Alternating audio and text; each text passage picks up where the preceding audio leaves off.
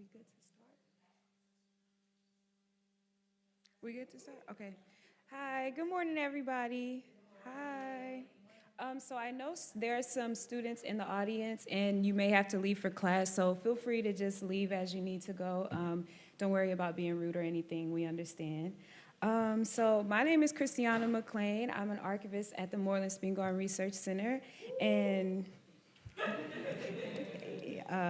thank y'all so much for being here with us for the International Black Writers Festival of 2024. Please use the QR code on the banner over there and follow us on social media. This year we are using the hashtag IBWF 2024 for all posts about the festival. We have 4 panels on the docket for today. This panel is Writing in Community, Lessons Learned from a Black Writers Collective, which talks about the experience of writing in the group and the importance of writing in community. Our moderator for this panel is Brian M. Jenkins. Brian M. Jenkins is a cultural scholar who received his degree in Communication, Culture, and Media Studies from Howard University and is a 2022 inductee into the Yale University Boucher Graduate Honor Society. His research explores how Black people educate and empower one another and find resiliency through both traditional and digital practices. His work positions podcasts as a critical educational tool for Black communities that continues the traditions of Black legacy media. Dr. Jenkins also led projects for the Traditional Arts DC, a cultural heritage program that focuses on people native to Washington, DC. His work with Traditional Arts DC engages local communities and documents and amplifies the importance of their culture. He is currently a research assistant professor in the School of Journalism and Mass Communications at the University of South Carolina, where he is continuing his research that engages Black culture, health, and digital technology. So without further ado, please welcome Dr. Jenkins to introduce our panelists.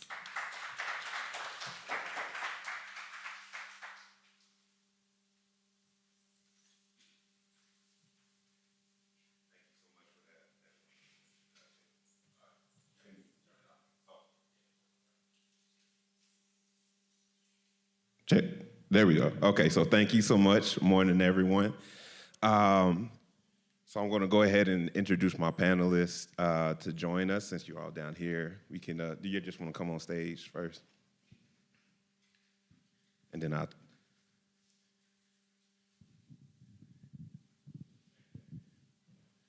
Yes.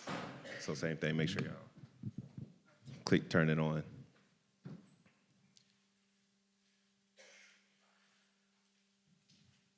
All right, so I'll start left to right. And so first, right here to my left is my partner in organizing our Black Writing Collective, Dr. Kimberly F. Monroe, who was a first-generation college graduate from South Louisiana. She is an assistant professor of Africana Studies and African American History at Trinity Washington University in Washington, D.C. She is a scholar of African American Studies and the global African diaspora. Her research interests include Africana women activism, Black internationalism, global Black power, Pan-Africanism, hip-hop, and Africana literature.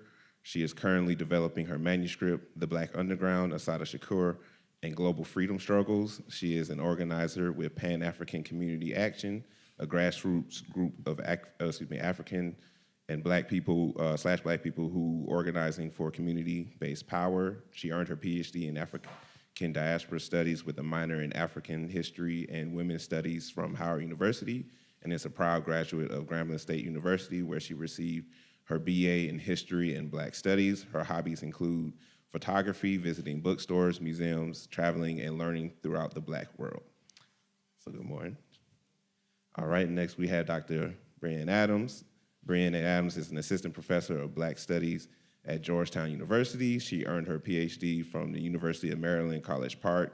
Her research utilizes Black feminisms, queer, and affect theories to examine Black popular culture, fans, meaning-making on social media platforms as an example of Black digital knowledge production and public intimacy. Her work has appeared in Digital Humanities Quarterly and the Los Angeles Review of Books. And Jordan Lindsay, Dr. Jordan Lindsay is a nonprofit researcher and data scientist who earned his PhD from Howard University's Communication, Culture, and Media Studies program. His dissertation, Narrative Communication for Black Lives Matter, analyzed the narrative structure of communication on Twitter in context of the 2020 Black Lives Matter protests and their interpretation. Jordan has written op-eds for Slate magazine and is currently a writer for 730 DC, a community-focused weekday newsletter containing news stories in the DMV area.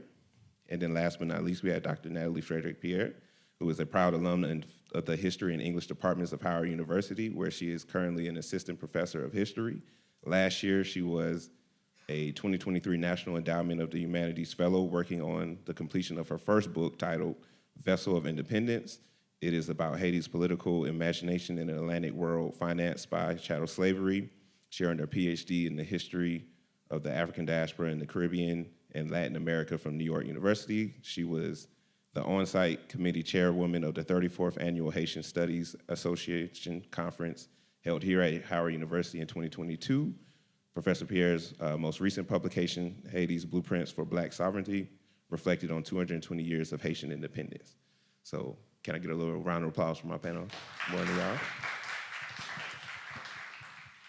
And so just real quick before we get into the panel discussion, I wanted to give just a little background and history of how we came to start this group and collective, and just to get a little temperature check by a quick show of hands, how many people in the room identify themselves as a writer or, at least someone who aspires to be one? Okay, yeah, so, hopefully we think that, this conversation will be very helpful in terms of maybe thinking about some of the practical ways of advancing your craft. And so this particular collective was birthed from this festival. So the first one that started or revitalized in 2022, remember Kim and I, we were there just looking at, all the people, all the great folks that we aspire to be and be like, and really we're just wondering like, well, how can we get there? Like, how do we get ourselves to that next step? Like we think about folks who, like a Ta-Nehisi Coates who was speaking, or even you think about ancestors like a Toni Morrison, Octavia Butler, and so on, and these people who are, in our eyes, giants. And, how do we inspire us and motivate us, but at the same time can sometimes make us feel small in a sense, in that it's like, how do we get to that level? And then so we came to the conclusion that we get there to that point for us together. And so it's really about holding each other accountable and moving, making sure that we're all putting one foot in front of the other and just working and getting to those points where we achieve our goals. And so with that, I want to start off by asking each of you, before we get to the writing groups itself, what does your own writing process look like?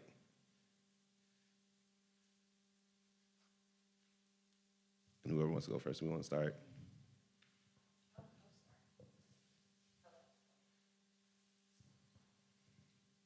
Hello. Good morning, HU. So I'll begin. My writing process begins with heavy reading. One of the things that I learned from my undergraduate professors here at Howard University was to be in conversation with the greats. So whenever I have a massive reading project, I have a couple sets of things that I read to begin to enter the silence required to write. So for me, I'll begin with something that I call a fun book and something that I call a serious book. So my fun book is usually fiction, sometimes it's serious literature, sometimes it's science fiction, but the workbook is always some scholar, living or ancestor who I want to argue with in the footnotes.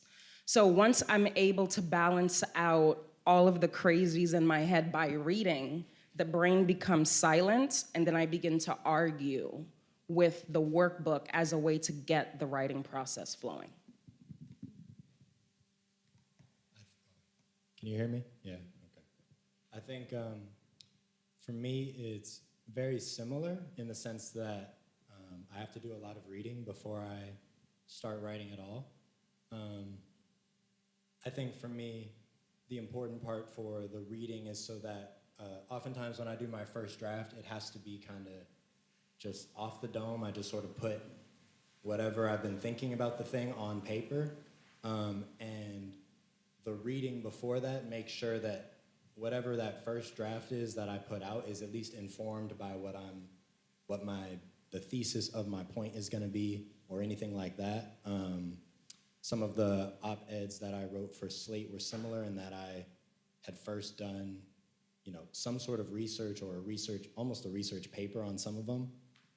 But when I went to write the op-ed, it was my opinion, my thoughts first on that draft, and then through the editing process, I go back and find the quotes that I might not have remembered when I was first drafting it out, or double check some of the facts that I might have gotten wrong when I was just going off of memory.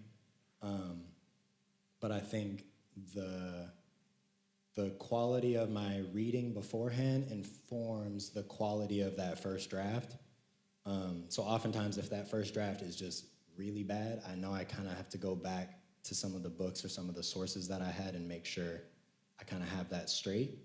And then I can kind of revisit that drafting process and then revisit the editing process after that. Good morning. For me, it starts with pen and paper, so the tactile of it. I remember when I graduated, or even when I was on the job market, got my job, graduated, and I was like, when I get my research funds, I'm going to get a Remarkable, which is like the digital, non-wired notebook, as a difference between having all of the stuff on the iPad digitally. And that thing is collecting dust because I'm still a pen and paper person. So for me, I start with what am I trying to say? And then I outline from there. And then I go back actually and do the reading to support what I'm trying to say. Because for me, one of the things that I struggle with is what am I trying to say? Oppositely, because we were talking last night, like, I think I'll just go get another degree. It's just crazy. I almost went and got my MFA in poetry. And so when I'm writing poetry, though, it's just the kind of whatever's out there, whatever's in my head. I don't outline, I just kind of feel into it. So I think depending on what I'm writing and what I'm writing it for and how I feel about it, it has to do with either I'm starting with the argument, going from there, if it's academic in nature, or I'm just going with the feeling if it's creative, so.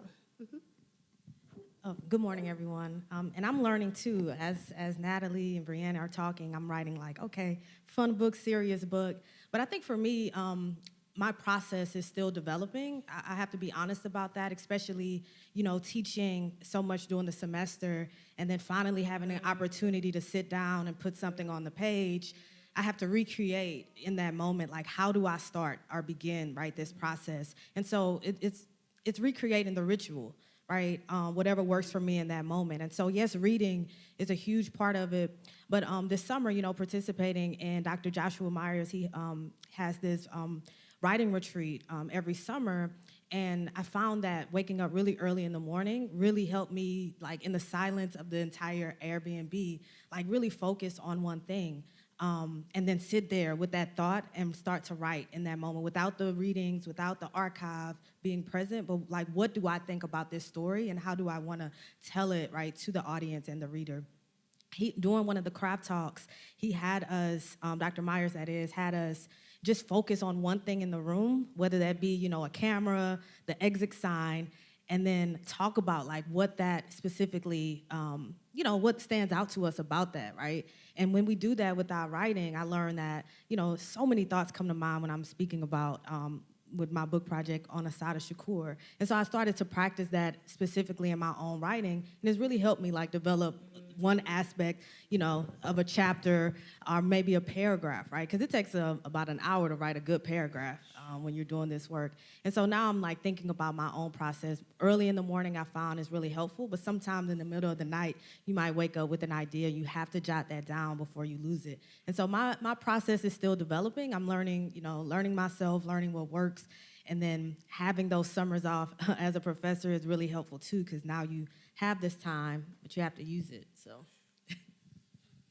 Yeah. I love all of that. And to be honest about my process, a big part of it is procrastination.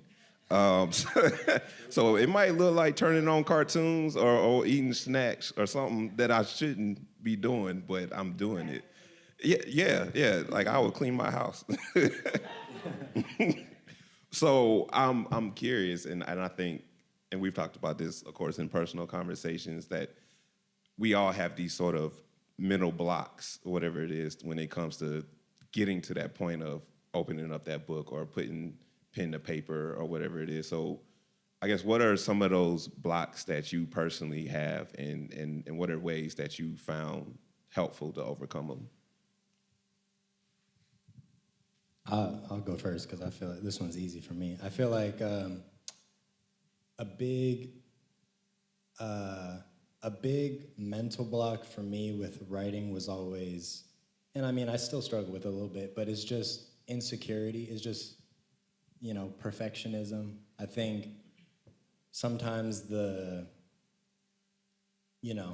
especially when you're dealing with these topics that are intimate and important, you want to be right, and you want to make sure you're communicating, accurately and effectively. And I think sometimes it's really easy to let all of those, very valid and important goals kind of get in the way of letting you start, because, I just said my process, right, is it's important for me to kind of just draft out what's on my mind. And I think oftentimes I will almost immediately struggle with the editor in my mind that's like, that first sentence wasn't it, like that's not, people are gonna read that, they're not gonna hear you or whatever. And I think that significantly slows the process for me if I don't separate those two phases. And I also think, if the person in your head is kind of beating you up about writing, it makes it real hard to be motivated to write in the first place, you know what I mean? And I think that sometimes for me is one of the things that has slowed me down in terms of just getting started or sitting at the desk. And so I think it's, something to navigate or work through, but because the goals, again, I think are important and relevant, but not letting it stop you from getting started is, I think a major aspect of that, and something that I'm always, working through. And I can build on that. I think also, wanting to be right is a huge aspect of that when you're writing.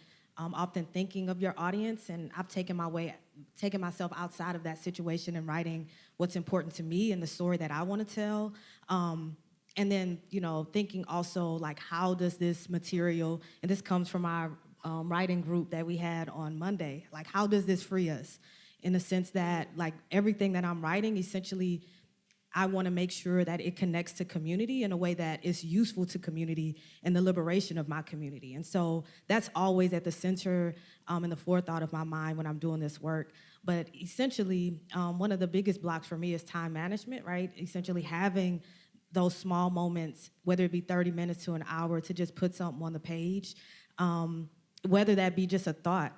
And even being in conversation, I think, is a huge aspect of writing as well. And I've tried to utilize, my iPhone, just recording myself talk about the book project, and then going back to that and saying, oh, wow, this actually sounds good. I can use this, right, for something, whether that be the acknowledgments, whether that be the epilogue, right? But it's useful, right? Because a part of us being in conversation is also us thinking about the writing process as well. And so I think that those two things are my major aspects of how I push through being what people call writer's block.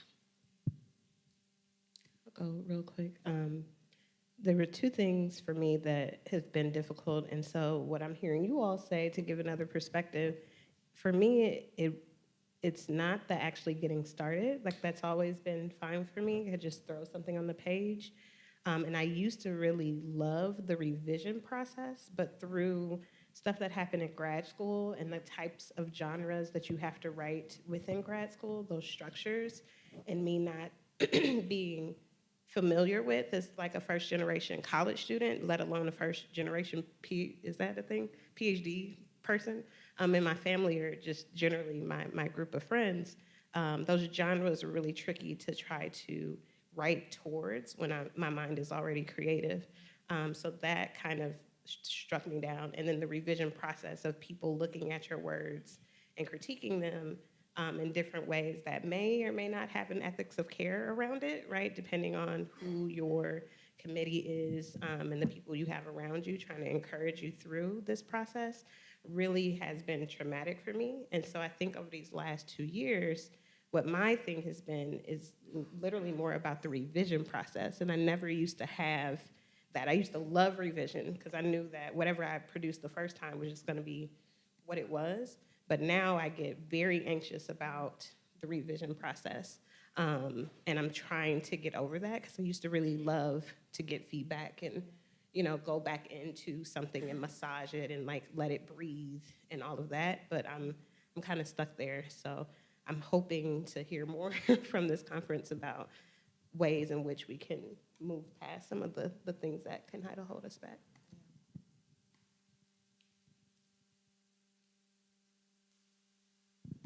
My main issue is deleting. So I love, love, love writing.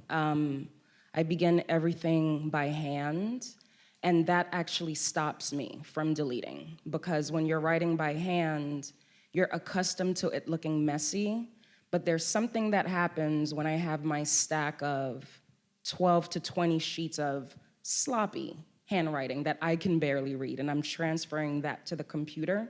There's something about the perfection of the screen that makes me want to delete things. But fortunately, during the process of writing my dissertation, this is something that me and my advisor diagnosed early. So we have certain word counts before I'm allowed to delete. And even though he's a forever advisor. This is one of the things about scholarly production. So I just have these mental word counts before I can hack my work with deleting. But by the time that happens, I've bumped against my deadline, so I don't have time to delete, and I get to send it to the editor as is, and they're usually thrilled because at that point, I'm at the third extension. So that's, so it's an adrenaline soaked process that I don't enjoy, but that's what the issue is, and this is the workaround that I currently have. Can I just say, writing the dissertation felt completely different than writing now as quote unquote academic. I don't know about you all. The pressure felt a little different. And so I've found that whatever process I use in that moment, I don't even know what that is anymore. Like, because it was such a different circumstance and different genres, yeah. And so one of the things that I've been doing now as I'm developing my writing process is as I'm working on that academic piece, I'll switch to writing something completely different, like, hybrid memoir, like something just about myself to kind of get me out of the mindset of just solely focusing on one writing project. And so it just, gives me an opportunity to, flex a different side of my brain. And then, okay, now I'm more comfortable and I'll go back to this more academic and more rigorous process of writing. That's been really helpful for me lately. And so that makes me think about balance and some of the things y'all were saying as well in terms of, we're all busy people, especially if you're academics, you're teaching, you're grading, we love the students, but it's a lot of work. And other jobs, wherever you're working. So how do you carve out space to make sure that writing is happening? The writing group.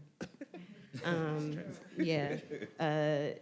It's writing in community, like the very purpose of us all sitting up here together, at least the once a week in person or even virtually. Or then recently I've been sending out like guerrilla links. Like, if you just have a little bit of time, Natalie, come on back to gather together, even if it's not within the scheduled time that we said that we would, just to kind of get that hour to write that paragraph.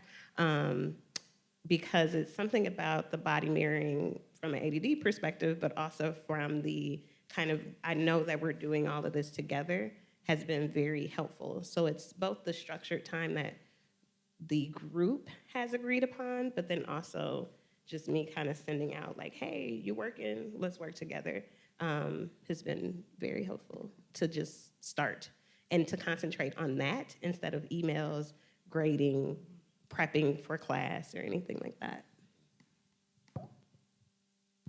I'm actually going to share some advice that Dr. Talton, the director of Moreland Spingarn, gave me when I was writing my dissertation, which was eat the frog first. As an immigrant, I didn't understand what he was saying at first, but then I Googled it. And this idea of eating the frog first is you do the thing that is hardest or grossest first. And I am your unrepentant happy morning friend. So I am up at 4:30 most days, and I just get with I have these little notebooks everywhere. So when I released myself from the computer, I can get more writing done in these various types of notebooks or notepads. But the main thing is routinizing, taking these notes from these various notebooks and putting them in one organized space. But because I literally emancipated myself from writing from my computer, it's easier to get the work done. I'm a commuter, so these little things, they fit in my pocket. So I'm always reflecting on whatever the main writing project is. And for me, I actually can't flip back and forth. I have to stay tunnel focused on what it is that I'm writing. So throughout the day, I can get a really decent 4 evidence paragraph outlined in 15 minutes, waiting for a train. So these types of habits that I developed while I was writing the dissertation have become part of my routine, and that makes me less anxious. I'm less anxious because of that, but coming to the writing group and being able to share some of that anxiety reinforces those good scattered writing habits. Yeah, I think writing in a group is great for the accountability piece and the community piece. I think oftentimes for me it's helpful as a reminder that I'm not the only one struggling with whatever aspect of the writing process I'm going through.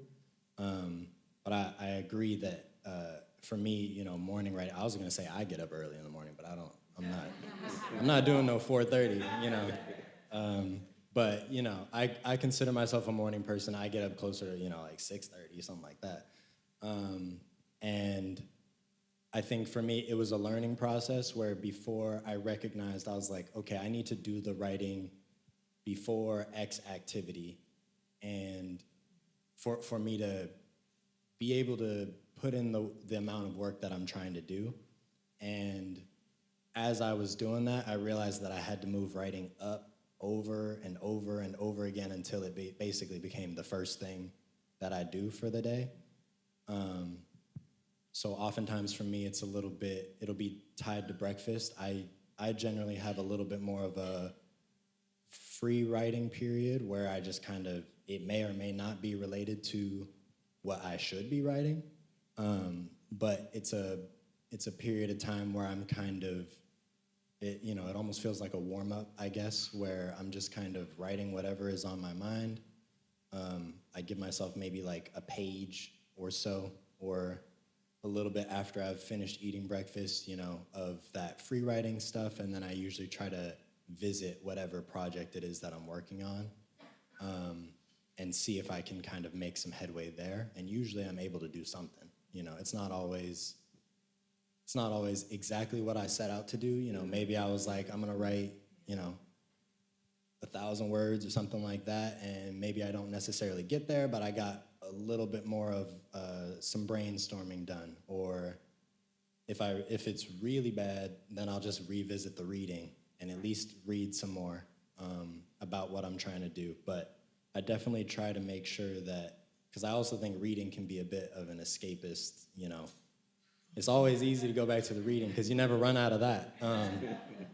But yeah, exactly. So I think try to be careful about those things, but always dedicating that time. For me, it's the first part of the day. I know I have a few friends who do it in the latter part, but having that dedicated time early to kind of just start doing some writing, so then you don't have to worry about it.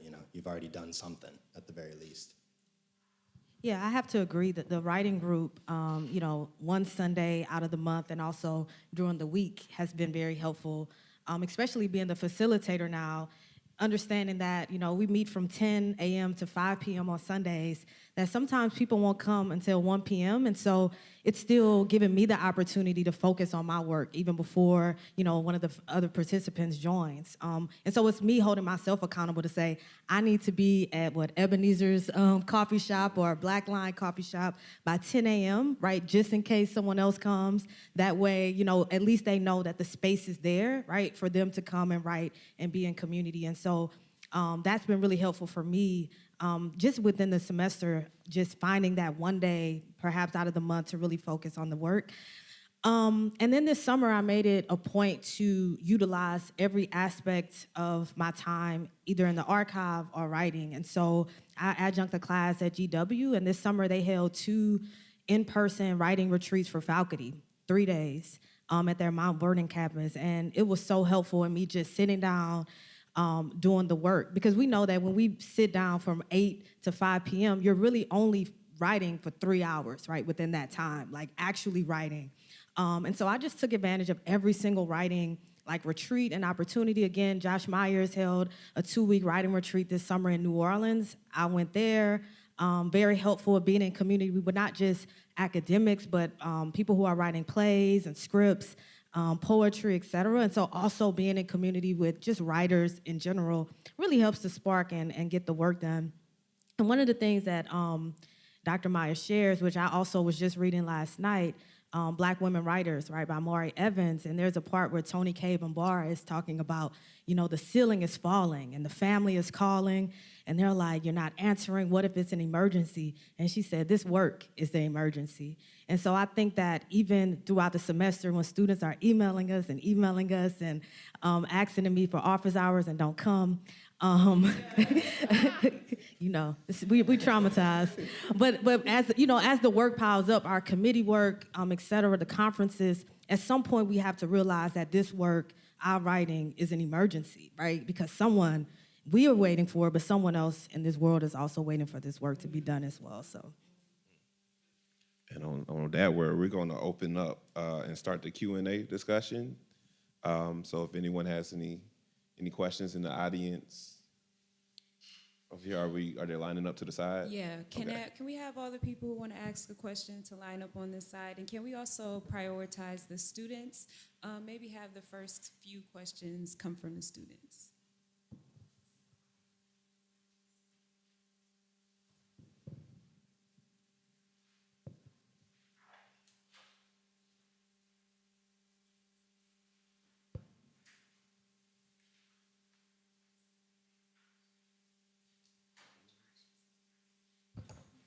Hello, my name is Marjorie Simmons. I'm a political science and history double major, and I'm a sophomore from Lawrence, New Jersey.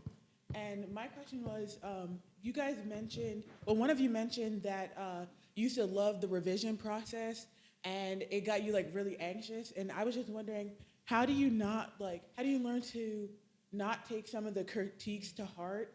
And how do you figure out which comments will be actually helpful to you in your editing, and which ones aren't what you're exactly trying to say? So I know when it comes to not taking the critiques to heart, I use the words of one of my classmates, shout out to Dr. Kristen Smith. When we were doing our dissertation, she was like, man, just give it to them. They're going to tear it up anyway. It don't matter. It's like, it don't matter what you do, it's going to be wrong. So just, and just really, it's a difficult process because it is, it feels so personal. And sometimes it is personal, unfortunately. But but I think you have to really just step away from it for a minute. Like whenever I get review, actually I got some revisions that just came in recently from a journal, and I just kind of opened it up, look at it, and then walked away. And I was like, I'll feel better about this next week. And then, and then just understand, like, try to go in it with as much positive mind as possible, and thinking that this is intended to help improve. Like, this is not intended to tear you down.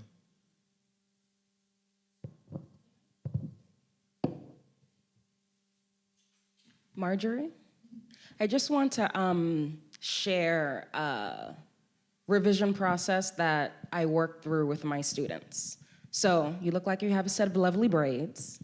You would never think to go from where your braids are right now to a silk hair press. Exactly. I want you to think about the revision process in the same exact way. So there are steps. You gotta take down the braids, you gotta decondition, you gotta detangle. All of those steps, there are ways for you to break down the revision process so it's not overwhelming. So in the same day that you're not gonna go from braids to a silk press in one day, the revision process should not take one day. So the first day, you look at all of the red marks, you close it, you scream, you go do something fun. The next day or a few hours later, you make a bullet point list of all of the things that they said, put it away, argue with them, cuss them out, take a few more days, and then you begin to measure out what is helpful to you and what is not helpful to you. But the more you do it, in the same way as going from braids to silk press, you get better with it every single time you do it.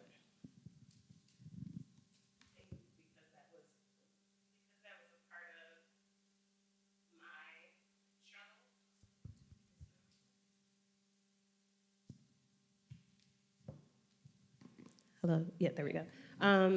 I think because that was a part of my struggle, because the dissertation in the committee of people, it's so specific to what you're supposed to prove to them in order to finish and like enter into being a doctor.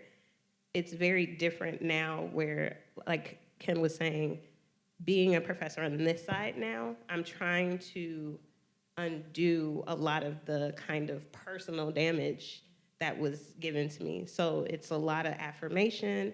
It's a lot of, this is your work. Nobody knows this work better than you. Like, you have the PhD because you're an expert, right, on the thing that you are putting together. And also then reclaiming my voice from the kind of coldness around my dissertation, even though I tried to inject it with autoethnography. So what I hope that my book will be is not necessarily quote unquote accessible in the kind of language ways, but at least creatively engaging, a little bit different than what my dissertation was. So it's more for me an emotional process to get back to loving revision and getting those things because of the harm that was done. So, and that's emotional. It's less about the doing and more about the emotion around it. And one of my favorite things in terms of the group here was talking with Natalie one afternoon. I was procrastinating by going to talk to her, but she was watching a master class on how to write a thriller, because she says that her book is a thriller, right? Even though we're counting, histories that are impacted people in real ways. Like, how do you make this work engaging to not only you, but also to your audience? And that's what has been missing for me during my dissertation process and what I'm trying to get back to. But that, and owning my work, right? And getting that freedom back and taking it kind of all back from them. Like, take back what the devil stole from you, because that's what it was. And so it's been a lot of like heavy lifting mentally to get back to loving the revision process and like my project. And I'm not there yet, but we're getting there. Yeah. I think for me the revision process and developing your revision process is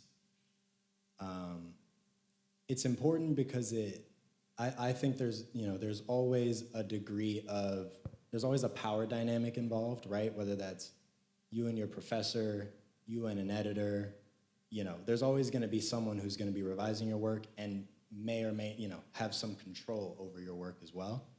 And I think being able to understand how to navigate that, you know, can depend a lot on the person that you're working with, because, you know, some are a little bit more empowering than others. But I think that's where I sort of decide how personally or not I'm gonna take something. Like I especially think, you know, with editors or people that I don't know personally, I don't even know who they are. I just get to read their little blurb about my paper.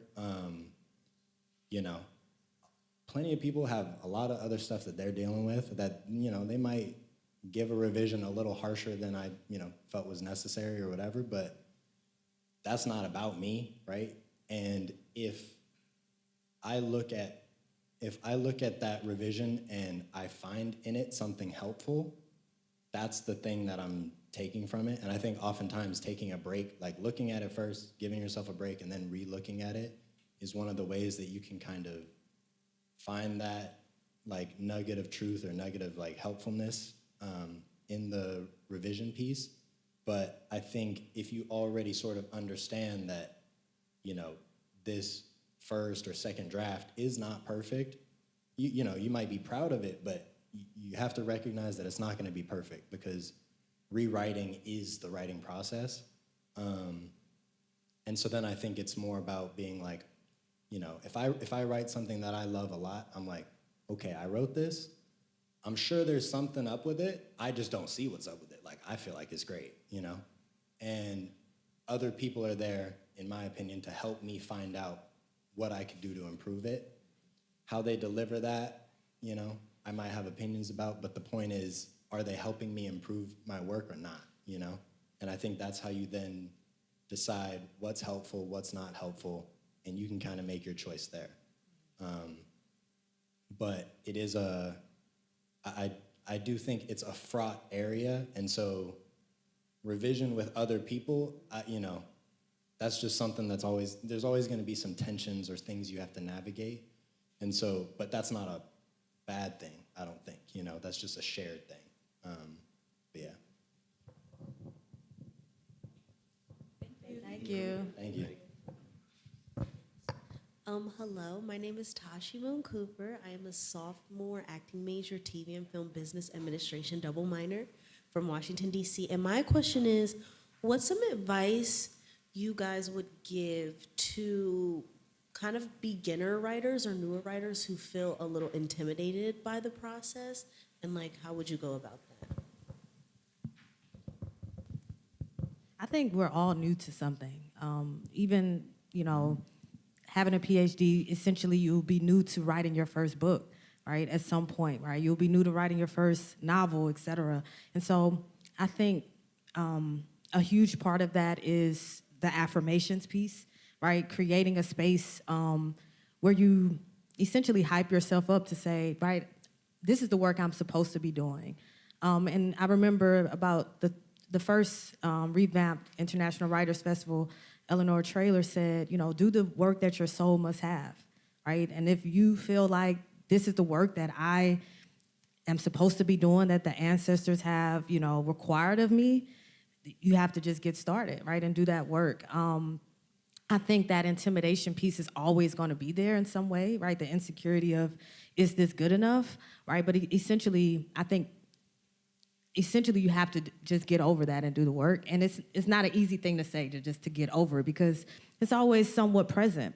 I think a huge part of that is also being in community with others, right, to read your writing. That's something that we haven't fully done in our community space, like sharing with one another, right? A lot of the time it's us really just doing the work, then we come back up for air and chat about what we're doing, but actually like saying, hey, do you mind reading this? Like, what are your thoughts about it? And your friends, you know, your close friends will be honest, right? Will be like, wow, like you've been holding back, right? And I think that in itself really kind of elevates your mindset in terms of like actually saying like, wow, maybe, you know, I can, right, be a part of this community of writers to elevate. And this is also an opportunity for you to learn more. I think, right? Just essentially starting the process, sharing with others, and you can learn from those experiences. And so if you've already been doing the work, you're not a beginner, right? Because at some point you've started it already.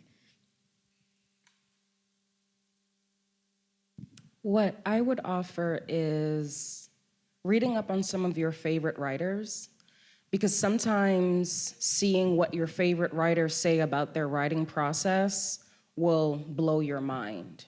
So the waking up at 4:30 thing, I got that from Toni Morrison, because she was an editor, 2 young children. That's the only time that she had to do the writing. If it's good enough for Toni Morrison, it's good enough for little old me. Another example, I don't remember his name. Oh my goodness. He's one of these famous white American novelists. He wrote this epic story about the Great Depression. I think John Steinbeck. Yeah, beautiful novel. And he has a companion published journal that documents when he was writing that novel. And the way this man flagellates his writing, it's stunning. Because when you read the text, you're like, this is beautiful, this is epic. I see why you have all of the accolades. But this man was mean to himself. And again, if this is what one of my favorite novelists does to themselves, and I know that I do this to myself, I can continue forward. And the final thing is just something more practical. Play little psychological games with yourself. Like, as racialized people, we're being told all the time that we can't do stuff. How about we play this game where our little girl versions of ourselves says secretly, we can do this. I bet you I can do this. And then you check in with that voice, and it's like you're proving either something to yourself, or you can have a writing group that you can share those little desires with.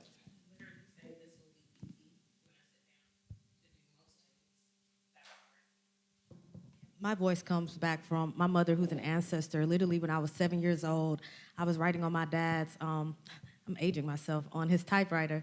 And my aunt came over to visit, and my aunt was like, girl, what you writing? And she was like, she's gonna be a writer, right? I'm 7 years old, just writing like what I thought was an autobiography.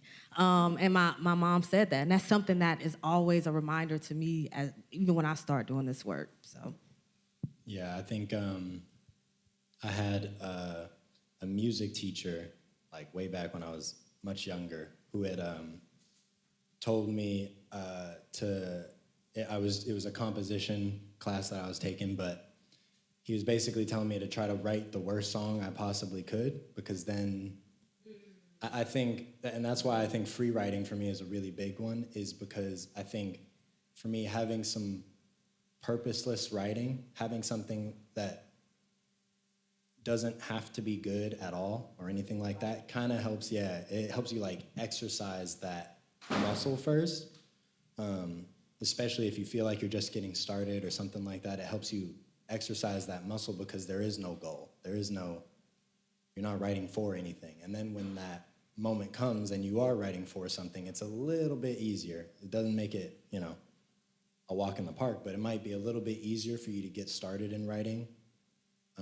And working toward that next step of either showing other people and getting feedback or improving it, because there's just a little less trepidation in starting or in throwing out that first draft. So I think, giving yourself a chance, like doing whatever you have to do, honestly, to get yourself to put out something. Anything that gets in the way of you at least drafting something, I feel like is the thing you got to get out of your way. Because getting that first draft is really kind of, for me, is always the hardest part. And once you have that, it's rewriting, which is, its own process, but at least you're past that starting line.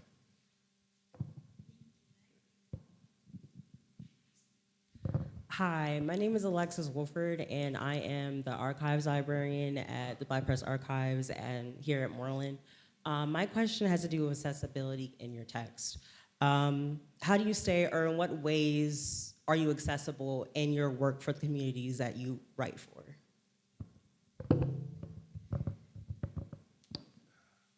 Yeah, and I think that's a difficult one at times as when you're doing the academic writing, because it has to be speak to a certain language in the audience, at least if you're publishing in certain journals, if that's what you're looking for. So that is something that I know me personally, I've been working on in terms of how I think about what ways can I make my work more accessible, because it's not going to do us any good sitting up and insert some white journal that you got to pay $30 just to read the issue, and people then have to know to find it, right? So part of that is thinking about and working on projects that get me more community engaged. So it might not necessarily be getting the writing there, but at least getting me in front of folks and talking with them, which helps me understand a little better about going forward, like how should I introduce a new project if it's or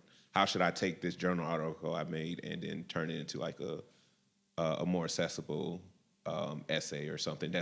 And a part of that to me is also making sure that it's, my bad, I just realized I wasn't talking all the way into the mic, but a part of that to me is making sure that it's something that folks feel is valuable, right? I don't want to just push on my ideals and what I think is like, you should be reading this. It's like, okay, what is interesting to you? Then how do I kind of meet in the middle? Like, how do I take what I'm working on and reach you? I'll add to that. When I first started writing my book proposal, I had a writing coach through Princeton University Press, and one of the exercises that she had me do was to think of, create an avatar, essentially a person who you're writing for. Like, who is that one person that you want to read your book, and essentially they'll love it, right? And so I thought about my auntie living in Lafayette, Louisiana. Like when my auntie, right, Black woman from the South, finished high school, maybe knew about the Black Panther Party, maybe never heard of the Black Liberation Army, maybe heard about this Black woman, last name Shakur, who, escaped from prison and went to Cuba, maybe heard about that.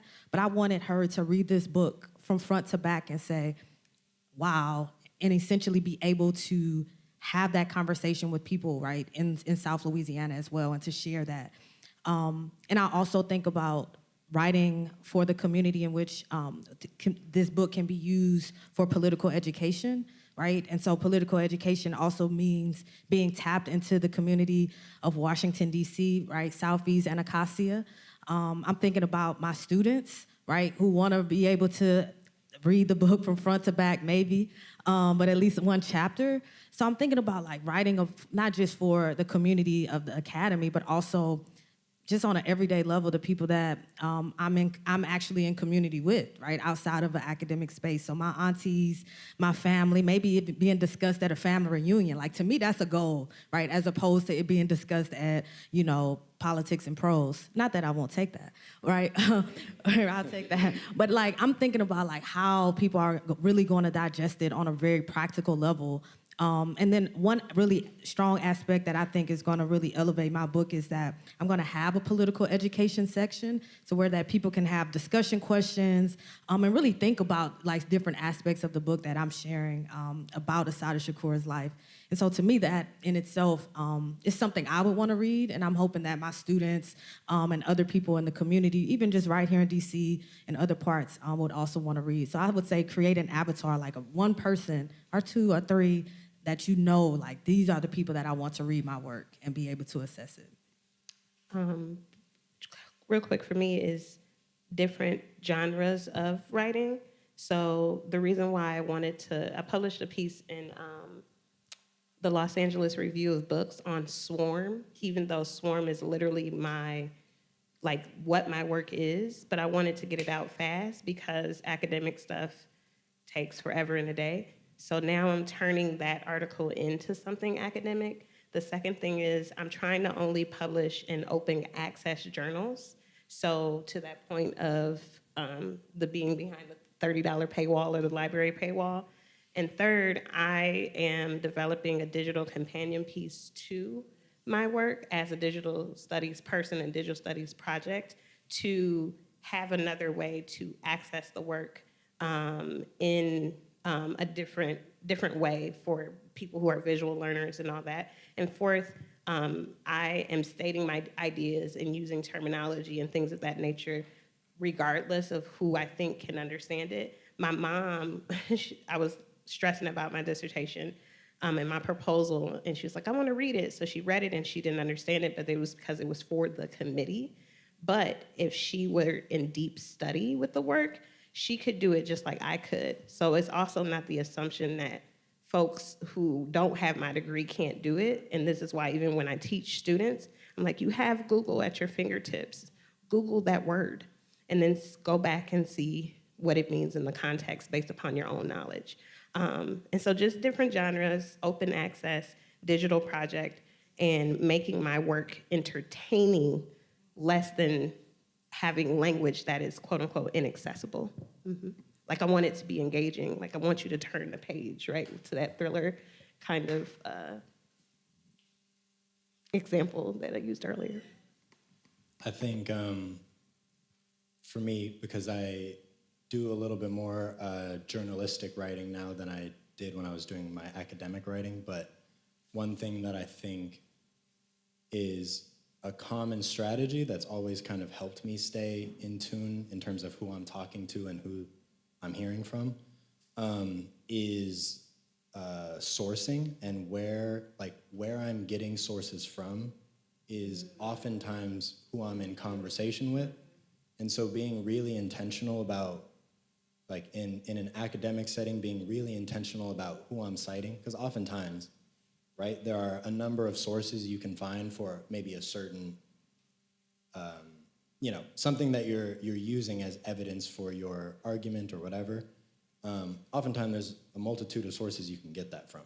And I think being really intentional about who you pick is part of the way that you can stay engaged with the community that you may or may not be writing about. And I think in more journalistic settings that is kind of amplified, because what is considered a source is a little bit more open and flexible, and you run into a lot of people who are also trying to do similar work, and maybe they're not being heard, or maybe you're not being heard, and being able to share those sources, people take note of that, and oftentimes that kind of starts to put you in conversation with people that you otherwise wouldn't have. Like I know, Twitter is a different place than it was before, but there are still a lot of people, especially when it comes to DC stuff, right? I do a lot of data work, and there are a lot of data sources that are sometimes difficult to analyze, maybe because the people who share them don't want to incentivize people to analyze them.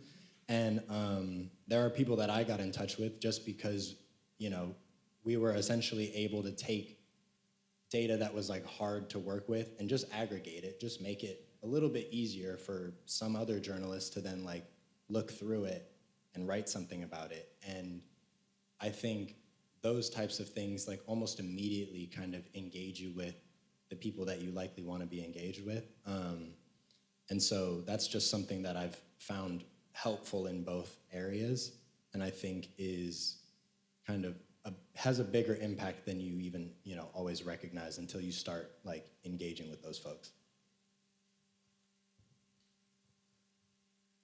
I don't have anything to add.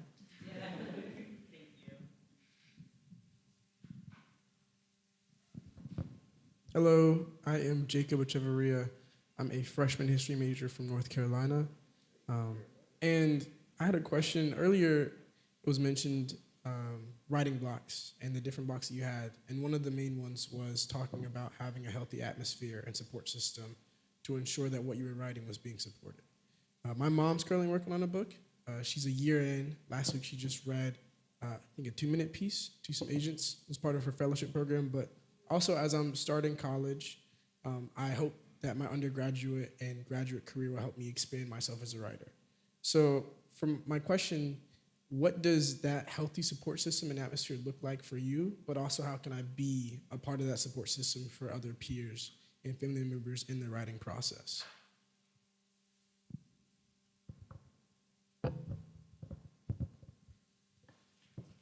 A couple of things. So, as an undergraduate here, the number one thing that I did was have groups to do homework. So I think it might still be called Club UGL, but there are these spaces where you can work in groups. So that was always working in groups, either for studying or dedicated writing, is one of the ways that iron sharpens iron. So getting yourself in the habit of studying with your peers, because you're at the ground floor freshman year.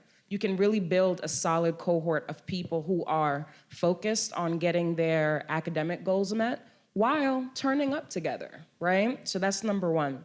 The second thing is you can't fuel others from an empty cup. So in the same way that you're learning to research in all of your classes, you need to begin to research yourself. So I had to learn through years of struggle that I am not a night owl. After 5 p.m., my brain shuts down. Why are you trying to work at 2 o'clock in the morning? And one of the things, and I'm just gonna say this because I say to my students all the time, Black people wrestle with stress and staying up all night, it spikes up your cortisol. So there's so many illnesses that this late night studying, we are preparing our bodies for those illnesses. So you need to figure out ways to figure out who you are and to tend to those quote unquote weak link aspects of yourself. And then, so you've established a horizontal and self form of taking care of yourself. Now you invite your professors. You know those office hours? No one visits. No one visits. So I know that we usually use that time to get some of our grading and our writing done, but definitely visit your professors because they are writers. They have strategies that are discipline specific that we are excited to share with y'all, but y'all don't visit. And I'm just gonna stop there. Really quickly to the study groups, I know that the Kwame Ture Society here, they're very serious about studying. And I feel like that there are perhaps other pockets of community on campus. I know there's a HU Writers Guild that's really, popular, but also they're really pushing, writers, to do this work. And so in addition to being in community, I know people say, find your tribe, Find the people that, will think about this work as an emergency, as a way to liberate our people. Because they exist, right? And so, as you're thinking about healthy environments, it's also important to think about, as Natalie mentioned, like what are you bringing, to those meeting spaces as well.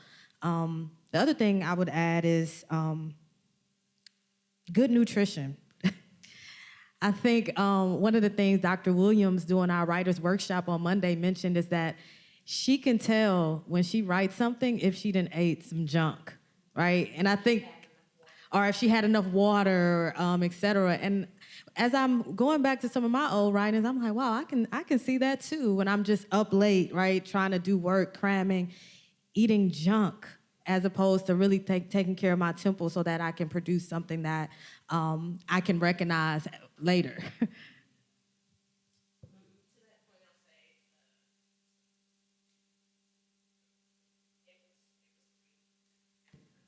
Hello, yes.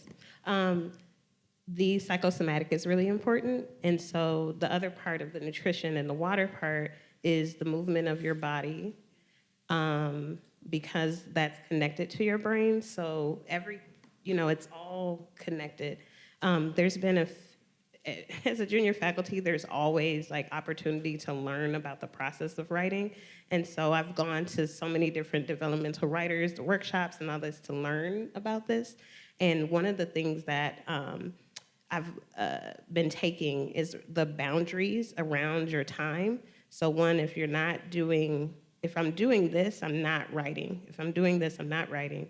Two, your environment. So we talk about procrastinating, but is your desk space free of distraction? Is your space free of distraction? How also is your physical space supporting your writing process? Are you cold? Because I cannot write when I'm cold. So I'm going to bring a blanket or a hoodie, to wherever I'm going. And then also, the questions of what are you going to do and what are you not going to do? What are you going to believe and what are you not going to believe around this writing session? And then also the closing ritual around your writing session. Like, what did you accomplish today? Where did you leave off? And tomorrow, or when you return to it, what do you want to do the next time? So there's a lot of information out there that people have been talking about, because actually writing is so essential to being a professor, even more so than teaching some days, it feels.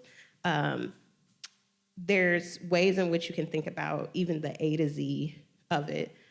Dr.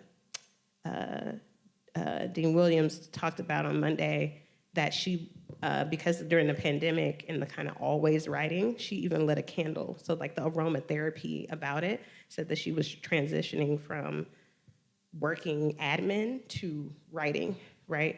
So there's ways in which the psychosomatic of it and the ways you talk about it and reflect upon the process and set yourself up for the process. Like, I'm choosing not to get on Instagram, right, for this next 3 hours because I'm writing right now. My space is clean. It smells nice in there. I have a standing desk. I just bought a little thing to move my body underneath my desk, right? All of these things is not just about the process, it's about the entirety of it. I think the only thing I'll add is just or I think a similar thing to say is just taking very seriously, yourself and how you what you need in order to do the writing that you want to do. I think, that's something that I think all of us are still working on, because it is a process and it does take time to recognize, whether you're better at writing in the morning or at night. And I think having community helps you test out different things because you're exposed to more. I think that's also why it's important to read writers that you like or see what their processes are, right? But everyone has different processes. Some of them may or may not work. I do think some of them are a little universal, like being hydrated and stuff like that. But the point is to, I think, take that process seriously, take learning about yourself seriously so that you can so that you can engage with the practice seriously. I think if you take it for granted, it often shows up in the writing itself. And so, like my colleagues just said, I think all of these things are important things that you have to recognize and address for yourself. And despite it seeming like outside of writing, it's all very essential to the writing. And so if you do that, and you've got plenty of time, which is awesome. So I feel like take advantage of that and start working on it now, This is going to be our last question for this session. Thank you for your time, all of you. I'm Halia Ben. I'm an interdisciplinary humanities major from Altadena, California. And my question is, with research and journaling especially, there's a necessity to have a symbiotic relationship with who you're getting information from and to not be extractive with that. There's a lot of talk from you guys about community, ancestry, and horizontally working. So I'm wondering how you feel and ensure that your work fits within the web of all that is in your community and your ancestry, all that you care about. How do you feel sound that you're contributing to that? Yeah, to your point, it's a very spiritual process. I would say. I think for me, writing about someone that is still alive, it's especially important that I am involving those who have similar experiences in this project. So I did a lot of oral histories with people that knew or know or met Asada, whether in Cuba or here. And it was really important for me to get that check mark from them, that okay to go ahead.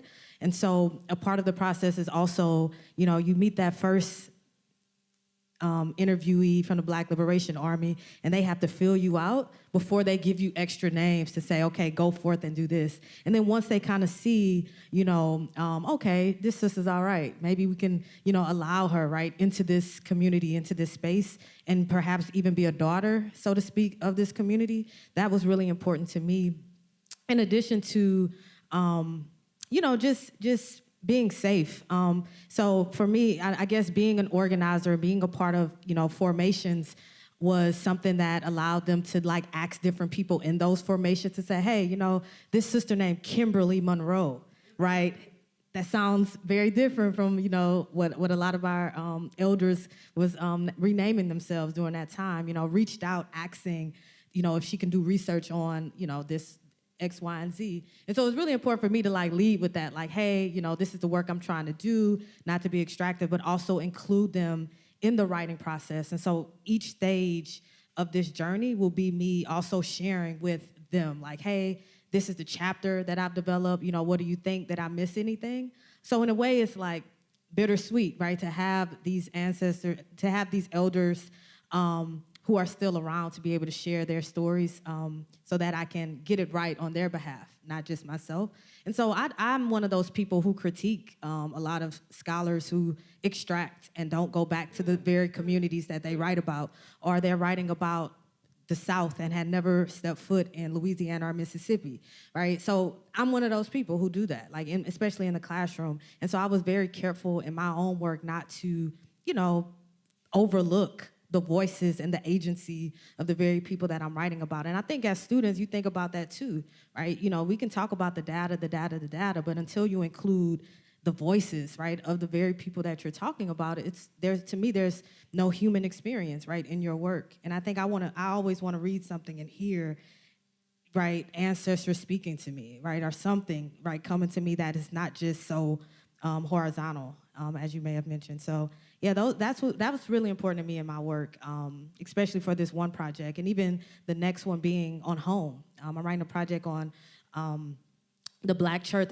in South Louisiana, and so I visited my dad's a pastor, and I did oral interviews of that community. And in many ways, it can feel extractive, but I was like, okay, I'm gonna donate money, right, to the church so that they can have a program, right, Family and Friends Day program, and they can have food. So I think just doing small things like that, showing that you're not just trying to pull and take and then publish is a huge aspect of how you build community, right, and sustain it as well.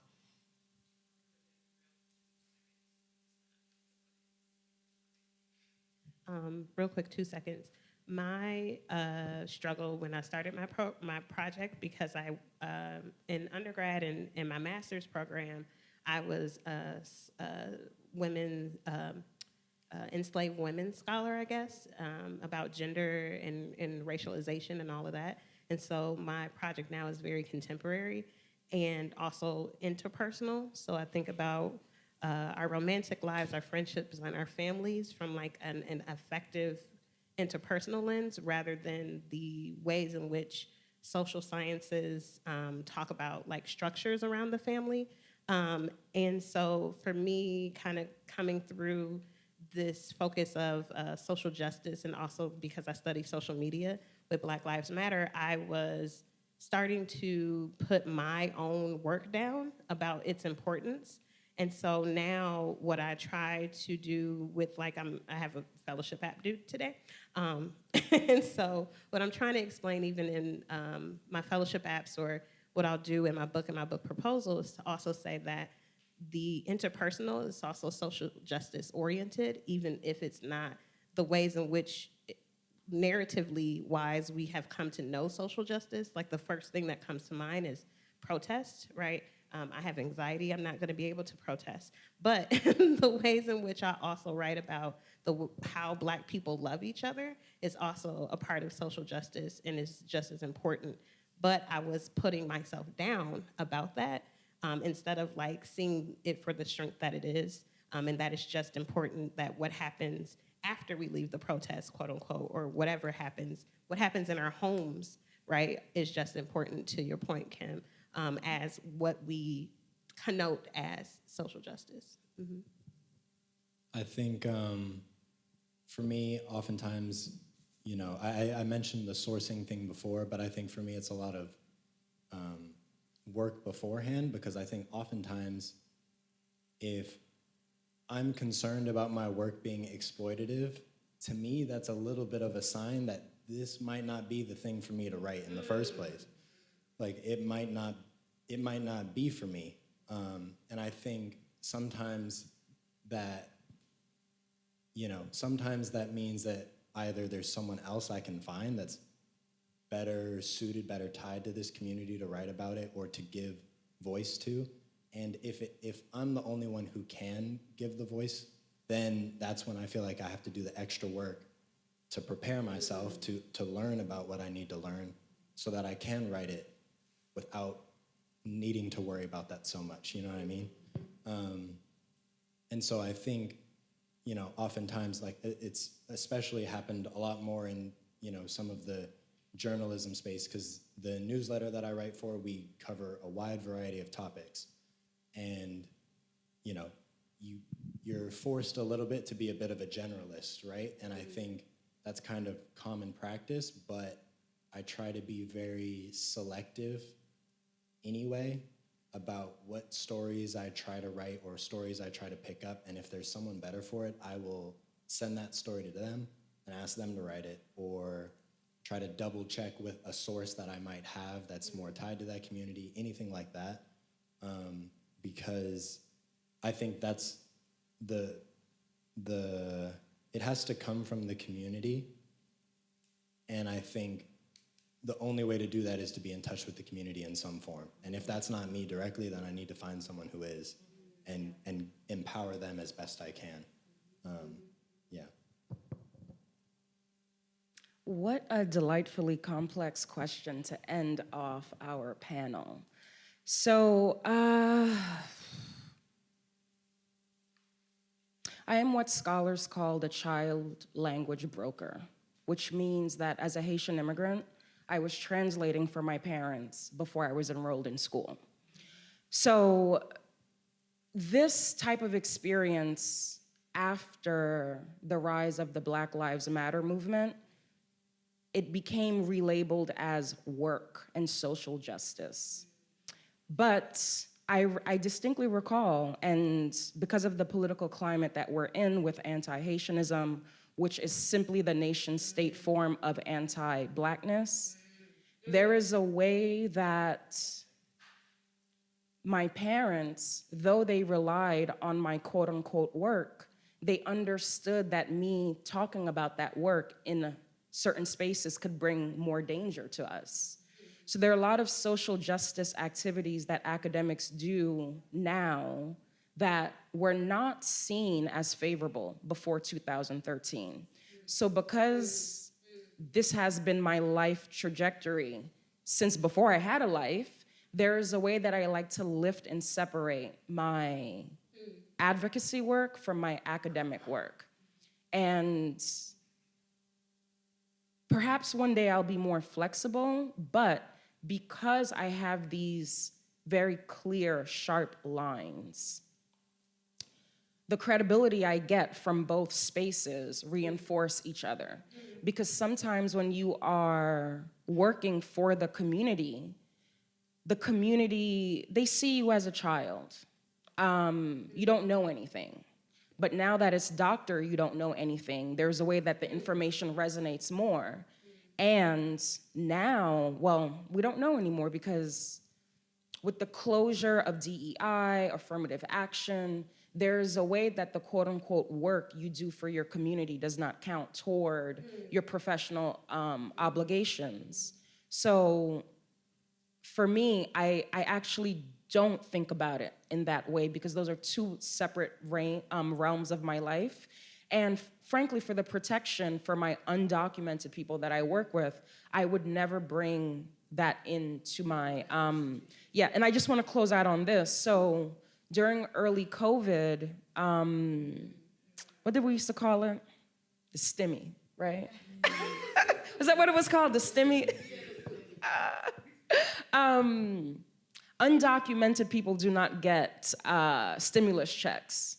So me and 7 members of my Haitian community in Brooklyn, we got together and we figured out a way to organize money and distribute that money, but it was very important to have no documentation of these undocumented people. So we couldn't use Zoom because the the thing that they make you sign, the consent, would violate those people's privacy.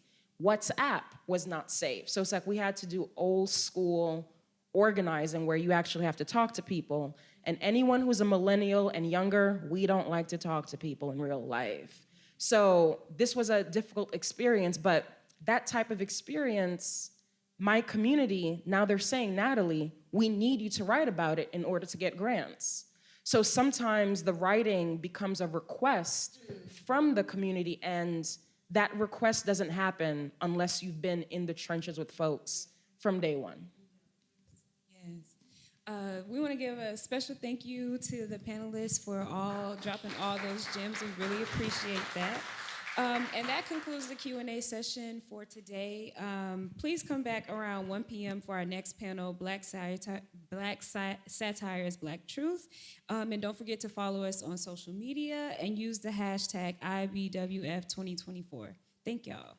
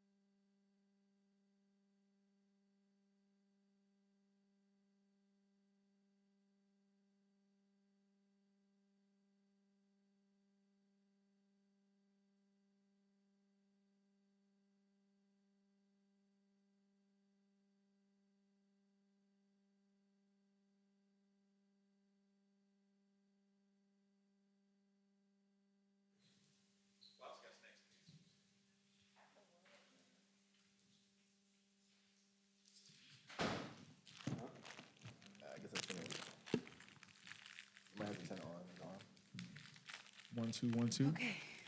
Good afternoon, everyone. My name is Christiana McLean, and I'm an archivist at the Moreland Spingarn Research Center. Thank you for being here for the International Black Writers Festival of 2024. Please use the QR code over there on the banner to follow us on social media and follow with the schedule. This year, we are using the hashtag IBWF 2024 and all posts about the festival. This panel is Black Satire's Black Truth. Our moderator for this panel is Leslie Ann Murray. Leslie Ann Murray is a fiction writer from Trinidad and Tobago. She created Brown Girl Book Lover, a social media platform where she interviews diverse writers and reviews books that should be at the forefront of our imagination. She also produces a monthly newsletter, Come Get Your Diversity. Murray is currently working on her first novel, This Has Made Us Beautiful. Murray has been published in Poets and Writers, Zone 3, Plowshares, Brittle Paper, Obsidian Literary Magazine, and Salamander Literary Magazine. Without further ado, please welcome Leslie Ann Murray, who will introduce our panelists. Hi, everyone. Thank you. Hi, everyone. Thank you so much for joining us today.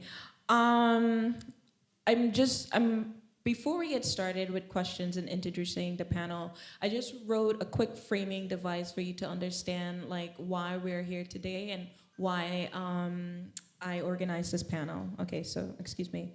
This panel explores the potency of Black satire in literature, dissecting how it reveals uncomfortable truth about social issues, particularly within the Black experience. While truth is often used as a genre in the American political, social, and historical landscape, Black folks and writers hold on to essential truth so our history and stories will not be marginalized. Furthermore, many Black writers use satire to push or to flip the American narrative to explore more uncomfortable truths. So we're here today like exploring Black satire and how Black writers use this format. I'm so glad that you're joining us today, and I'm gonna introduce the panelists. I will introduce the panelists, and then we're just gonna get into talking, right? So first we have Nana, who wrote the book Chain Gang All Stars. We have Maurice, who has many books, but one of the books particularly we're talking about, we'll bring into focus is American Daughters. And then we have Mateo, who wrote the book Black Buck and This Great Hemisphere? This Great Hemisphere. Yeah, I got you. So Hit you with the Thank alley-oop. Thank you, sorry. Okay, so I'm just gonna ask the panel, tell us about your work and how it fits into the satirical context. And we can this is pretty open, and we can go from you and move on. Before I even start, thank y'all for being here. Is it too early for me to be like, HU? You know. I didn't go here. I just went to Are you allowed to do that? I know. I just want to. I tried that one time. I just someone want to didn't let feel me do included. that. I tried Go Bison. They said, "Did you go there?" I said, "No." He doesn't even go here. I just want to feel included. Talk about. Oh, she says it. Your Grace, thank you very much. Talk about playing to the audience. But I do appreciate y'all being here, and it's always nice to get to do an event on this special campus. The question though, how do I fit into satire? Yeah, tell us about your work and how it fits into the satirical context. Okay, so I'll talk about my work, and then my latest book is about an imagined future in which convicted wards of state can opt out of a sentence of at least 25 years. Instead of being imprisoned, they can participate in gladiatorial death matches. It ends up thinking a lot about the carceral state. In some ways, maybe you could say it satirizes the prison system and thinks about what it is to how we deal with those who do harm. My first book was a collection of short stories where on certain days of the year, people would kill each other in the mall trying to get jeans, which thought about Black Friday. And I've had a story in that book where as a people, everyone decided that every time a Black person was killed in some sort of extrajudicial way, there would be a retaliation and some innocent white person would be killed in response. Again, sort of thinking in these satirical modes, but what even is satire, you know? I always think about that, and I think about that a lot now because people often think of me as satire, and I'm like, what does that even mean? Traditionally, there's a lot of different modes of satire, but I think one of the ways of thinking about that just feels easy for me to access is using certain grades and potentials of humor to interrogate, think through, dismantle some societal structures or maybe some particularly social ills. That's one way of thinking about satire. And so for me, I'm often really thinking about these big systems that shape our lives and almost poking fun of it because when I was working in the mall, I was very stressed out. It was, if you've ever worked in retail, I'm right here in solidarity with you. And, but it wasn't necessarily fun for me to see people fighting over jeans or stepping on each other to get to TVs. But by writing a story where the violence is turned up to 100 and people are casually killing each other, I get to sort of create an avenue to really think about what are we really saying every time people trample each other for a PlayStation 5? What are we saying about our culture? How are we holding each other when anytime somebody dies for a Tickle Me Elmo?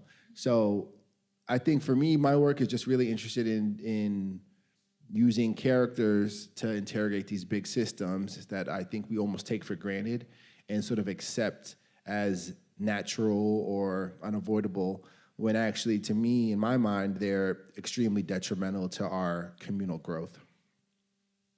Yeah, we're just trying to critique things constantly. That's the entire job, I think. And thanks, Dr. Murray, for having us here today. You know, I'm from New Orleans. I'm a New Orleans person. And you know, New Orleans is a very interesting culture. Thank you. Who said yes? There we go. The Queen said of yes. DC. Thank you. Thank you.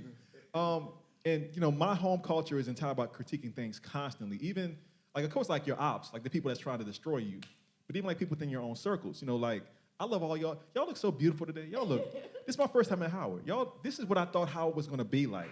Y'all all dressed up. I love this. See. Well, thank you. My wife got this jacket for me. Watch out, Queen. Before we start sweating up here. But I'll give you a simple example. So we're the home of Mardi Gras. You know, we have that every single year, and Mardi Gras has been around for a long time. But for a while, it was really this sort of white supremacist thing. Where like you can go there next Mardi Gras and you'll see dudes on horses wearing hoods, and they're the king of Mardi Gras. That's Rex, right? And they've been around for like 150 years. So where the black folks was at? Well, in about 1909 or something like that, Zulu started. And Zulu's first thing was to try and support the community by forming this thing called a social aid and pleasure club. Somebody in your family dies, they ain't got no money, they're gonna pay for the funeral, pay for the casket, pay for the clothes, your house burned down, yada, all these things together. And then secondarily, we're gonna like put on a show, like a parade. And what did they decide to do in the parades? To this day, Zulu wear blackface. You kind of go, what? People move into New Orleans and they're like gentrifying things to get mad about that. Like, what's going on here? Well, what's going on there is that in the 1880s, the white crews, who were white people, were wearing blackface and making fun of us and trying to be like, look how dumb they are. So Zulu said, you know what? You know you're wrong for this, right? We're gonna show you how wrong you are. We're gonna make it even more ridiculous. And there was an empowerment in that. And I mean, look, in the black community, we have colorism, we have geographic diversity that's sometimes used against people, like you're from the South versus from the North. I can go on and on and on.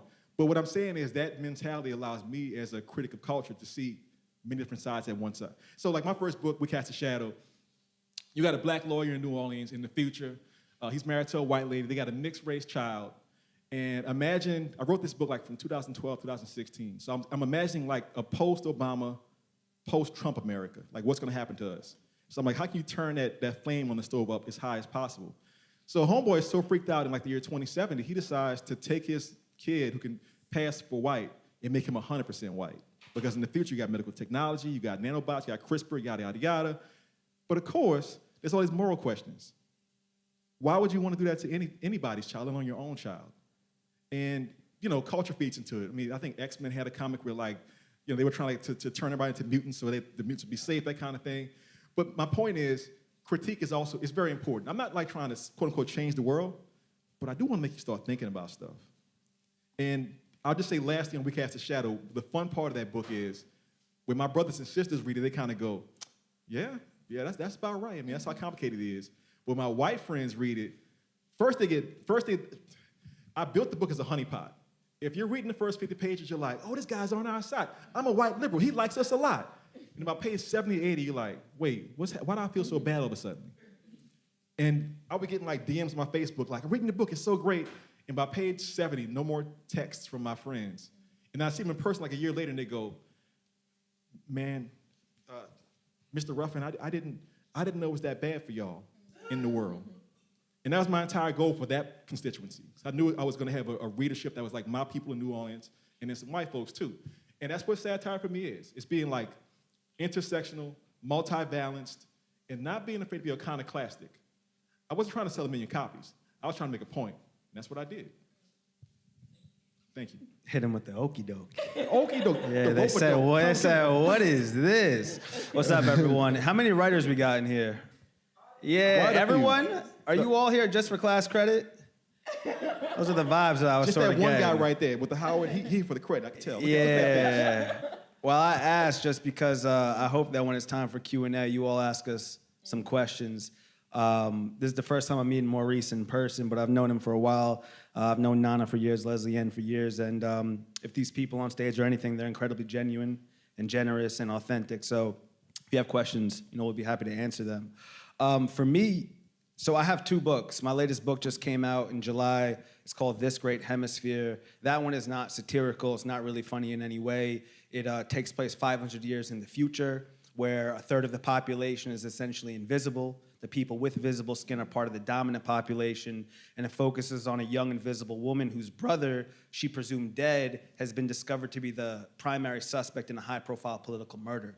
So you have the people in the quote-unquote dominant population trying to find this guy for the next election. Then you have this young woman, Sweetman, that's her name, and she says, screw that, I'm going to find him. It's a novel about power, powerlessness, and what happens when we try to reclaim the narratives that others have written for us, right? But I'm up here right now, not just because Leslie Ann is the homie, but my first novel, Black Buck, focuses on a young black man at a maniacal, wild, all-white New York City tech startup. That was some sort of Freudian slip, but we're gonna keep it going.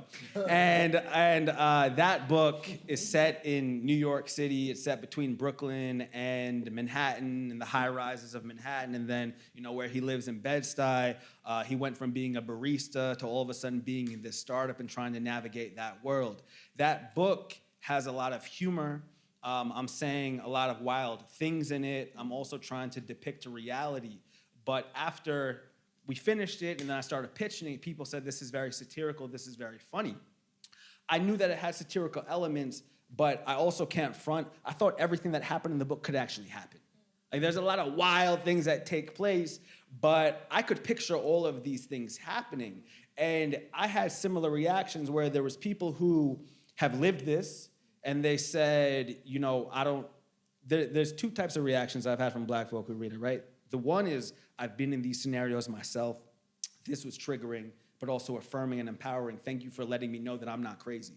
Then there's been other people who have never been in these types of situations when we've been one of the few or the only in an environment, and they say, I don't know what homie was on in the book, but I would have caught a body. Like, I would have killed someone, But then other people who are completely divorced from this reality say, is any of this even real?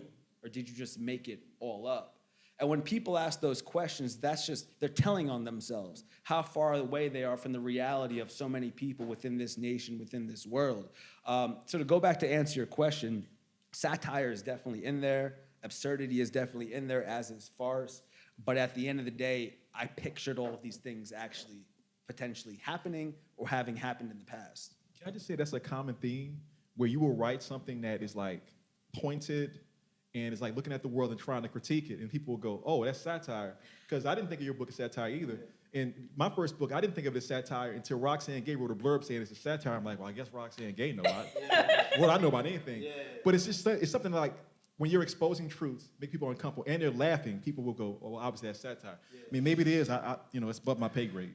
It's interesting. That's why I always say it's important to even define what we mean, because satire, there's even classically, there's Menippean satire. There's different forms of even satire of what we even mean. Some of it is tend towards like really harsh darkness. That's like kind of my vibe.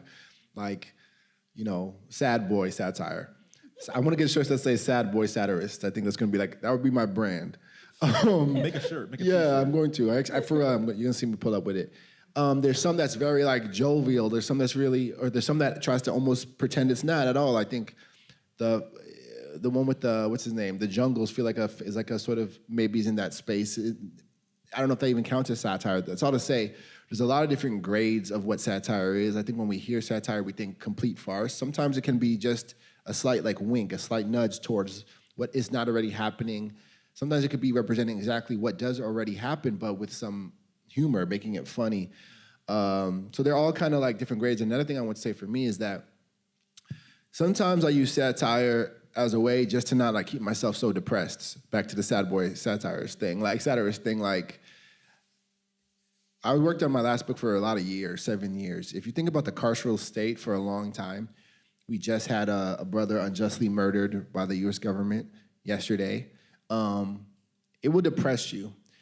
And we have these big issues we're always trying to contend with: racism, homophobia, transphobia, capitalism at large, all these big, giant things. And if you like look at them straight on in a realist mode, to me it gets like, I just get sad, and I'm already sad. So part of what I like about satire is I can like start making fun of the giant even as it's about to crush me. Like, you know, even as Look it's how like, big that foot is. yeah, Big old foot in it. big ass head as you're about to like destroy me. You know, I get to like, and it's a way of taking power back, I guess is what I'm saying. And that's another thing I like about satire. And I also like it as a way to remind myself that I'm not outside of it either. I'm in all these issues. I am implicated in all of them and make fun of myself too. So it's a way to like not take myself and things so serious, but then as a way of not taking it serious, I can get closer to truth, which ultimately ends up even more serious. It's a weird cycle. Thank you so much. I forgot to say, one of the reasons why I really wanted to bring this panel together, because I've seen Nana and Mateo together, and I just love their vibe, and they can just riff and riff and riff, and I just love to be an audience to their intelligence. And also I just I've never met Maurice before, but I just love how I love his writing and just how he shows up in the world, right? And so I love that you guys are just talking and I'm just an audience member again. The thing is that when I think about satire and when I talk about fiction, I always say I write fiction to tell the truth. And it seems like for everyone here, it's like you're writing satire to tell a certain truth and you want to create distance. I'm wondering, when we're writing satire and exploring that, have you ever been told that you've gone too far? And what do you do with that, right? Because you are pressing, you are pressing on people to think a little bit more when you do satire, especially when it's an exaggeration or when it's really flipping the narrative. You went too far? Well, with Black Buck, if you all read it at some point, I don't know if anyone's read it. Just see the cover of Black Buck. Yeah. The thing is that I wouldn't be able to publish that today. It's so inappropriate. there's jokes in there that are slightly offensive and go a little too far, to be completely honest. I stand on them, stand on business. But yeah, they might not be published today. With that said, the conversations with my editor were never, you're going too far in this direction. What up, AV? That's my brother. He went to Howard for a month. Yeah. Ask him why. And anyway, so that's my boy. So that's crazy. Yeah, the conversations were, how do you flesh these relationships out between the characters? How do you sharpen your vision? How do you make sure that the truth that you're trying to reveal or show are as clear as possible? But there were never conversations like you're going to turn people off or you're going to make people not want to buy this book, this, that, and the other. And that's why I went with this editor, because I understood that she wasn't trying to make this book her book. She was trying to further bring forth my ideas and my vision. You ever go too far, bro? I only go too far. I got an MFA, so I went to grad school for writing. A lot of my work is pretty violent, to say the least, or so I've heard. And I like to employ violence for a very particular reason, because I think we have an extremely violent world, and sometimes we get to pretend that's not the case, but the world is extremely violent.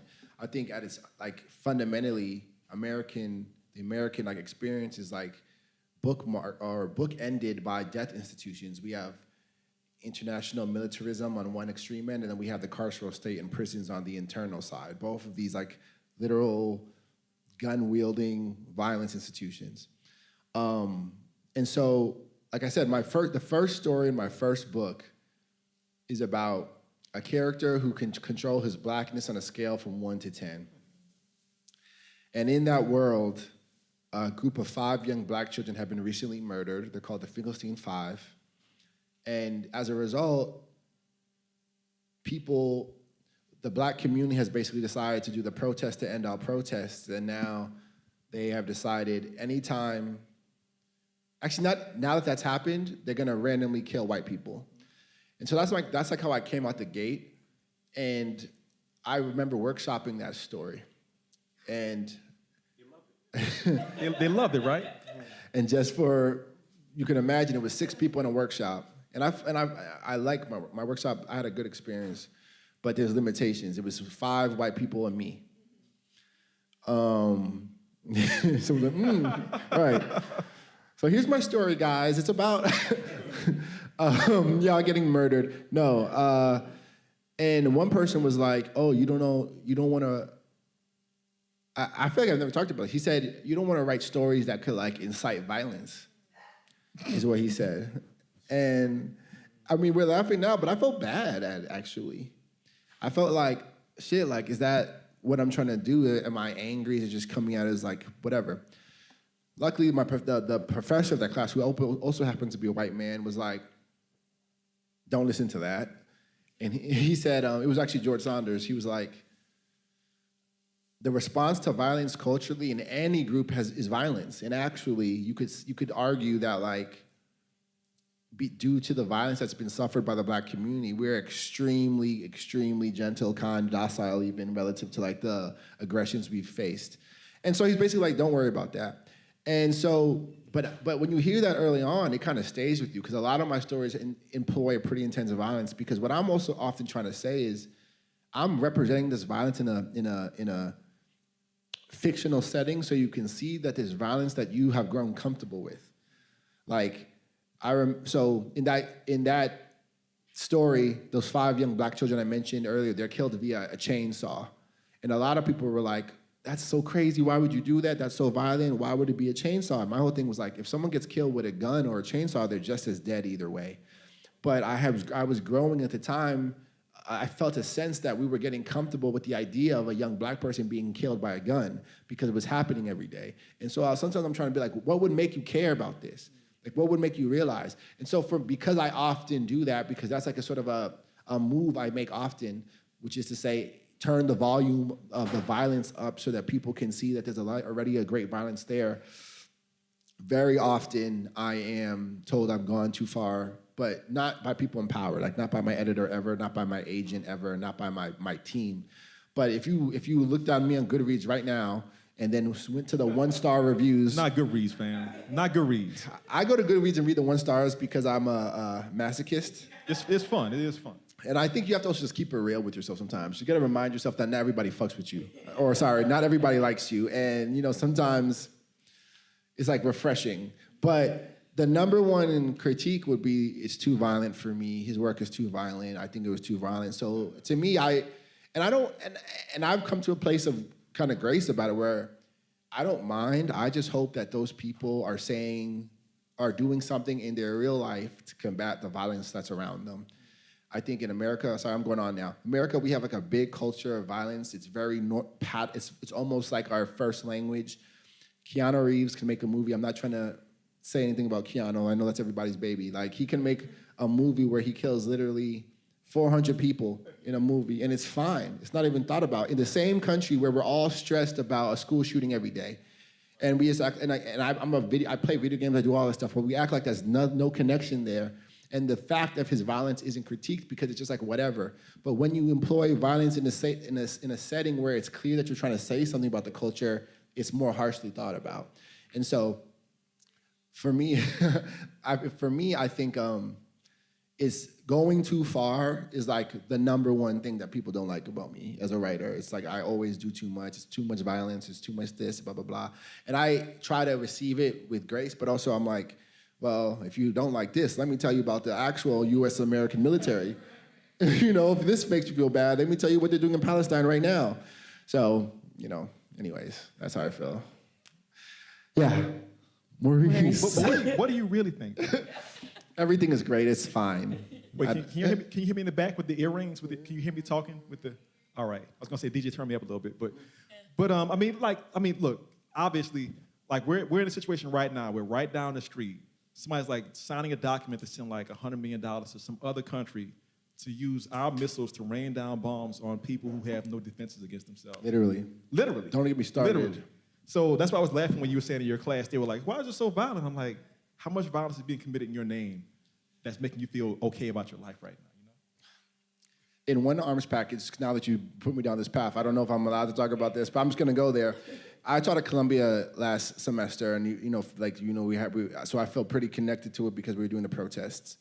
The school was protesting, the kids were protesting because that school is invested with BlackRock, and BlackRock has a lot of shares in a company called General Dynamics. General Dynamics is like an aerospace defense company. They make bombs like the MK-84 or MK-87 2,000-pound bomb. It's called the MK-84. It has a fragmentation radius of 400 yards. So it's like That's it? Just 400 yards? Well, like 4 football fields. 4 football fields is like, but that's the fragmentation. The regular one is probably like 50 yards, but it shoots things away. Most of the things from a bomb come from like the fragmentation, not like the initial impact. Anyways, they sent in one arms package 1,800 of those to Israel. 1,008. You've seen how big Palestine is.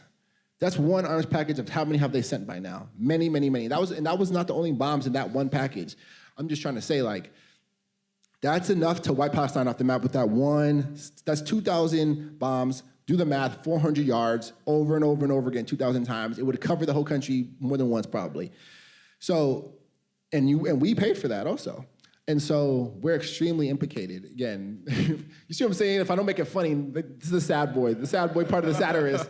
But then I feel, even as I'm talking about it, I feel compelled to like throw in some joke because it gets like, whatever, and that's what I do in my writing, but I can't think of one right now, so whatever. Because the funny part takes time. The funny part, I got it, and that's also a hard line to thread because the joke is there's nothing funny about that. But what's funny is that people are acting like these kids are wilding for saying, I think that's weird that my tuition is paying almost directly for these bombs that are getting dropped on Palestine. Like, that feels like weird. That's funny, that like, and mind you, the encampments were actually super peaceful. If you heard the stories, you would have thought that they were like throwing Molotov cocktails everywhere and like sacrificing babies. I swear and everything. They were like singing songs. They had a section for nut allergies. You would have been Gucci, bro. They had a, like. Don't out me, I got a nut allergy, he knows. You too? My brother. You too? Y'all would have been good. I was that kid in class. Did anyone eat peanuts in here? You gonna die? I'm sorry to bring up that trauma, but like that's how thoughtful and peaceful that they had, and it was Jewish students, it was non-secular students, it was all types of students, basically encamping for peace, and they were villainized and demonized. And now, if you walk across 116 from Morningside, they still got all these militarized gates. It's not a free campus anymore, and all that as if, like, and so in the conversation around the protests, we spoke so much about the kids protesting and not the fact that these bombs exist. Probably y'all have never even heard of General Dynamics, that company, before. And so that's what I'd be trying to talk about anyways. I mean, that's real, and it's happened across the whole country because, like, it was the same process being played out. Look at these people who are protesting for peace. Obviously, they're evil. They're killing babies, whatever like that. I went to University of Oregon back in, like, I think May, and I'm thinking, okay, I'm walking around the campus. This is, like, post-protest, and what they had done is they had put, like, yellow tape around the areas where they're protesting at, and they put little signs on the grass, and they said, refurbishing the lawn. Because all they want is they want their version of peace, which is just shut up, just stop protesting, don't complain, let's just keep doing what we keep doing. And on this idea of going too far, sometimes I worry that I don't go far enough. I remember I was in Jackson, Mississippi for my first book with Kiese. He was my moderator for that session, and the book is like about like just like how like white racists in the South in particular are like extra kind of terrible. And there was this one dude sitting like about 3 rows back, looked like Fred Flintstone, like a sort of heavy-set white dude with like dark hair. And I'm KSA walks up afterwards. I'm like standing for a second, just like talking to people. And he walks over. I'm like, uh-oh, what's going to happen now? And he kind of walks over and he goes, I can't do the Mississippi, white guy accent, but he's just like, I just want to tell you, Mr. Ruffin, I don't think you went far enough. I think you did pretty good. Thank you. And I'm like, what do you mean by that? He's like, well, I was a corporate lawyer. He's like, I'm still a lawyer in this state, and I know what my people do to you people like you in our places. Like what they say behind closed doors, what they say when you're not around, the backstabbing, the processes that are in place to make sure you can't get to where you want to go. And you could have just kept going in the book. And I'm like, all right, Mom, I didn't know how to respond to that. Like, should I be like, or run as fast as possible, that sort of thing. And then in other situations, if I've tried to go really far, I have a story called Ghetto University that's based on the Kanye song Before He Lost His Mind, right? And Ghetto University is about a professor in New Orleans, because New Orleans ain't got no money. We got good food, we got good clothes, we got good accents and all that, but we ain't got no money. And so this dude is a full-time professor at the University of New Orleans, and because he can't make rent, his wife is like, well, honey, you need to like go out tonight and find some money. So he like puts on a hoodie, and because of racism, he's walking around the French Quarter. People, they start throwing money at him in the French Quarter. They're so afraid of him. So he's like, this is gonna work out really good for me. So I tried to publish that story for like 4 years, did not get published. That's my favorite one in the collection. Well, thank you. So finally, when my book comes, I'm like, well, F these people, I'm gonna put it in my book. And I started getting like more DMs from people around the country being like, this is the greatest story. I'm like, but Power didn't want to see that story like in these magazines around the country. And then the end of the story is, it's been like optioned by the guy, Shaka King, that made Judas and the Black Messiah. I'm like, so it takes a brother and a sister. Ellie Fumbi is gonna be the director if they make it. Hollywood or whatever. But it's like it took like blackness to bring it out of like this abyss and maybe put it on a big stage.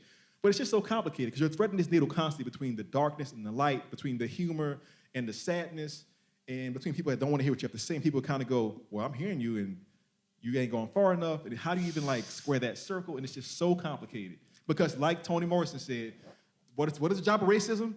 To keep you running. Mm-hmm. And that's what's happening in these stories constantly. No, you got it. Thank you all. First of all, I just want to shout out the Queen of DC. Like, I want you to be at every panel I'm doing. I love the energy. Thank you. She said, where's the plane ticket? I love those shoes. I'll book the plane ticket. Gotta be the shoes. Just like, from this discussion, it feels that like satirists, and especially coming from that Black lens, is to always pull the things that are on the edge that society is trying to run from. It's always to put it at the forefront and critique it as much as possible, even though we try to put it in the backstage, right?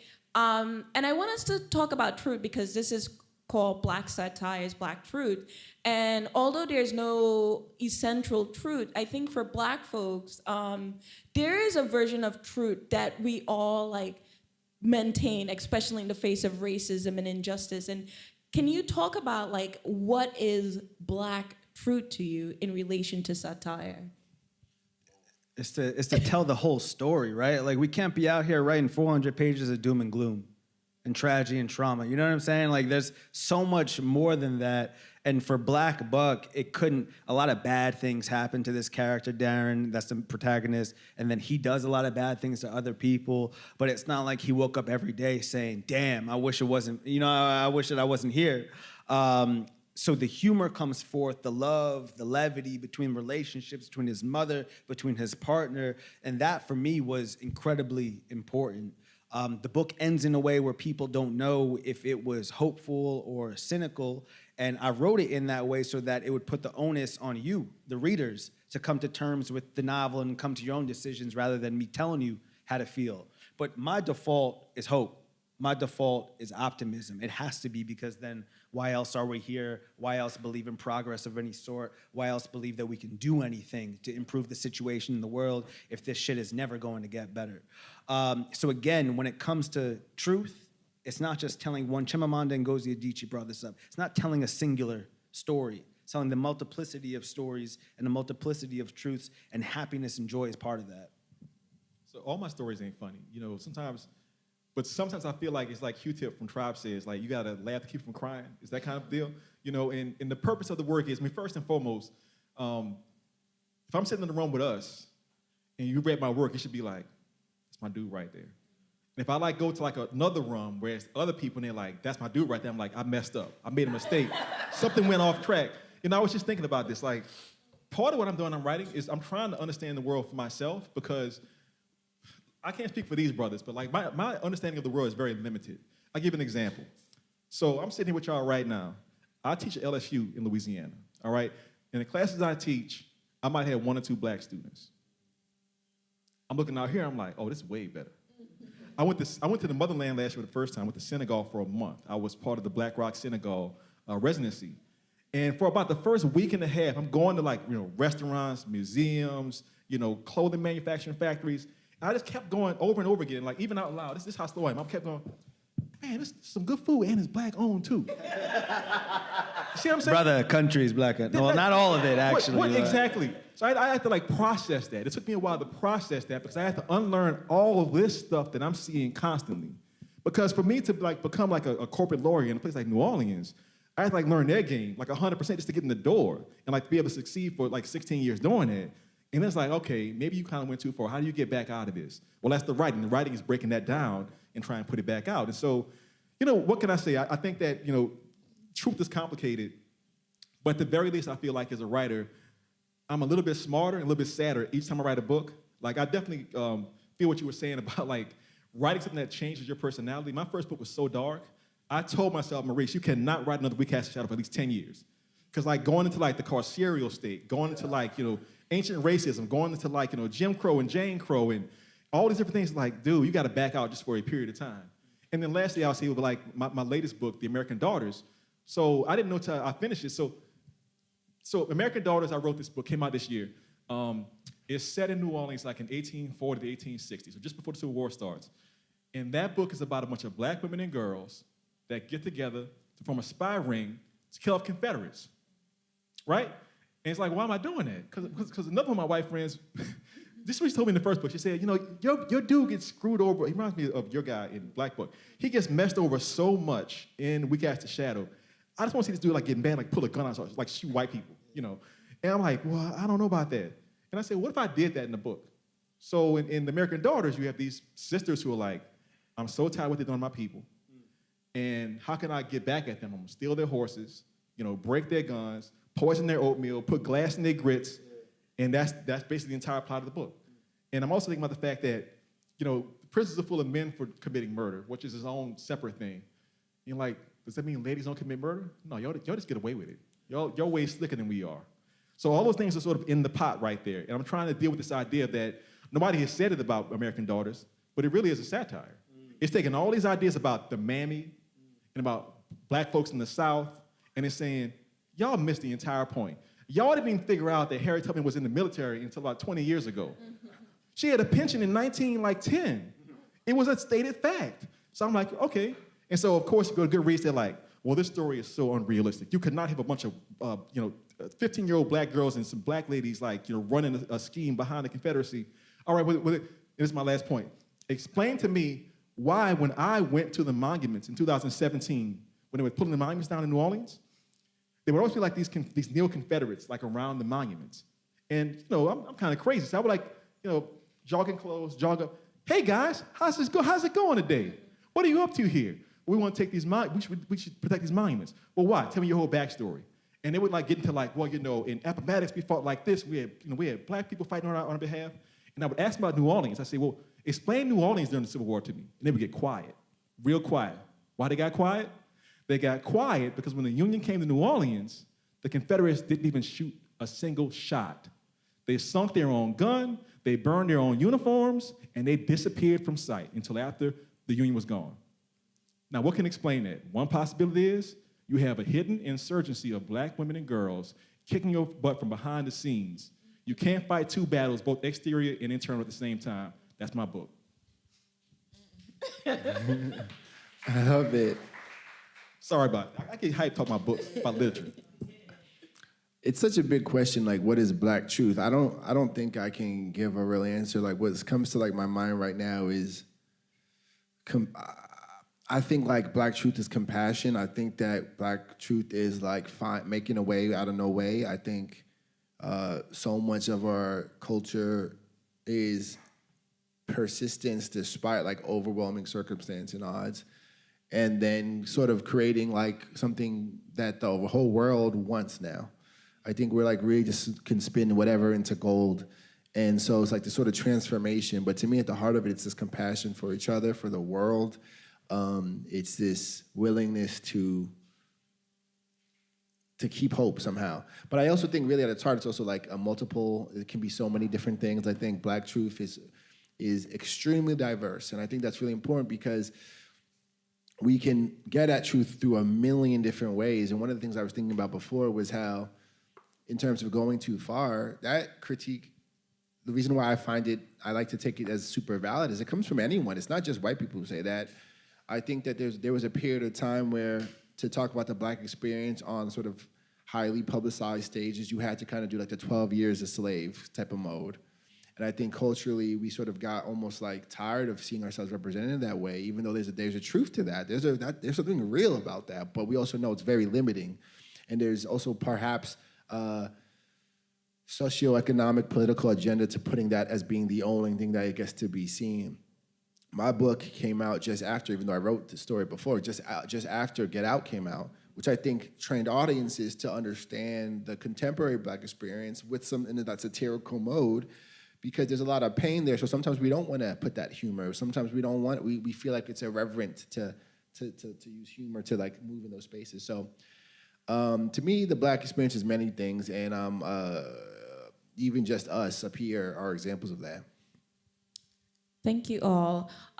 Before we open to the audience, I just want to I want to think about this because, what I'm hearing from everyone is that when we're using satire, it's a way of it's not like people are maniacal and it's I'm going to present this maniacal idea. It's you're using it as a form of hope, as a form of optimism, as a form of critique, right?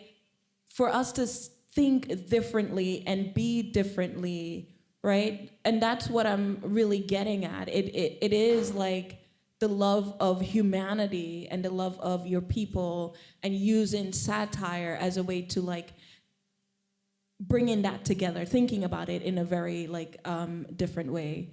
We're gonna open it up to the audience now to ask questions to the writers. Yeah, so first of all, thank y'all so much for everything. We're gonna have all of the questions. Can we have you all line up on that side of the wall right there? And we really would like for the first 4 to 6 questions to come from students. And then after students go, everyone else can answer the questions. Can ask your question. So we're gonna line up over here. It's like Don't be shy. Boink, boink, boink. Oh, I see one brave person. There you are. Nah, he's just going to the bathroom now. Okay. 2. Yes, sir. There you go. We appreciate you. Yes. What is this? It's 1 o'clock, 12 o'clock, whatever time. Good afternoon. My name is Nabweza Opara. I am a freshman finance major from Maplewood, New Jersey. And I'd just like to ask, how do you blend satire and humor into your writing? Or how do you properly blend them into your writing? Yeah, for me, it's just a reflection of how I think, to be completely honest. The thought goes in during the revision process. After I get the draft out, I see what's in there, I see the humor, I see the horror, I see the reality, and then that's where I can get in and fine-tune it. But fortunately, this blend of reality and humor and satire, as you said, it's just the way that I think. So we're talking about tragedy and horrific things that are taking place in the world now. But I think that there is always absurdity in these cracks and crevices. And within that absurdity, you can find humor. But I think, at least for me, it has to be in good faith. There has to be a reason for it, right? I'm not just pushing the line to push the line to make people flinch or to make people laugh, or you know what I'm saying? There has to be a reason, especially in a novel that's a couple hundred pages, as when you're disseminating it. I'm gonna be real brief with this answer. I'm just gonna say that for me, there is no blending. I'm extremely petty, y'all. So, especially in my first person satirical stories, that person's he's looking around the room just thinking about what he sees in front of his face. And I'll give you a quick example. when I was writing We Cast a Shadow, it was a very serious book in the first draft. And then I was, that's where I was. I was in Oxford, Mississippi, University of Mississippi, called Ole Miss, like Ole Miss, like the lady with the dress, right? And I'm walking around this cemetery on campus, which is where they buried, I think, Faulkner and like Berryhan and like all these, white guys doing their thing. And I couldn't figure out like the voice of my character. And then all of a sudden, a voice was thinking about the graves. The vast majority of graves are the young men who fought for the Confederacy in the 1860s, because that university had a 100% uptake of white guys fighting for the Confederacy. And a little voice in my head said, they're all dead, and you're still here. You're still winning, champ. I'm like, that's my voice for my story right there. From that point forward, that was my novel's voice. It's funny, it's dark, it's inappropriate, and it felt so good. It's really hard for me to, it's a good question, but it's really hard to answer because it's like, in all things, writing in general, I teach writing, but there's a certain kind of magic to it. And like, how do you be funny is kind of what you're asking. How do you make someone laugh? It's a hard thing. A lot of it has to do with timing. A lot of it has to do with willingness to engage a subject in a certain kind of way. I can talk about a certain example that maybe hits, like, sometimes I use hyperbole or exaggeration to emphasize a point, and that can create a satirical feeling. So right now, if you can tell, I'm pretty emotionally invested in the current situation in Palestine. So I've been really interested in like this phenomenon of like people signing bombs. I don't know if you've seen this, people signing bombs. Have you seen this? Yes. They've been letting people sign bombs. It seems like beyond dystopic, crazy, but it's real, right? So then for me, a way I would extrapolate it, sometimes I'll extrapolate into hyperbole. So from there, I'd be like, okay, what if, and like I said, it's already true that we pay taxes, we already pay for these armaments. So like, what if there was a world where you get to like it's almost like a game show and you get to like press the button, and if enough people press the button, a bomb happens. That's already like a way into a story for me. But that's not a story I've written, but like basically like I'll have these like ideas singing in my head, which is people being obliterated, we are taxpayers, people are signing bombs, and like it would just kind of mush around in my head until I could like get some like funny in quotes way of thinking about it. Often one that is hyperbolic or exaggerated, and I'll find something funny in quote unquote in it or not. But it's a really hard thing to say. Like, how does someone be funny? How does someone be charming? Like, what's the thing? It's not only just one thing. It's a million things happening together.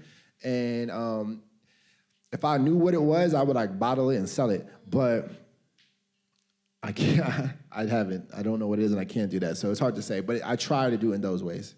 It's a great question. Thank you.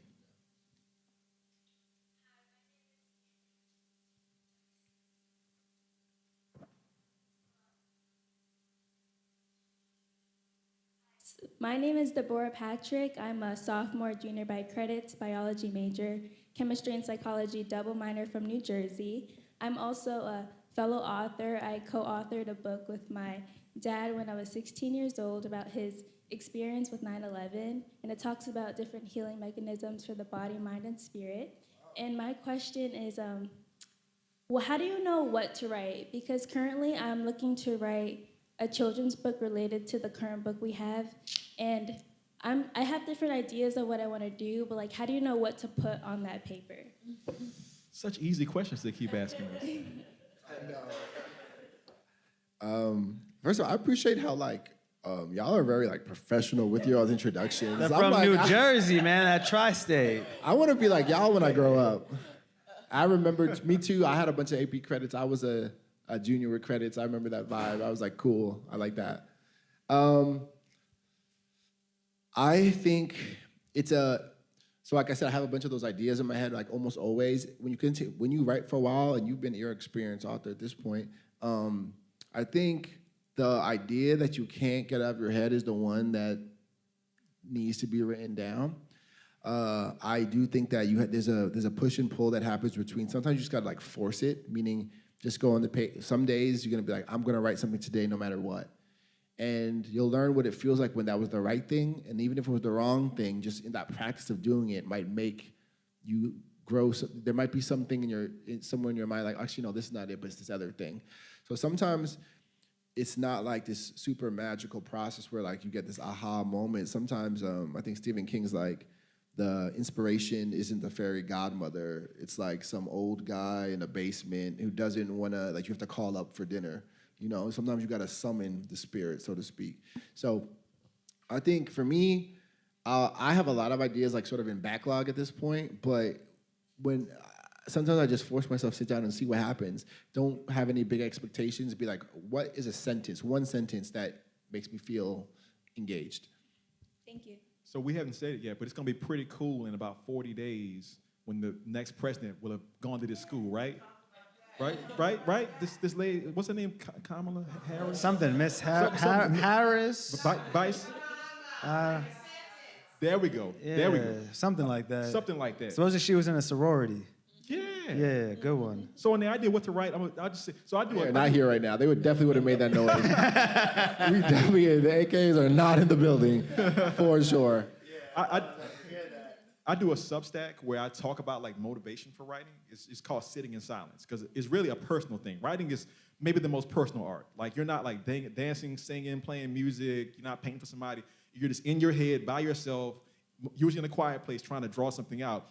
All I would say is, and this is not my advice, this is like one of those old pieces of advice. Write the book you want to see in the world, all right? And so for me, it was I had mentors like Matt Johnson and Victor Laval. They had mentors like Percival Everett, who's like, freaking super genius. People like Charles Johnson. I'm like, man, why aren't there any books like in my generation like that? What's funny, as soon as I finished writing my book, then they came out immediately. No, you came a year before me. I remember reading this book on a plane. I'm like, I want to be like this brother. Or like if like form like the Avengers, like I want to be like on the same team as these people. So my point is like figure out what you love in the world, figure out sort of what's missing. Yeah. And I'm like, okay, like Black Southern satire from New Orleans, there ain't too much of that out there on up for grabs. And when you do it, people really appreciate it. They'll go that you're given a perspective that is not seen often, and you will feel like you're not being fake. You're not trying to like do something for somebody else. You're doing it for yourself, but for your community also, and it just pays off. I just want to add something, and I got it from actually Nana and Mateo. We were hanging out this summer. We were talking about, not hanging out this summer, we met at a party this summer. And Damn, why are you treating us like that? No, I want to be clear. And like we were talking about editing and writing, and both of them, I love to be in conversation with them, and they were saying that like so many of the things we read, we don't see that it's been edited, and it has so many eyes on it, and we compare our work in comparison to something that's been edited and copy edited, right? And I think for us is to step back and realize that, wow, this is beautiful art, but we will get there. But when we see our work, don't critique it in comparison to something else, right? Don't compare and despair. Know that this is a process and you're on that journey, and just keep on editing and keep on looking, and keep asking people to read your work, especially people who understand like what you're trying to do. Thank you. Yeah, real quick. So I use an app called Evernote. It's sort of just like, yeah, you know it, right? It's just like notes, and I've trained myself not to judge my ideas, so whenever I have an idea, I'll put it in the doc, I'll jot down some notes, and if I find that I'm jotting down more and more notes over the course of months or a year, that's something that I know I have the stamina for a novel, to sustain myself for the years it takes to write, and then edit, and then promote it. For short stories, it's just shorter time, right? I don't need a year of jotting down notes. Maybe it's a couple weeks or a month or two, and then I'll go into the short story. In terms of the question of like, what do you do with that blank page? I'm someone who is more like, I have a couple ideas of what I want to do. I might know of one or two twists, but then I'm just going to write and give myself the freedom just to write, knowing that for me, the goal is to finish. And then upon completion, I can revise. So I think that the biggest piece of advice I could give is just give yourself the freedom to write. Like Nana said, put those reps in. Don't worry so much about what it is until you finish it. Thank you so much. Thank you.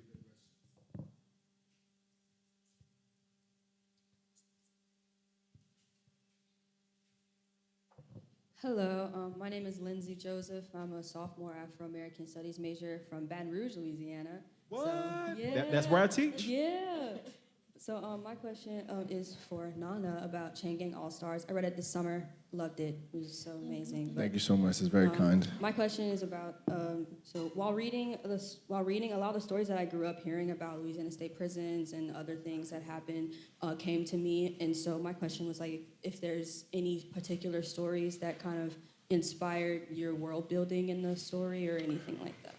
So many. To do research for the book, it's a great question also, so thank you for that. To do research for the book, I had to, in America, it's hard to talk about prison without talking about Angola and Parchman and like Rikers. There's a couple like mega prisons that you just really have to talk about.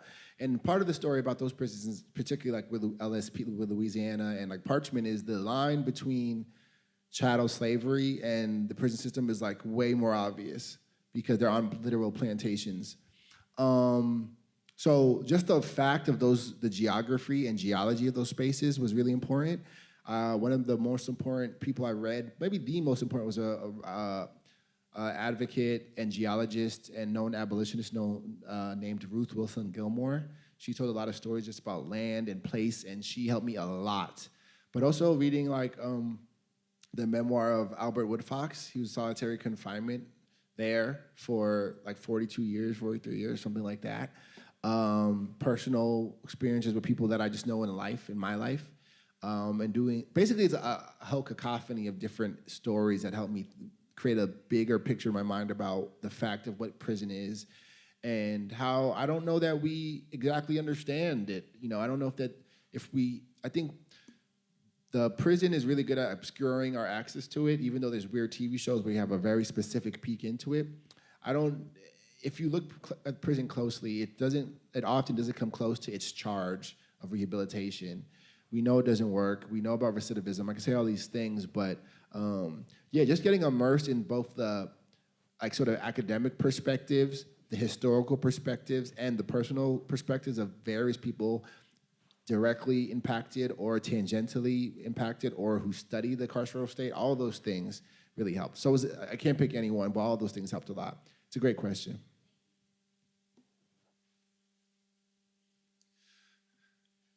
Your Grace. The Queen. The man. Darling, she answers to me. She graduated 4 times, 2 kids, a husband, everything is there. Say it.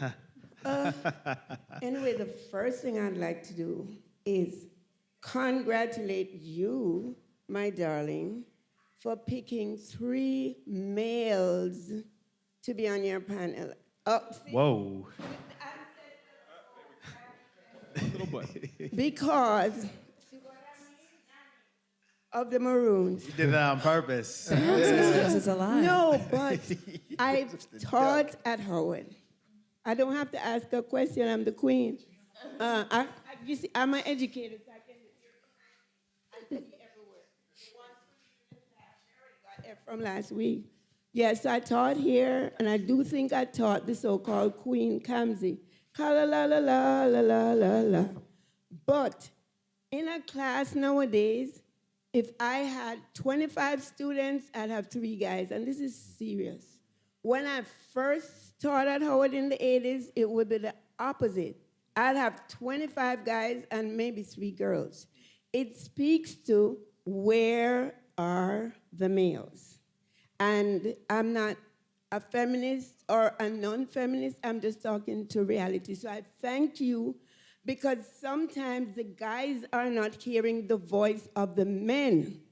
They're in classes that have all girls and all females like me. They go home to mommy, auntie, and granny. So thank you for that. Now to these Mo guys. It reminds me of 3 guys named Mo. I saw it in Broadway in New York. Mo, and Mo. So I love it. Now to you Mo's here. We're talking about satire.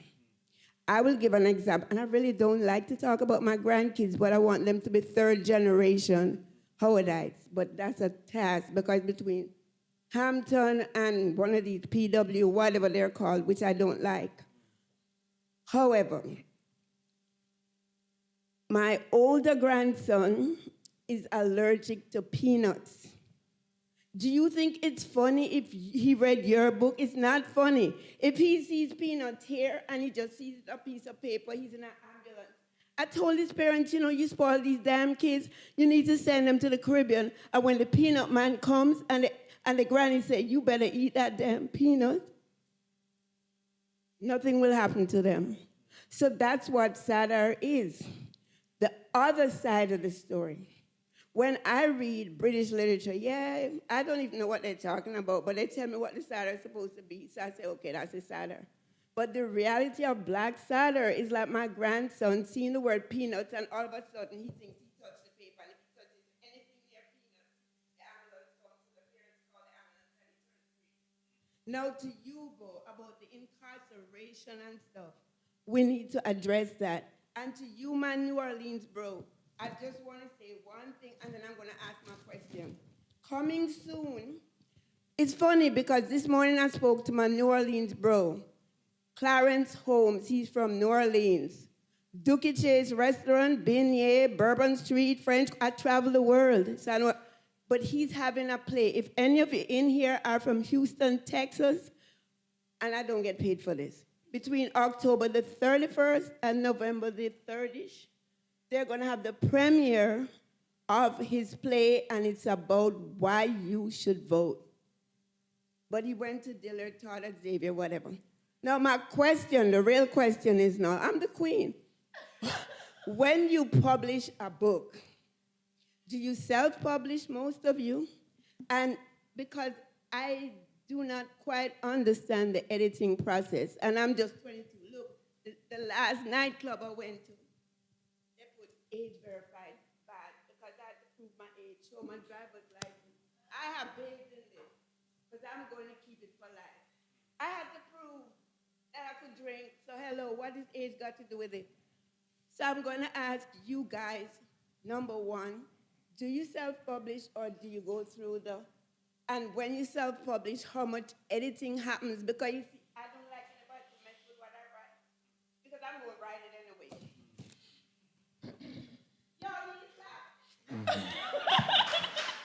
Thank you, Queen. You guys ever self-publish? The question's about like self-publishing. I think everybody up here has like quote unquote traditionally published, which I don't even know about that term, but published, not self-publishing, but publishing through like a major publisher, meaning you had to be agented probably to even get a conversation. So most of us had to have an agent, which is sort of like the bridge between writing and the major publisher, which allows your book to be distributed on sort of at scale, I guess, and in places like Barnes and Nobles and there's it's pretty much impossible to get reviewed or in the legacy media if you don't have a traditional publisher. So that's some of like the benefits of doing it that way. There's a lot of, and it also builds in a lot of editorial levels because you have to get edited and you have to be in conversation. And for me, I sort of embrace the editorial process. If you get an editor you like, someone you trust, they just become someone who's another reader. But anyways, I don't know if y'all have done any self-publishing at all, but I have not. And the first step is getting an agent, and then the agent is sort of a literary agent, and they're kind of the bridge between you and the publishing company. Sometimes I make the mistake of bad-mouthing self-publishing just because, I don't know, like I said, I'm kind of petty sometimes, but I saw people like being taken advantage of. Like I remember way back like 1999, there was like some advertisement like, you know, send us $100 and we'll print your books up for you and yada, yada, yada, right? And then you print the 100 books and you sell 5 copies of the book. So, you know, this idea of it being distributed at scale is really important, but it's also your goals. You know, like where I'm from, we had Master P, right? You know, Master P became famous not because he had like some great big music company. This dude was in like the Desire Projects, Magnolia, like opening his trunk up, selling the tapes and CDs out of his trunk. He had that hustle in him. But that kind of hustle is really rare. The lady who did all of those, like, It Ends With Us books, what's her name? Colleen Hoover? Yeah. She started as a self-publisher. Like, she just was, like, printing books out, slinging them. She was living in a trailer, yeah. And then Amazon was like, yo, you're selling too many books. Let's make a deal, and we'll help you distribute those things. So if your goal is, like, just to be a hustle and go out there and do it yourself, fine. But for me, I need a team around me, and my team is, like, my agent, my speaking agent, my editor, you know, people around me like that who help me make my product, I hate using that word, make my book what I want it to be, so that when you see my covers, they're pretty covers. When you see my pages, they're not like a lot of typos. And if I go to an airport like in Oregon or DC, I'm like, hey, my book's over on the shelf right there, which wouldn't happen if I was like doing it myself, because I'm just one person from little old Louisiana, little old New Orleans East. And so, yeah, it's all a part of a process. And even self-publishing is not like, unless you have a press, you're not just self-publishing. If you're self-publishing, you're probably calling Amazon to have the vertical integrated creation of your book outside of the content. So that's really what self-publishing, I think, is what most people think about self-publishing now, which I don't have anything against either. It's, I think either if you self-publish or not, you should build in a real sense of editing and revision on your own. You can do it with someone else by paying them. You could do it, it's a part of the process of putting out a book, but like, Amazon will put out the book, and also self-publish, it means like the marketing won't exist except for what you do. And so I think that my mom has put out like a children's book, self-published, and I think it was a beautiful thing to do. I think it's like awesome that exists. It's really just about like what your goals are, as Marie said. Thank you for that. Thank you for your presentation. I'm Kay Wright Lewis. I'm an associate professor in the Department of History. I have a question for you because I used in my book Chester Himes' Plan B, hearing that in some of you all's work, as well as Sam Greenlee's The Spook Who Sat by the Door. And I'm wondering in the time, this is the 1970s, by the way, you know, what the response was in light of the fact that we've just gone through the civil rights movement. Now we're into white backlash. So I'm fast forward, wondering if you all have had the same kind of sensationalism or response by the white community, the writers community, the international community. You know, Chester Himes had to go to Paris, you know, to really be the writer that he ended up being. So I'm just wondering if you felt anything or any restraints in your authorship with respect to content. Constantly. I'll just say, so we're talking about like Goodreads reviews and Amazon reviews. So to this day, if you look at my first book, We Cast a Shadow on Amazon, the very first review that came out like an hour after the book was published is a 1-star review. I hadn't even seen it. It was like my book release at a hotel with all my family and friends there. And my boy Tad comes on the stage, and he like puts on the screen behind me this 1-star review. And I'll paraphrase. It basically says, and then I assume it was white, why would you write a book like this? It causes more trouble. You should be trying to make the world a better place. Talk about race like this. How dare you write like this? Yada, yada, yada, 1-star review, right? And so that person, like, they're in my mind. You know, like they're always there, but now I'm more like, F that person. You know, they go to hell, because I ain't talking to you. You know, I'm talking to people that want to hear what I got to say about what I got to say, because at a certain point, you're just like Tucker Carlson, you know, or Rush Limbaugh. I can't affect your mindset at all under any circumstances, but I can talk to us. So, yeah. Yeah, I never felt any restraint. Now, whatever I write, there needs to be a certain amount of risk that requires courage, right? I need to be saying something, and I can't just be saying something that the general consensus of people are going to say, yeah, we agree. You know, I need to push the envelope in a way that's meaningful. But it was only after my first book came out that I read The Spook Who Sat by the Door, and there were 52 years separating our two books, and I said, these books are siblings. We're talking about the same types of things. We have a similar sensibility when it comes to humor. It was wild for me to read that because I had never read it when I was writing mine, right? And again, half a century had passed, but we were saying very similar types of things in completely different decades. So yeah, I definitely had a variety. Whenever anyone publishes a book and you have tens of thousands of people reading it, you're not going to have a general consensus, right? Which is a good thing. You're going to have a variety of people with a variety of opinions, and I definitely had backlash. I had emails, I had DMs. Why would you write this? Why did you say this? Why did you do that? The book is fiction, but I had worked in the world of sales in Manhattan, so people would ask me, why did you do this? Why did you do this to these people? And I'm like, listen, it says a novel on the front. You know, I did not do these things, but I'm happy that I did a good enough job where you thought that this was real. So there was that, but then there's also the upside, all of, again, trying to focus on the positive, all of the emails and the DMs from people who says, I feel like you saw me. I'll tell you, people ask about the nature of success when it comes to these books, when it comes to art. There's accolades, there's bestsellers, there's awards, this, that, and the other. But I felt successful within the first 3 weeks of my book coming out, my first book in January of 2021, because this young brother from Atlanta emailed me. And he's like, hey man, someone put me onto your book. I don't even read books, but I read your book and I haven't felt like a person of value for the majority of my life. But after I read your book, I felt like I was someone. So thank you. And I was crying. Like, I just broke down after I read that. And me and this guy are still in conversation years later. And yeah, you never know what's gonna happen when you put something out. Absolutely. And what you just said is a word and a half. Like, it's really true. Like, it's hard to like express how true what Mateo just said is, at least for me anyways.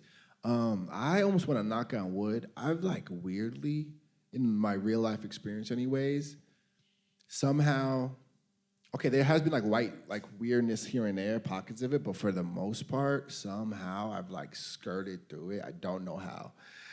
In fact, my first book, white people would come up to me like, oh my God, I love that story so much. I think they should have killed all the white people. Oh my God. For a while, and I'm feeling kind of weird. For a while, I felt like Friday Black, like a white person coming in talking about Friday Black was kind of like a white person saying they voted for Barack Obama. You know, like, it was like would have kind voted of for him again if I could. It kind of felt like that kind of energy. And I was like, I don't know how I could have, like, I didn't pull any punches. I don't know what I could have done that was more extreme. But I think I know what the reason is that I live in New York. I'm often in these like super liberal kind of performative spaces where white people like to do the whole like, I'm a super ally. Not to like shit on that because good job, whatever. But like, I'm around that more than I'm around like not. There have been here and there when I was in, and also I guess I know where, I try to say the same thing everywhere, but I almost want the thing you're saying to be real, because sometimes I feel afraid of like preaching to the choir or something. But here and there I've had just people like, oh no, and walk out because I said something about Palestine or whatever.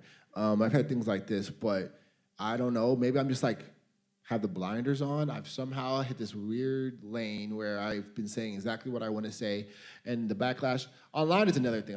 There's some people, of course, if you go on Goodreads, the theme of today is don't go on Goodreads, if you ever notice. You'll hear a bunch of crazy, terrible things, but in my real life, I've been really lucky so far, knock on wood. Follow up really quickly. So one of you, if time would permit. So are you saying that things have changed then? Would you suggest your experience, rather than it being uniquely you, that things have changed, that publishers have changed, the audience, the publishing audience has changed and become more accepting? It all depends on timing and the types of people who are on your team that can sell your vision a certain way to the right person, right? Like, I found the right editor that allowed me or felt as though we could partner in a way where I could say what I wanted to say. I think it's the same for my brothers here, right? But then I would assume that all of us were also rejected by a bunch of people who didn't see the vision or didn't want what we had to say. I do think that publishing has changed, right? Since we're talking about Sam Greenlee since 1970, 1972.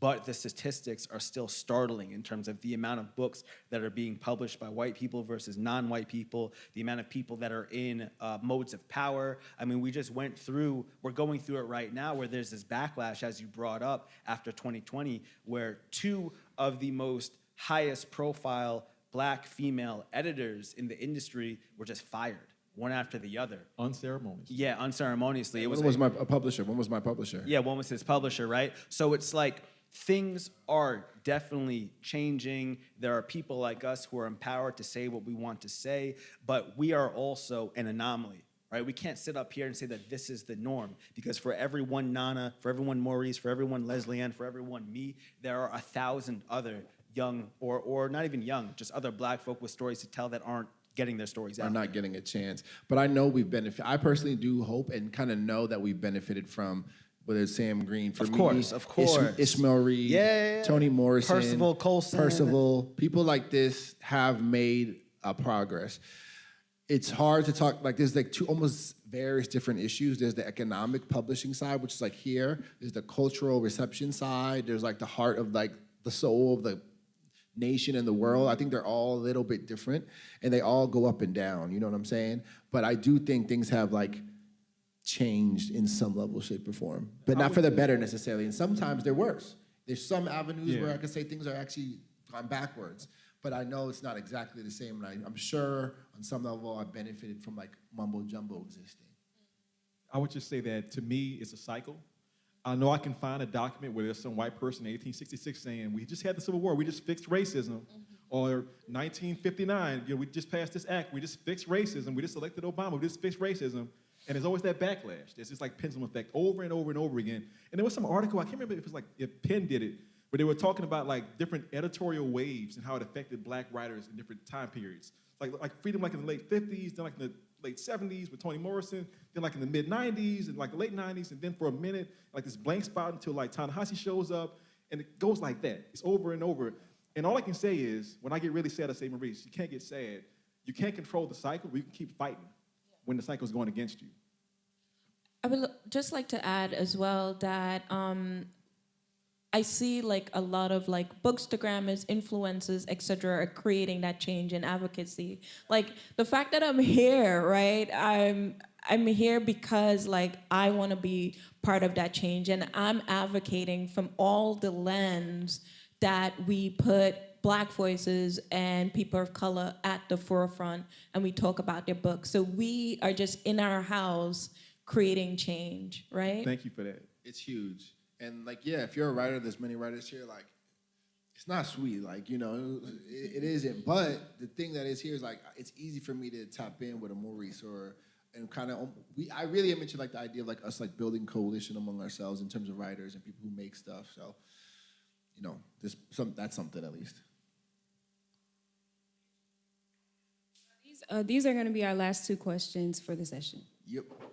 So the Queen actually gave the question that I was going to ask y'all about publishing. Would you take traditional, or would you take, or have y'all took publishing yourself? And just to let you know, I first want to thank y'all for just writing. There's more Black authors that has ever been in the history of America. Absolutely. Right now, writers, readers, everything. So thank y'all too, because y'all writers. It's a fact. Y'all are here for a reason. Whether you're readers or writers, y'all have a book in you. Mm-hmm. I did 13 years in prison, so I thank you for writing about incarceration. That means something dear to me. I'm also an author. I thank you for speaking about self-publishing. I'm a self-publisher, or I self-published my book. I've sold over 10,000 copies of it. Let's go. Hustle hard. All of them I've sold 10,500 and 10,200 been hand to hand and signed every one of them. So if I can tell That's you. a lot more than some people produce. That was God. Hey, Traditionally seriously, published. That was you God. can teach us, seriously, because honestly, some of the biggest writers in America don't get past 1,000. For real. Pray. For All real. I'm gonna tell you is pray and write. Because there's a book, once again, there's a book in everybody. It's up to you to put it out there, whether you have a publisher that does it, or whether you have a book and you have to push it yourself. I can tell you to push it. Because the only thing God has given you is an idea. Mm-hmm. It's up to you to take an idea and bring it into fruition. Same thing God did, you have the power to do. But if you do not do, there's some kid, there's somebody who would not read your book and be inspired, as Mateo's book inspired somebody else. So what I tell each and every one of y'all, use your voice. Your voice is in your pen. And if you choose to use it, what happens? You get to change a whole world full of people who, at one time they said, if you want to hide something from a Black person, put it in a book. We writing books. We doing things that people wouldn't have never thought that we would have done. Because they told us that we couldn't read. We would get either beat or killed for reading or for writing. So what I inspire y'all to do is write. Thank you for that. Use your voice. Thank you for that. Thank you. Thank you. Thank you. That's what's up. Thank you, brother. Hi, my name is Christian Davis Bailey. I'm a nonfiction writer based in New York. My work's at the intersection of Black, Palestinian, and queer liberation. And just listening to you all as fiction writers, I appreciate you have a little bit more leeway in like threading humor or lightness or just, that kind of work into what you're doing. I'm finding it challenging to be writing about such serious issues and trying to find a balance. So if there are any nonfiction writers or pieces or work that you can think of that do kind of that work, I'd appreciate that. But more broadly, really appreciate hearing about how long it takes to write. And if you could talk a little bit about your writing process or just how you get from start to finish in a project. I'm still in the starting kind of portion of that. First off, I'm glad that you're writing. It's an important space to be in, obviously. I just seen her yesterday. You probably already know about her for sure, actually. Trick Mirror, Gia Tolentino. Gia Tolentino. She writes nonfiction, and she can be like kind of funny. I think for me, a lot of the humor comes from, even though you're writing nonfiction, I don't know how much your personal comes in it, but to me, a lot of the humor comes from self-implication in the nonfiction or fiction. Like knowing how, even though you're aware of this, you're also subject and a perpetrator of some of these like issues that you're interested in. Sometimes there's like a little vein of humor there potentially by minding like the self and being critical of yourself and kind of like laughing at yourself. That's like something I would say. Yeah, so someone that we know, Joel Leone, he just dropped a book called Everything and Nothing at Once. Admittedly, I haven't read it yet, but I copped it, I got it. And just from hearing him do a reading in the Bronx like a month or two ago when Nana was also there, it is super serious, but it's also super funny. So I think that he potentially threads the needle really well. In terms of, right, from beginning to end, this is a job for, I dare say, for us, right? This is a job. And what does that mean? Is that I'm not waiting for inspiration to strike every day. This isn't like the movies where all of a sudden you wake up at 2 a.m. and you write half a book and then you get $1 million, you know? No, this means that I'm clocking in. I'm clocking in 5, sometimes 6, sometimes 7 days a week. I have a routine. And this, going back to the young woman from New Jersey who asked about this, the idea is to complete. It is to finish. Because only once something is finished do I even know what it is. And when I finish, then it's like some other writer once described it as an open book test. I can just go back and revise and revise and revise and make it better and better and better until I feel that thing in me that says that this is done and it's time to show someone else. Those are all the recommendations I would give. I would just say for you, my friend, hydrate, skincare, eat whole foods, lots of fruits and greens and vegetables and fibers, because this is a job, but using your brain takes a lot of energy. That's why our brains are so big relative to other animals. More energy than any other organ. Yeah, exactly. So you gotta like take care of your spirit. It's really important. Because I've seen really successful writers like just burn out because they were not taking care of this part of themselves. So make sure you do that. Yeah, I think it's what were you about to say? Yeah. If you're a person who works in art or especially intellectual art, like writing, like you can almost forget you have a body, like you're a human with a body. Like it's important to remember that. It affects everything else. Like my back hurts right now from just sitting a long time, get a standing desk. But when possible, I'm still not really this kind of writer, but I was for the best part of Chain Gang. I'm sort of a binge writer, so like suddenly I'll just go crazy and hit like 2,000, 3,000 a couple days in a row, and then I'll like stop. But ideally, when life allows it, it's not always the case, but if you can like wake up, meditate, gym, come back to this is what I was doing, was wake up, meditate, gym, come back to the computer, do my writing stuff. I would eat after writing. After I wrote either 1,000 words or wrote for 2 hours, and I would do it like almost every single day for a long time, and it got so ingrained in me. I always say this. I would get to like 950 words, and my mouth would start watering because I was just so like trained to like food is about to come, and it was like this reward. And so like if you can create some type of consistency, not just for the generative aspect of it. To me, what is good about attending to the work every day is it starts coloring and filtering the world as you see it. And all of a sudden, you'll be taking in ideas everywhere. You'll start seeing this other thing that seems really disparate, and it'll be feel like, oh wait, actually, that's like the missing piece. So it's like a way of like tuning your brain. What's his name does this like to the max. Ishiguro, I think he does. He does something where like he like hardcore his whole life for like months and months at a time is only thinking about this one thing, and there's something to that. Of course, it's a big privilege if you're able to do it. I myself am not often able to do that because life is life. But creating some type of routine around it is, I think, helpful when possible. Last thing I'll say is, understand that everybody's different. You need to check in with yourself as often as possible and be honest about who you really are. Because while the vast majority of writers probably would want to write every single day, I realized that I became less efficient when I wrote every single day. Like, it became stale. I got angry at myself. I don't want to write this. And then at my most efficient, I would write it every other day, like for a month or something. They do 2 chapters. But figure out who you are. It takes some time, but once you figure out who you are, can't nobody stop you because you're great. You're all great. I will add just one thing. It's important to be in community with others. And, writing can be very isolating, and it doesn't have to. So make sure you form your communities, make sure you connect, make sure you have someone that you're able to express yourself with. It's really important to be in community because your community is going to hold you down no matter what. I think that's it. I just had a spectacular time expanding my brain. I'm so, I'm not saying this in jest. I'm just so thrilled and to be on stage with these fabulous, intelligent, beautiful, humble, talented, sweet Black men what else? writers. Just kidding. And thank you all for coming. I can't believe we're at Howard. I'm gonna say it, age you. Great, thank you everyone. Appreciate y'all, thank you so much.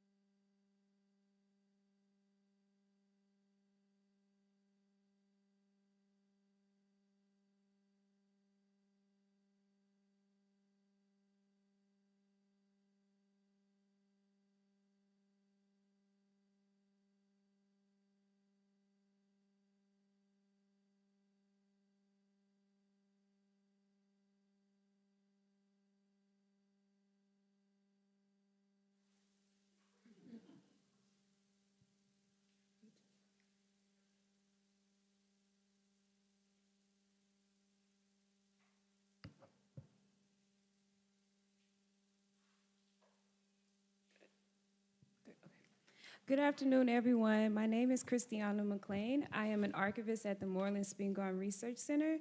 Thank you so much for being here for our International Black Writers Festival of 2024. Please scan the QR code on the banner back there and follow us on social media.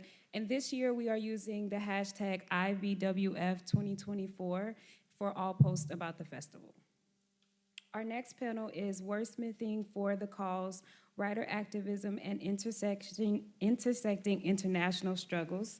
Our moderator for this panel is Kweli Zukeri. Kweli Zukeri is a technologist and psychologist. He is an alum of Howard's Department of Psychology. Please give a round of applause as he introduces himself. Peace. Good afternoon, everyone. It's an honor and a privilege to be here as part of this festival. I'm also one of the festival organizers, and I've been hanging around Howard for about the last 15 years. So I love the university. Happy to be here.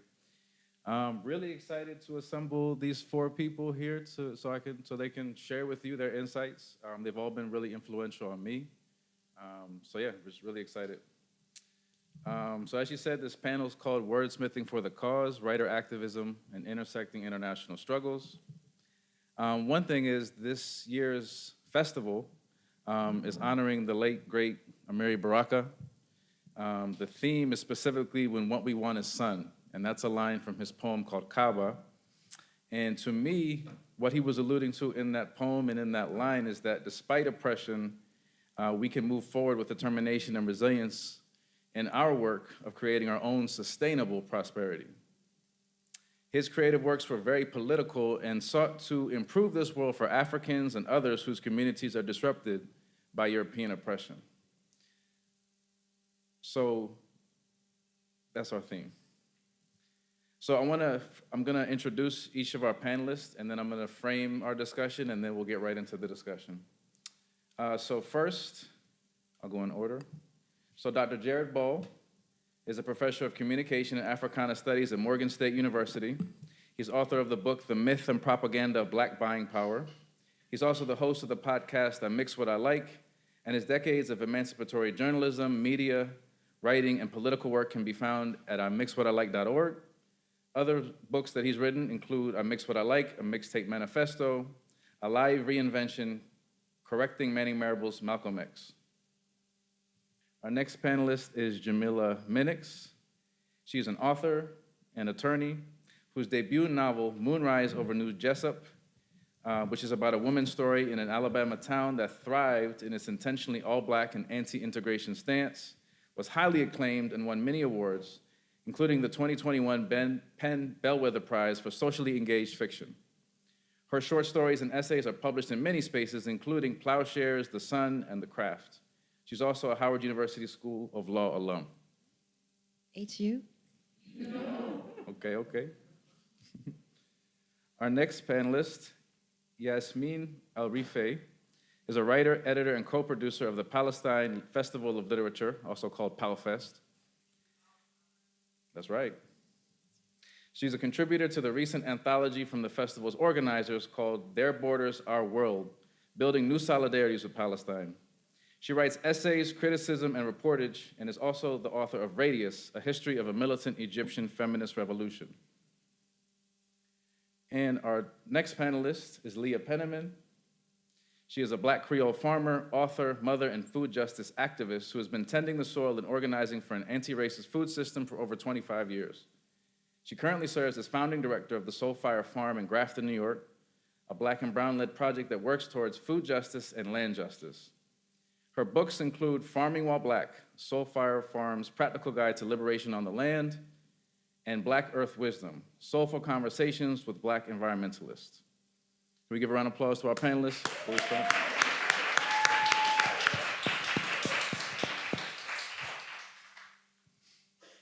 So since the pandemic and the increased attention placed on the oppression of people of African descent in America, and subsequently other marginalized groups, we've witnessed an unprecedented recognition of and popular massive protests against the forces perpetuating that oppression, namely the American state, mainstream American institutions of all sorts, and the nefarious white supremacy that undergirds the entire system, including both the military and prison industrial complexes. The well over century-old reparations movement, for example, has made unprecedented strides during the past few years. More recently, that widespread awareness and attention has broadened to include the pervasive international reach of the American system, namely, this geopolitically strategic support of other governments perpetuating apartheid, violence on many levels, and even genocide. Many people have been protesting America's support for the Zionist Israeli state for decades, but the past year of genocidal atrocities against Palestinians in plain sight and all over social media is now widely recognized, albeit still highly misunderstood by many others because of American politicians and media that shroud the truth with tactics of psychological deception, making them complicit as well. As a result, people have also become more aware of other related struggles around the world that are also ultimately the aftermath of European and American enslavement, colonialism, imperialism, and intentional destabilization that continues into the present. And this includes, perhaps more prominently, but still not getting enough attention, the situation in Haiti, Sudan, and the Democratic Republic of the Congo. Those are just some that are getting more attention, but still not nearly enough. So as these things have kind of come more to the fore, I've noticed in my own life that a lot of people, that had little geopolitical awareness prior to the last year, all of a sudden are highly politicized. And I want to talk about what does that actually mean to be political. But I also noticed that a lot of them tend to start to feel very overwhelmed, seeing all the pain in the world and internalizing it, right? And that's something we have to talk about. How do you deal with it, live your life, but also do something about it? So, in the Black radical tradition, I believe it's useful for people to consider the intersections of the underlying issues at the heart of these struggles, such as sovereignty, self-determination, control of land and resources, all of these things which impact the very basic necessities of life, such as food and water security here and abroad, and what lessons can be cross-applied. So in this conversation, through the work of these writer activists, we can deeply consider what it means to be political, and not just within the limited bipartisan bounds of this political system, and also to be an activist, to do so from a decolonized lens, and how writing supports positive change, all while considering what the implications are for our lives right now. And with that, we can get started. So the first question is for the full panel, so we can just go one by one. Can you tell us generally about your writing and literary activity? In what ways are they connected to your activism and/or community-based work? And also include what motivates you and inspires you as you endeavor in that work. Let's start with you. First of all, good afternoon, everybody. It's a pleasure to be here, and as I was sharing with my co-panelists, as I was sharing with my co-panelists before we got started, I feel a little bit of imposter syndrome, given that my approach to this craft is not one of the kind of genuine appreciation and love just for the act of reading and writing that many real writers and people who read love to do. I admit I've only ever engaged reading and writing out of political need or professional necessity. So I don't mean that, I mean that to be self-critical in terms of the quality of my writing. I don't think it sparkles when I go to read and edit my own work. I disagree.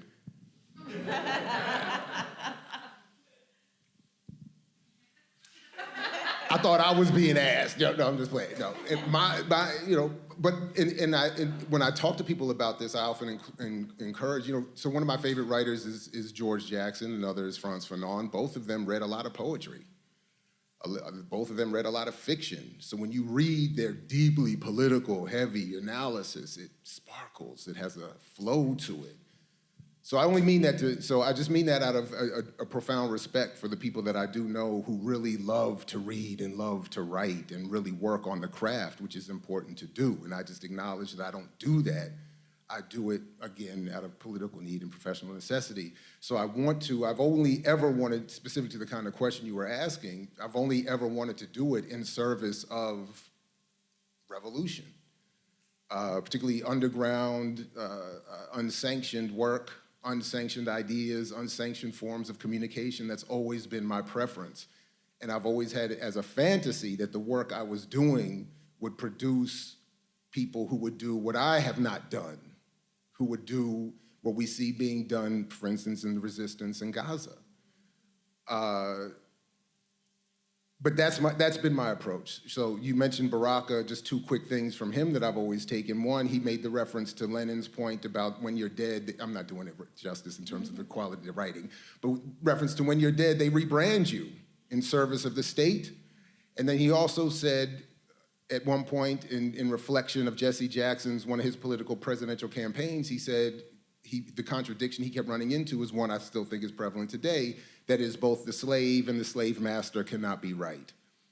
So we have to have a certain perspective as we engage whatever that we're doing, and that's been how I've tried to engage.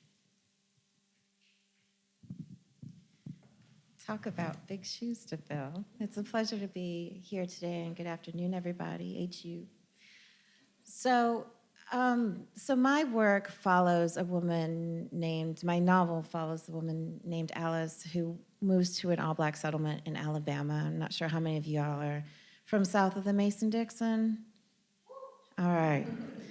So one of the things that when we talk about being political, my work really talks about this reclamation of soil that I feel like very much belongs to us. And in the work that I have been doing thus far, a lot of the work has focused on reclamation of places in Alabama, which is where my family is from, Mississippi, Louisiana, South Carolina, Virginia, places where we as Black people have been historically told that we do not belong there, that we don't want to be there. But over time, I think a lot of us have learned things about the South and things about ourselves and our ancestors and elders who are in the South that have served to blunt our imaginations. So much of our lives was built right there. My family, my generational family, is Alabama. So one of the things that I've tried to do in my work thus far is to make sure that we understand the power of where we came up. And I'm not talking about the power of how we were when we were enslaved. That's obviously a part of our history. But as we talked about a little bit earlier, I really want us to start thinking about our role as Black people in the diaspora and our history as Black people in the diaspora. So those of us who maybe aren't even from the South, South of America, some of us are in here are from the continent. Some of us are from the Caribbean. Some of us are from places far and wide. But when we think about our generational ancestry as something I think is very different than our ancestral ancestry. Because when I think of where my people come from, my people are Alabama, but my people are also Yoruba, and my people are also Bantu. And so I want us to start to think about how we are connected as a diaspora, how I can go to somebody how I have commonality with somebody who is Yoruba in Cuba, and how our history was disrupted by white supremacy, but how our communities have always been community. And so even if I write about a Black settlement in Alabama, or if I write about another Black settlement in Alabama for this new novel, I'm not really leaving Alabama anytime soon. But the things that we do in these places are very much rooted in our history and our ancestral history. So I'll give you an example. My granddaddy and his 4 brothers all built one another's homes.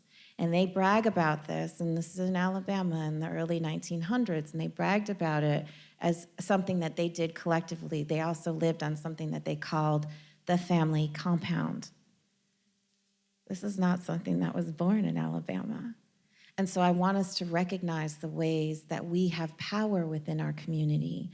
And by even saying that, by even talking about a Black community that is empowered, you invite all of these conversations about Black supremacy and all this stuff, which I absolutely don't believe in, but I do believe in Black sacredness. And so my political act is to write about and reinforce Black sacredness.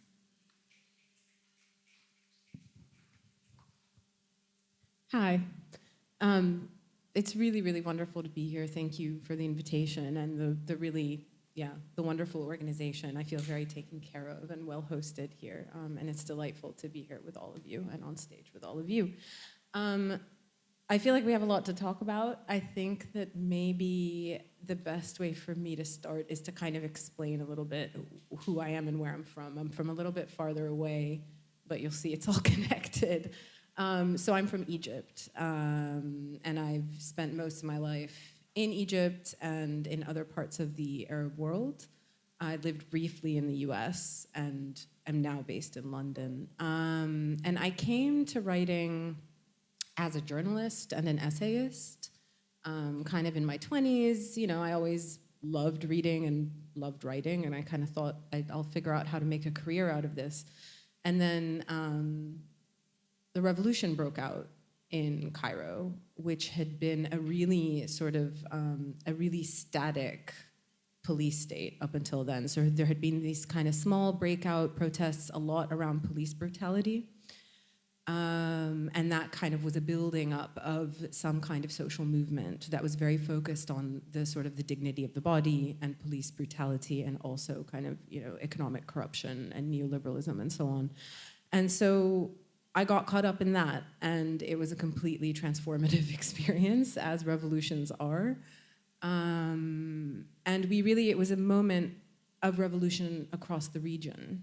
Right? There were uprisings in Libya, in Tunisia, in Syria, all across. And at the middle of all of that was Palestine. And there was there's a saying of the road to Jerusalem runs through Cairo.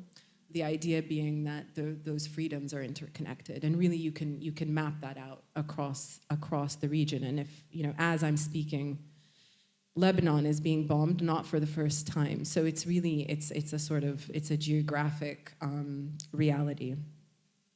But it's just to say that Palestine, even for those of us who could not go there, was in the middle of that movement and that quest for freedom. Now, as some of you probably know, the stories of those uprisings ended really badly, again, as they often do. And in the middle of that turn, well, first I'll say about, I wrote a book based on some organizing that I did during the revolution in Cairo, where I was organizing a militant feminist group that was essentially organizing people to go out and fight against mass sexual assaults that were targeting protesters in Tahrir Square.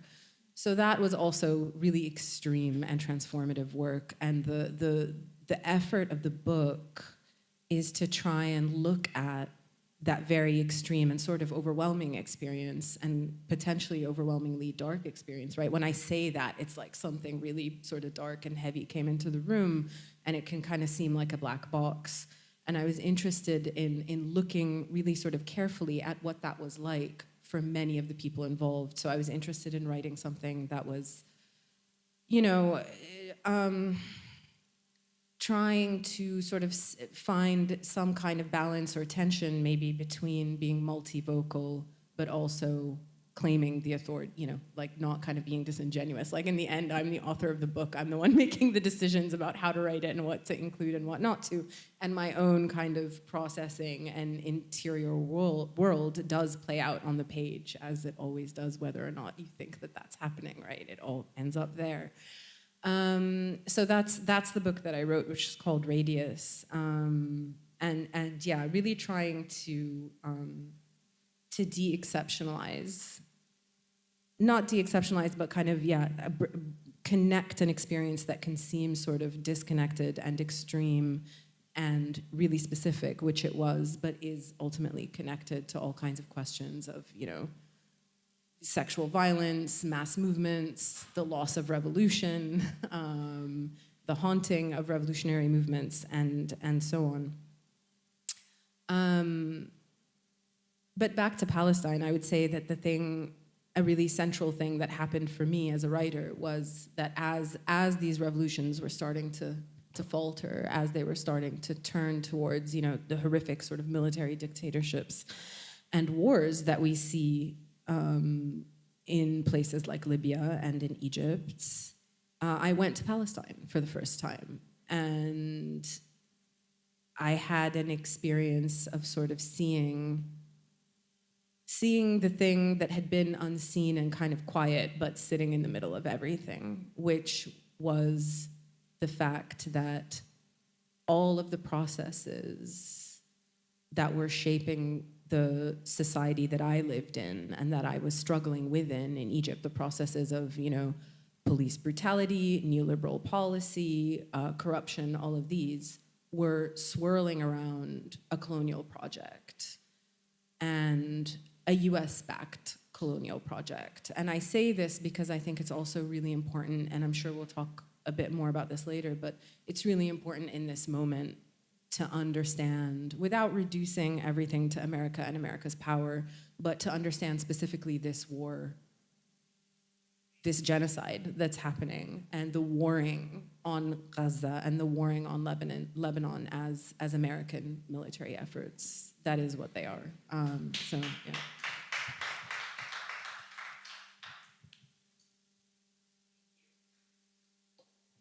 I'm really moved by the power of what each of you has shared so far, and honored to be here with all of you. I'm a land worker, farmer, and I want to share a story that happened just a few days ago. So I was part of an interfaith delegation that works on transformative justice with incarcerated folks, and we went to Ulster County Correctional Facility, a medium security facility just a couple hours from us, because the men incarcerated there had invited us to do a ceremony at the conclusion of this year of nonviolence that they were doing, and this restorative justice where they had invited the guards to change their ways, their violent ways, and had made some strides that they were very proud of. Completely unrelated to farming. But when I showed up, it turned out that they wanted to do this ceremony and put this peace pole in the farm that they had started. And the senior elder, the incarcerated person who was in charge of the program, got up to give a speech and picked up a tattered, worn, dog-eared copy of Farming While Black, my first book, and looked right in my eyes and said, "This book is what has kept me going." He's been incarcerated for over 25 years, 2 more years until parole. And they use Farming While Black as the curriculum. They initiated this farm. They feed themselves. They have a solidarity share program where they give away free food to low-income families in the area. I mean, the tears were just, I don't even understand what's happening right now. This is incredible.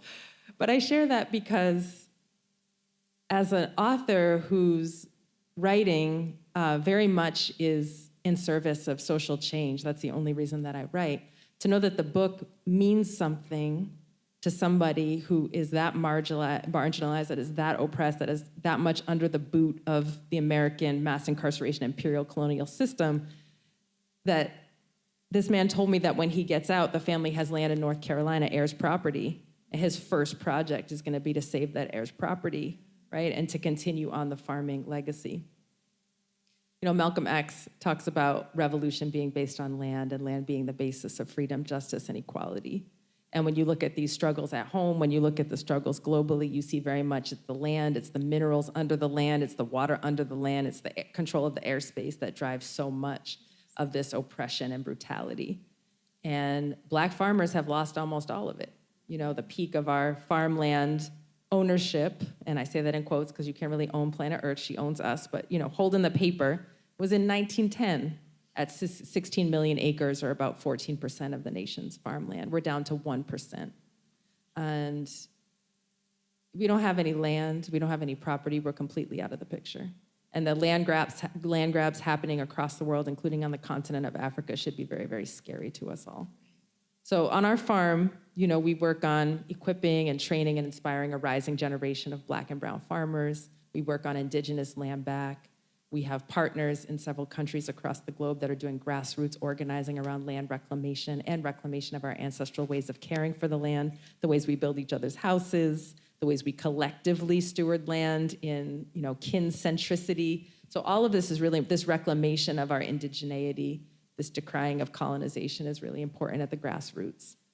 And Like you, I found writing by accident. I was just blogging for our organization, and then a magazine asked me to turn the blog into an article, and then a publisher asked me to turn the article into a book. And so Farming While Black was the first book. Black Earth Wisdom is, like how you said, multivocal. And I think I didn't quite master the authority of my own voice in that one, but it's 40 prominent Black environmentalists, and the point of that anthology is to reclaim the Black ecological tradition, which has been so whitewashed and stolen from us.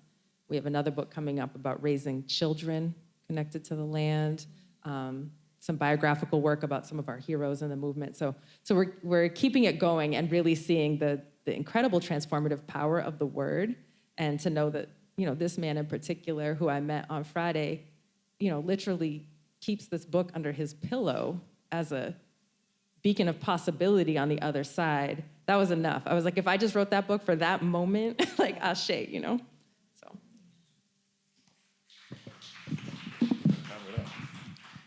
Thank you. Oh, you all are amazing. Well, next question, before I say anything else. What ways, and this is for everybody, what ways do you see the cause you work on intersecting with other important contemporary social and political movements, domestic and/or internationally, as well as historical social and political movements? And anybody can start. I mean, I think Leah said it so beautifully and so perfectly, that our connection to the land, and it's not about ownership. And I think that that's something that we should all really consider, that traditionally, historically, ancestrally, our understanding of what it meant to live and be in community with one another, to live on land, to be a piece of something that was bigger than ourselves, was not consistent with the way that we have been taught in this sort of Western way to grab at one another's land, to own land, to put fences up. I think it's really interesting if you think about like the South Carolina Sea Islands and the people who my people are from Alabama. We call it the surrender where I'm from, my family. So when we're taught this lie about the emancipation, so if you hear me say the surrender, that means that the Confederates surrendered the war. Anyway, so language matters. Anyway, so at the surrender, right before the surrender, a bunch of Baptist ministers, a bunch of preachers got together, and they were asked, what is it that you all want? And the response was, we want land, and we want to be left alone. And so this whole idea of 40 acres and a mule came out of this idea that people collectively wanted to get together and work together. And what you found when they were given this opportunity, when the land actually came to them, they were able to build collectives where they didn't have fences, where they didn't have the sense that I have a deed, so this is my property line. Like all of that stuff is a very Western construct that's imposed on our understanding of how we embrace the land around us. And as a result, because the land is something that becomes so fragmented, our communities become fragmented in this way, and it allows white supremacy to fragment our community in this very insidious way. And so I think when you talk about what's important to us as far as our work, for me, it does feel like, even the idea coming up and being told land is wealth, the idea of land being commodified in this way, it felt on one hand very transformative for a Black family, for my family to say over and over again, land is wealth. But then as I've grown and I've understood just how much white supremacy even plays into that phraseology, to think of it in this very commodified way is telling. So, when we talk about moving forward and how, particularly like the work that I'm doing now, the work that I've in my novel, it really, I think the idea of us claiming space where we can be whole and complete among one another and find connection and commonality and community and complexity among one another is something that, to me, that feels it does feel almost revolutionary. It feels very much like when we say we want land and we want to be left alone, that feels very revolutionary in a way that it shouldn't, because all we're asking for really is to be in community with one another and to hold space with one another and for one another. I'm going to pick up from you in thinking about this, about land and the fragmentation of it and the sort of the use of it and everything natural as a sort of source of plunder, right? The sort of commodification and the stealing and the dispossession of native communities and so on.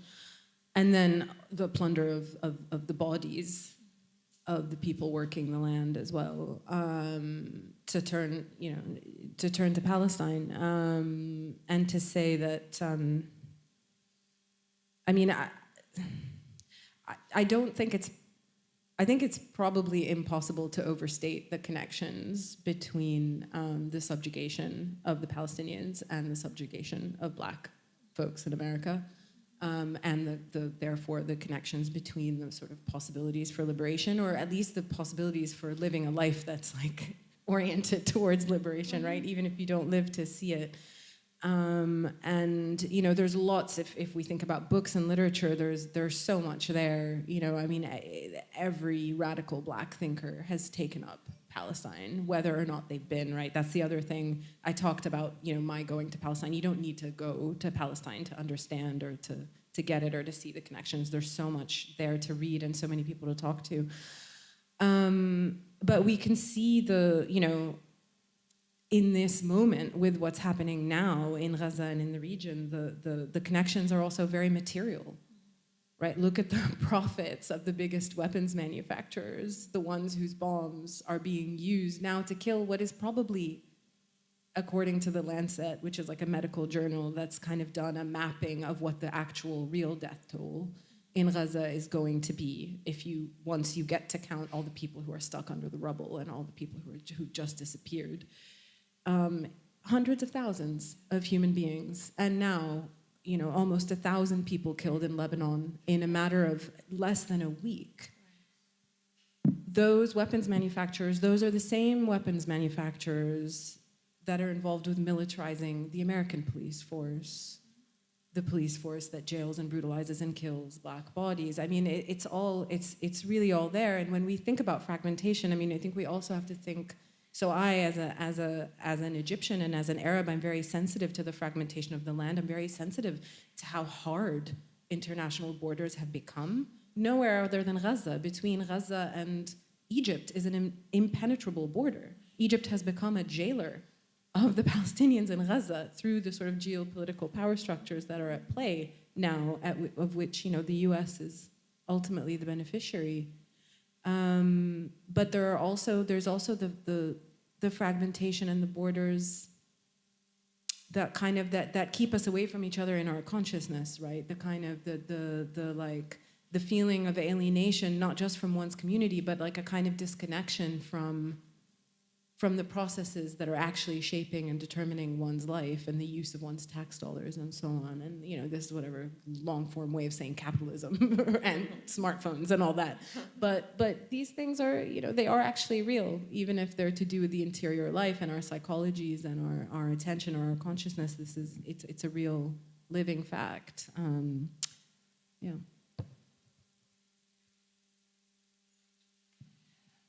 I just wanted to add that one of the goals, at least, that I have with the work that I do, which is mostly non-written and in other forms, but it is to draw these connections. And then, for instance, I see a lot of it happening on my campus at Morgan State right now. The same militarized programs that are dropping bombs on Palestinians are putting more and more militarized police on our campuses under greater surveillance, building up more STEM-related programs under the guise of advancing Black people into the 21st century with technology, meanwhile just training them to go work for these same companies. There's all kinds of incestuous, crazy relationships here.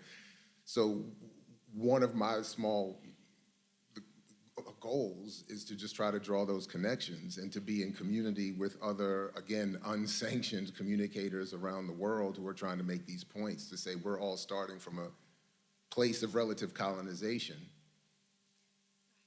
How do we then reach up from these bottoms of the well, as Derek Bell called it, and connect in radical ways. So that's just been a goal for me in some way, that I try to connect with people that I've never met, don't know, and may never likely see, but who are doing that kind of work wherever they are.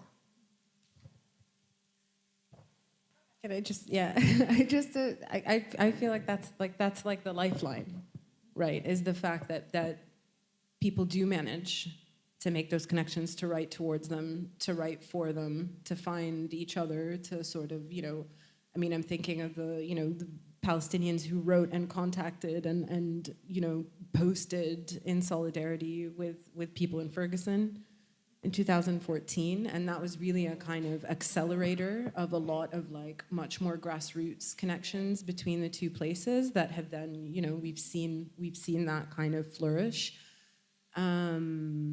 And I think it's just important as writers, and as I was saying when we were speaking before coming on stage, I find it very hard to take this kind of division between politics and writing seriously, or like activism and literature. Like I really dislike the word activism as well, or maybe I just never felt it fits for me. Like I understand why people use it. They're trying to quickly communicate something about someone. But for most people in the world, the kind of work that one would call activism is simply just being, and the kind of literature that one would call like political literature or activist literature would simply be them writing about their experiences. So I think there needs to just be a starting point of a refusal of these like sort of categories, and yeah, kind of, I mean, when I'm reading or writing, I'm kind of searching for I don't know, for how to orient towards a more connection, really. Yeah.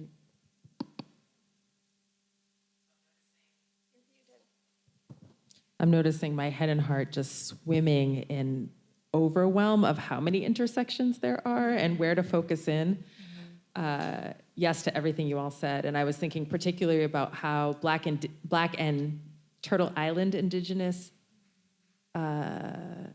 the divide and conquer techniques that the colonial empire has tried to use were really surfacing for us several years ago around the efforts for the Black community to reclaim exactly this foundational yearning. The exact quote is, "What we need are homes and the ground beneath them so that we may plant fruit trees concerning which our children can say these are ours," out of the Freedmen's Commission in Falls Church, Virginia.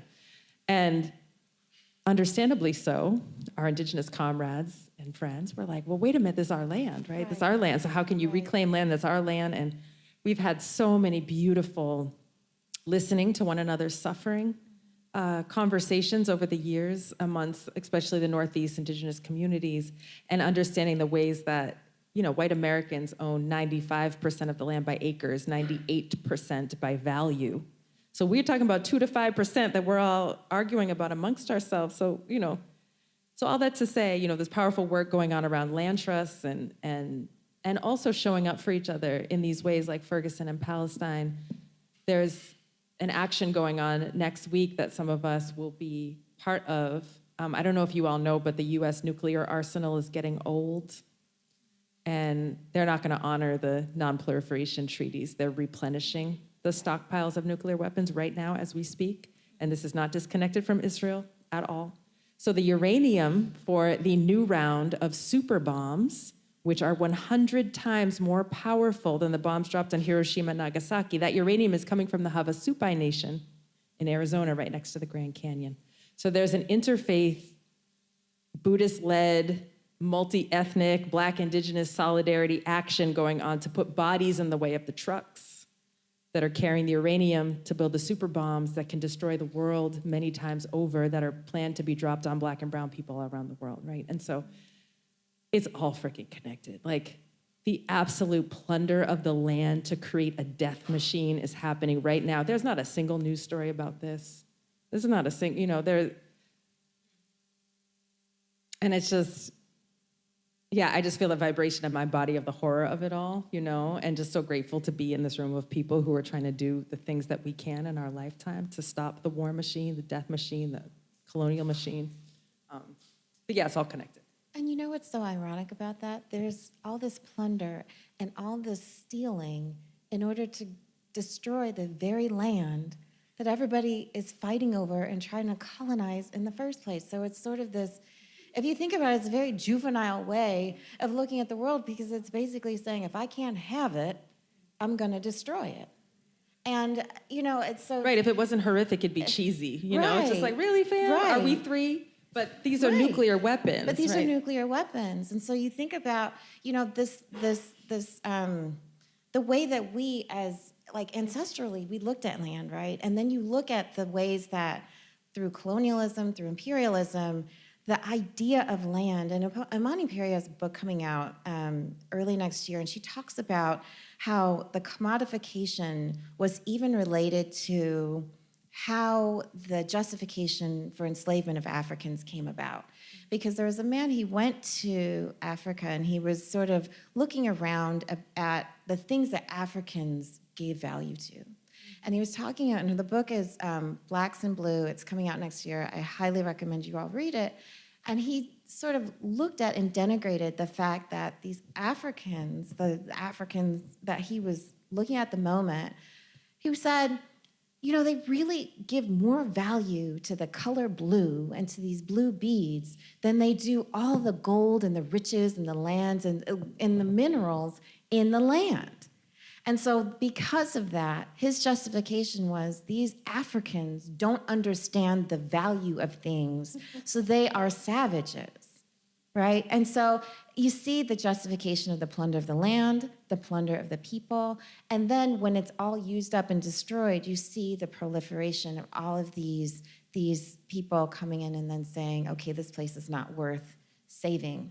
And that attitude goes around the world to Black and brown people. It comes right into our communities of Black settlements that have existed in this country since the late 1700s, where people have lived there and been successful communities. And then once the communities are plundered, then they become what? The ghetto. And then you don't want to go over there after midnight. Meantime, our ancestors and elders held it down for generations, for a century or more. And so it literally is to the point about nuclear weapons. If I can't have it, if I've used it up, and now the people, the land, and the minerals are gone, now I want to destroy it. And that just goes for the whole world. We'll be good. Bezos and them are going to space. I feel like it's all set. Yeah, exactly. I feel like there's a lot of stress over here. Just relax. Bezos and Branson are going to space. We'll be good. Trust the billionaires. Trust them. Eat the rich. What are you talking about? Trust them. You better eat the rich. There's a Krobo proverb, I don't remember it in Krobo, but it says, the old woman, Yamoya, with her black bead is more powerful than the white man on his pile of riches. The black bead is the magic bead, so the spiritual power, the ancestral power. It's like we know the gold is there, but we made a different choice. We made a different choice, right. So we're gonna go to questions after this, questions from the audience after this next round. But obviously one of the biggest themes here is land, right? And having control of land so that you can control your own destiny and take care of your community. I think one of the things I thought about as you all spoke and you talked about Amazon, one of the ways that we perpetuate our disconnection from the land is by all these products that we consume and that we don't have to farm to eat, right? We might eat really unhealthily, right? All these packaged goods that have all the things in them that are unhealthy, the things in the packaging. I saw a report the other day, like by the day, we're becoming more and more plastic, right? Our brains are becoming more and more plastic. The ocean is full of plastic because of this consumerism and availability of things, but things become cheaper and more available and not as good quality because of the exploitation of land and people. At this point, you can just go on Netflix and watch all the documentaries and figure that all out. It's not hard to figure that out, right? And Amazon is a big part of that, clearly. But bringing it back to Palestine as well, I did get to visit the West Bank myself, Bethlehem, years ago, because I had to see for myself. I grew up with Palestinians, friends all through high school, and I still have some best friends that are from there. And I was wearing a Malcolm X shirt. And you know, if you're familiar, there's walls that separate all these Palestinian communities. And I saw Malcolm X was painted on the wall. So I took a picture, and I love that picture. But clearly Malcolm, I think the essence of Malcolm's message and being is very much a part of this discussion.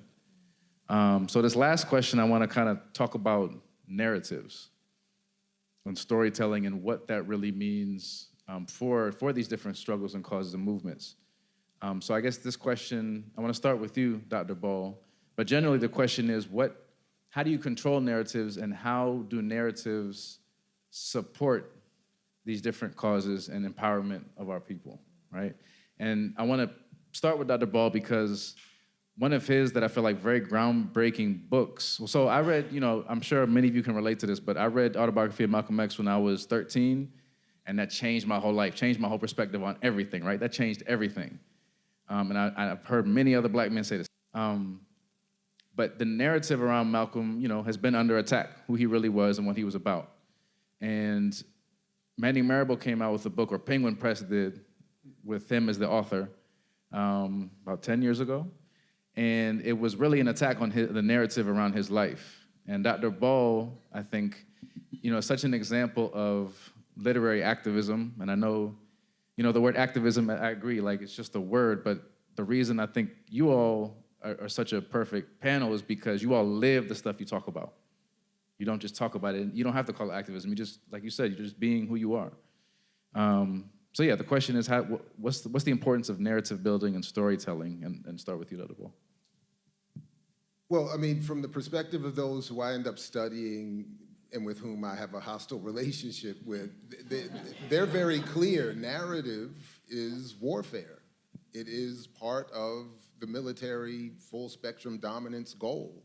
They publish their counterinsurgency manuals online. You can read, they say specifically the goal is to manipulate popular symbols within target community groups. Huey Newton said a long time ago, the problem with our decolonization efforts and reclaiming land, one of the many problems is that the communicative capability of empire crosses all these nominal borders which they created themselves for the purpose of exploitation in the first place. So from their perspective, narrative is everything. So when people, when I'm asked, why are you critical of a Netflix movie or whatever, it's because of that. Because that narrative is part of an imperial project that justifies almost in advance what we see. One of the reasons they were able to get away with, to the extent they are, what's happening in Gaza right now is this long process that Edward Said and others have been talking about for decades of lay down the narrative. These people don't deserve life. When I was on an aircraft carrier and I'm standing around a group of bombs being lifted up to go be dropped on Iraq, a group of black men stopped and watched this white man pushing the bombs with us, and we're writing messages. Right. F you, Saddam. This is for you, Saddam. And the white man in our group writes, die, sand niggers. And I'll never forget, we all just stopped for a second. And everybody kind of looked at him. He said, what? I said, sand. And we let it go.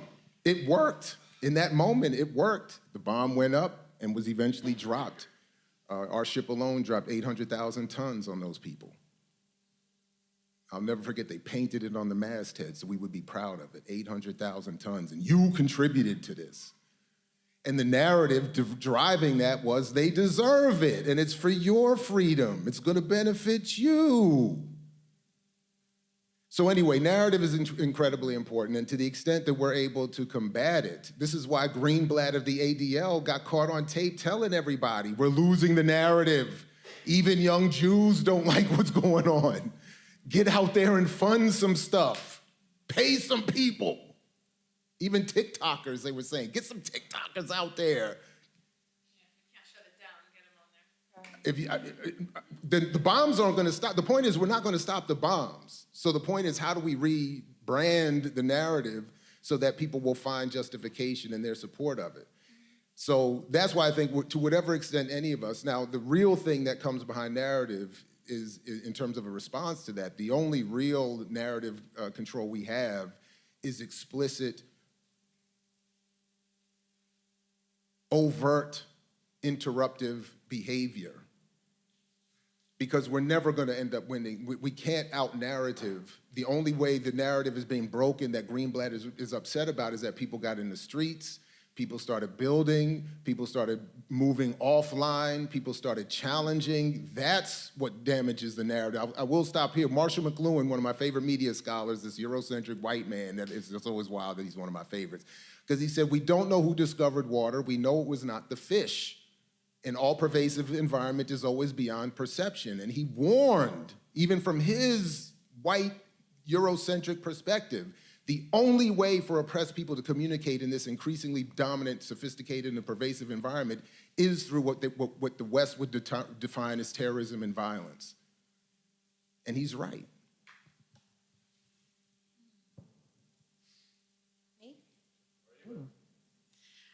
Well, I do think, to answer your question, I have two things that I think about quite a bit. And the first is the way that we craft our narratives.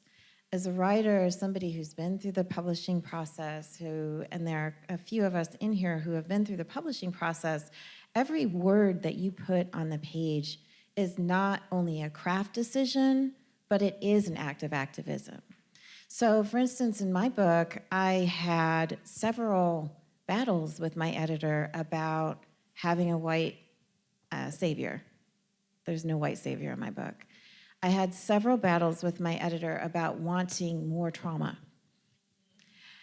And, you know, I'm not here to tell anybody else how to make their art. There is art that I will not consume because I do see how editors over time, over these very discrete, myriad craft decisions in a particular book can make so many decisions that they take the book away from us. And so when we're consuming this book, and the book is being hailed as a book by a Black author, and it's about Black life, and it's about a Black community, but you see what I call the editor's paw prints all over it. And so you see the things that you know the editor has probably had a conversation saying, this is what's gonna get you on the New York Times bestseller list. This is what's gonna get you a book club. This is what's gonna make you successful. This is what's gonna help you to get those prizes.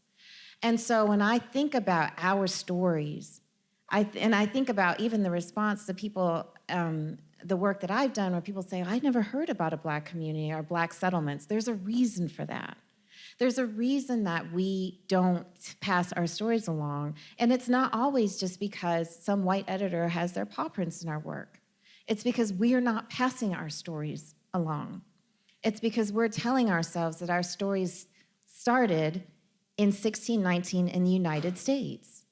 And so when you're trying to make these connections throughout the diaspora, we're not understanding that what's happening in Gaza, what's happening to Black and brown people all over the world, there are connections that we have to those people. The very oppressions that they're suffering are the same ones a lot of times that we're suffering here. And so I think it's important for us when we talk about narrative and preserving narrative, we have an obligation when we tell our stories, whether we write a word about the prison industrial complex, whether we're writing a history of our family, whatever we're writing, we have an obligation to do it with an eye single towards creating or talking about communities in a way that is true and honest to our community. Because people can take a lot of things away from us. They can't take our stories away. And our grandparents, our great-grands, our ancestors, our elders have been talking to us and telling us these tales, and then we listen to what else is going on in the world and let people tell us and give context to what our ancestors and elders are telling us is the truth. So I implore y'all, when you go home and you talk to your ancestors, or you talk to your elders, and when you talk to your ancestors, because I talk to my ancestors, ask them not about things in the context of what they were doing in a particular movement. And I'll say this until the day I die. Don't go to them and say, what were you doing during the civil rights movement? Because when somebody comes to you in 50 years and says, what were you doing during the Black Lives Matter movement? You're gonna say you were living. Right? You're gonna say you were fighting, you were writing, you were singing, you were dating, you were doing all these things, but you owe them the honor of giving full context to who they were, so you know what the full context of who you are. So that's my first thing. My second thing, I'll be very brief, but there is a concept called illusory truths, and it's when somebody lies so much that it has the perception, it takes on the perception of reality. And what happens is exactly what's happening with our Haitian brothers and sisters, not just in Springfield, Ohio, but all throughout this country.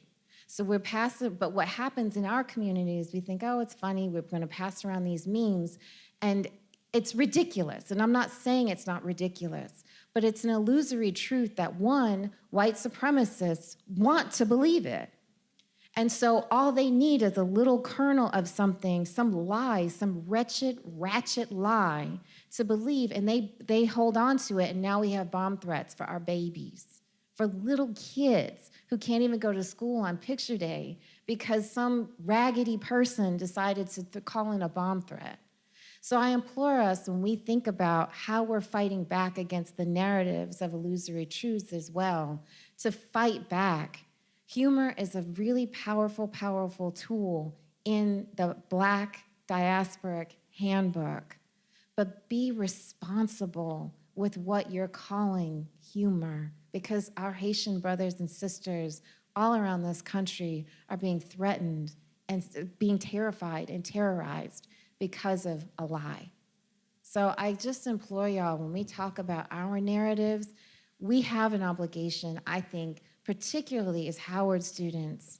This isn't a storied institution, it is the Mecca.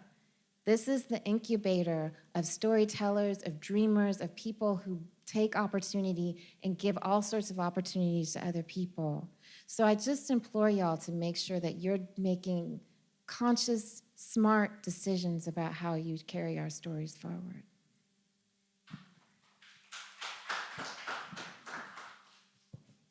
I can build on that a little bit, this idea of realness and truthness and central narrative. So it's possible that what unites a people is a shared story, a shared central mythology. You know, you think of the Haudenosaunee or Six Nations people and their connection to this idea of the great tree of peace and the coming together of the warring nations. You think of the Hebrews and the Exodus, the sort of central narrative, and how that then influenced Black Americans. You think of the Christian community and this idea of original sin that Jesus washed away, and how that, so story is really important. And there's been a debate in the Black farming community centered around the realness or truthfulness of an emerging central narrative. So according to the research of some anthropologists, including Judith Carney, it might be true that generations ago, our ancestral grandmothers had the audacious foresight to braid seeds into their hair, watching their cousins and brothers and uncles get kidnapped, some people having to move up to 40 times in a lifetime from village to village to avoid the raids, that they got in the practice of braiding seeds into their hair as insurance for being dispossessed, displaced, and that some of those seeds made it through the bowels of transatlantic slave ships onto the plantation, into the provision gardens, and that those seeds have been carried forward. There are incredible oral stories among maroon communities across the diaspora of the seed braids, of the rice grains falling out of the trusses onto the ground, and with those seeds, these ancestral ways of caring for the land being passed on. The mounding of the earth, the cover cropping, the rotational grazing, the irrigation technologies, the fertility technologies, the collective work technologies. And this story has given a lot of people fortitude, because we can imagine that in this time of terror and uncertainty, that the faith in land and the faith in seed, like if our ancestors could hold on to that, then who are we to give up? Right? Who are we then to not do our own version of that seed care? But there's this raging debate, and some of my respected comrades are just like, is that really true? You know, here's XYZ reason why, you know, science, Western science can't verify these oral histories, and da-da. And so it's rich and it's juicy and it's wonderful. And also, I am curious whether it matters, actually. Whether it matters that the sea parted and the people walked across. Right? Whether it matters that the great peacemaker's hair turned from snakes into hair and then the tree sprouted. Whether it actually matters if it was true, because maybe it's real enough that it unites us in our common identity.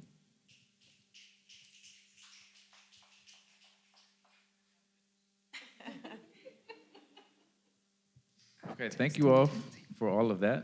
We're gonna move to questions and answers. So if you have, So if you have any questions, can you please line up on this side? We want to prioritize the students. So can the first 4 to 6 questions be students, and then we'll let everyone else go after that. Also, while you all are coming up, I just want to really encourage you to check out the books after the panel, perhaps get a book signed. We have a book from Leah as well as from Jamila. Jarrett and Yasmin's books are not there, but you can also find them online, of course.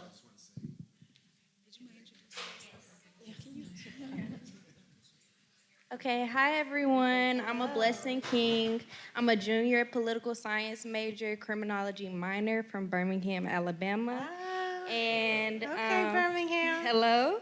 And my question for you guys is, you know, seeing that there is a huge disconnect in members of the Black community when understanding the importance of community and intersectionality and kind of deterring from our own internalizations, how can we fix that? And, you know, how do we get rid of the it's you versus me mentality? Like, I know in Birmingham, we just had a mass shooting, and like, that's very, I don't know, disheartening to hear that. And to hear that we're still struggling with, you know, uniting. So, yeah. Is that for any of us in particular, or all of us? No, but you can speak first. Oh, okay. Since I asked the questions, I opened my mouth. You know, I think one of the things that we all have in this lifetime is the opportunity to grow and unlearn behavior. And there was a rap lyric, I think, that's supposed to have made a whole lot of women mad lately, Latto calling women brokies, right? And I look at that and I laugh because, first of all, you hear all these brothers coming out talking about, you know, brothers in the rap game have been reading us for broke since the beginning of hip hop, right? And so welcome to the club, ladies, like somebody called you broke, whatever. But I think that over time, when we look at, like, when there's so much in our community that we have in common, but I think what happens over time is we get really entrenched in these places. And that can start with, you know, my family's the Young family out of Demopolis, Alabama. I'm supposed to have a blood feud with every Jones and Johnson in America. Nobody knows why, but Jones and Johnsons is a lot of people. But you see people get entrenched in these sort of places. And, you know, I think a lot of times it's just within the community, I'm not talking about outside the community, within the community, I do think we owe one another some grace. When it comes to somebody saying something to me that I didn't like, somebody looking at me the way I didn't like. But I think we also, like, my thing is, sometimes there's stuff that's going on, like the mass shooting in Birmingham. There was a shooting in my auntie's neighborhood in Montgomery the other week too. And it's a lot of stuff that if we stop to think about it, about the destruction of our bodies, the potential destruction of our bodies and the bodies that we're shooting at, the people who we're beefing with, who we're like, it's on site with you. It's like, if we step back for 1 second and think about what that means for each other, as opposed to the empowerment, the power that we have when we are working together. I don't know, I mean, the wanting us to be a monolith is never gonna work. We're not all gonna agree. I have people in my family I can't stand. But I love them, you know, I'll stand 10 toes down for them, but you know, they're not my favorite people in the world. But I do think that there's a level of grace we owe one another. I think there's a level of unlearning. I think a lot of this comes from the seed of white supremacy and colonialism, then anti-Blackness that a lot of us have absorbed into our souls. So there's a lot of unlearning of that anti-Blackness that as you grow, you start to recognize those things. Anti-Blackness is why we're calling each other brokey, right? Because that's capitalism, and that's all this stuff. That's all the embrace of all the white supremacist ideals that are totally against what we are as a people. So I don't know. I mean, I don't know that there's an answer to that, and that's a really tough question to answer. But I do think that it starts with us and identifying and unlearning and growth. I mean, I don't know that there's a better answer, and passing that on to somebody else. I don't know that there's a better answer. I hope one of y'all has one. Just join organizations and find comfort in collective study of how there is how society structures impact and encourage this behavior. I think that's a great way of developing appropriate responses.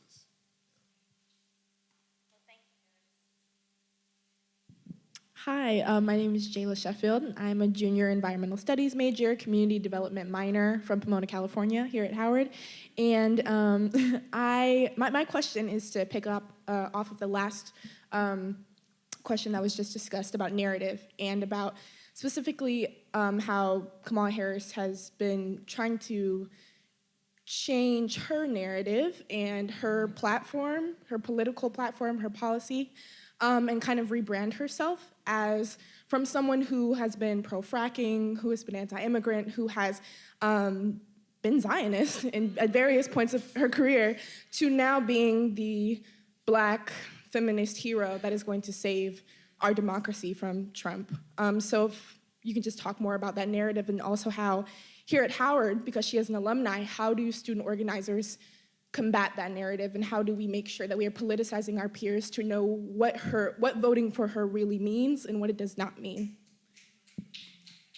Just to note, we have like 7 people and maybe 12 minutes, so let's try to get through quickly each question.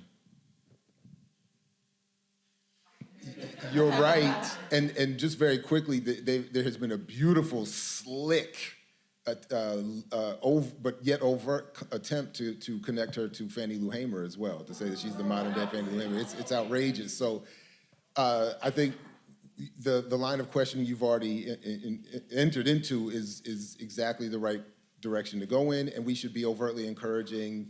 Malcolm X was brought up earlier. He encouraged independent Black political parties. We should be encouraging voting for any number of these so-called third and alternative groups who have brilliant campaigns. Please look into them. Party for Socialism and Liberation, Claudia and Karina, even Butch Ware and Jill Stein have a very compelling argument. Even Dr. West and Melina Abdullah. Look into their arguments and look into the histories of the development of alternative parties and their suppression, led often by the Democrats.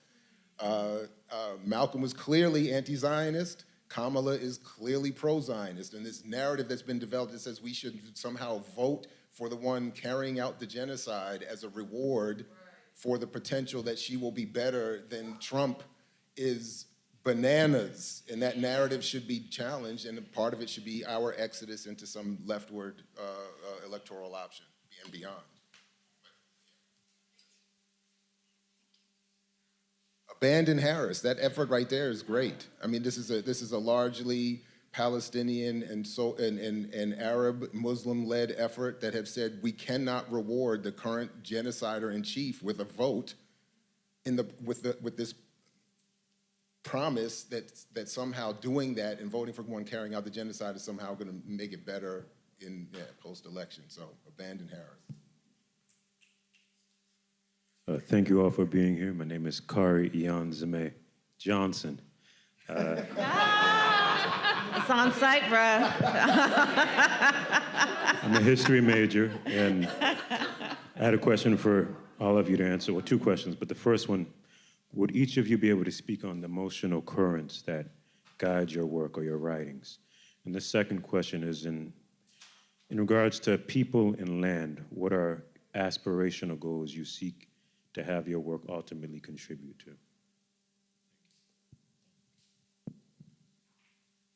What was the first question? Emotional currents in our work? What, you know? I mean, I would say that the emotional currents of my work are really that I want us to think about Black empowerment in different ways, think about the rejection of anti-Blackness and white supremacy as it permeates our communities. And I want us to think about just the sacredness that is who we are and what we're capable of. And then what was your second question?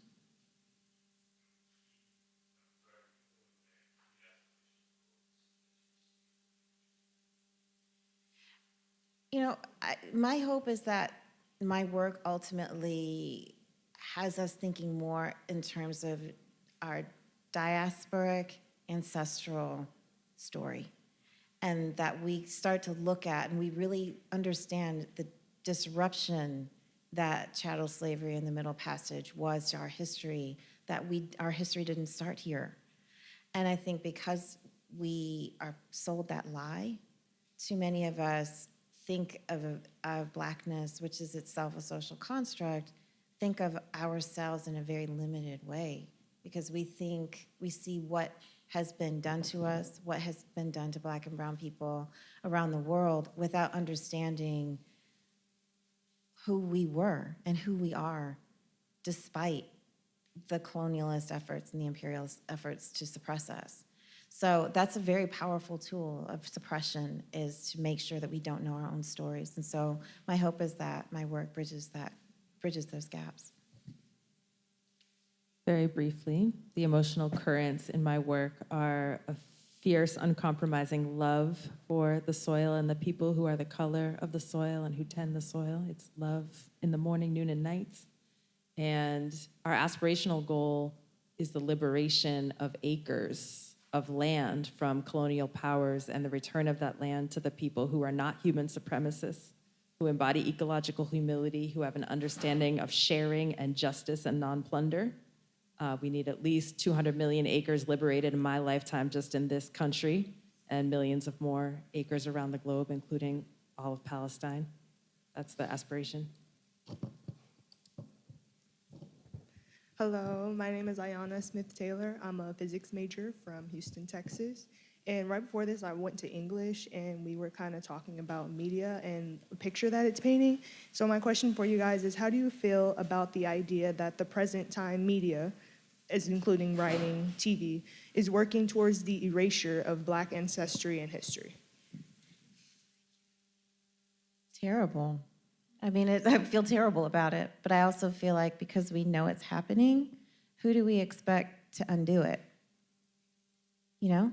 I mean, we know it's happening. We know that it's happening in real time. You cannot expect the people who are erasing our history to undo that erasure. And so I think it's really important for us to acknowledge it and also to fight back against it, to preserve our own stories.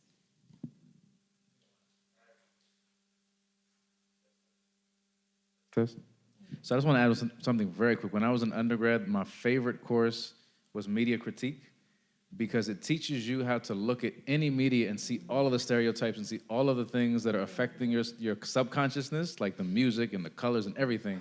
And I think it's something so important to, as a parent, to teach our youth how to do that, because it's very difficult to really monitor and censor what they're witnessing, but the most powerful thing you can do is create in them a critical consciousness, so that no matter what they witness and encounter, they will be able to approach it with the historical context to understand it, navigate it, and not let it oppress them, or even see the oppression that's occurring and be able to navigate it. So I think we need to teach our children how to do that.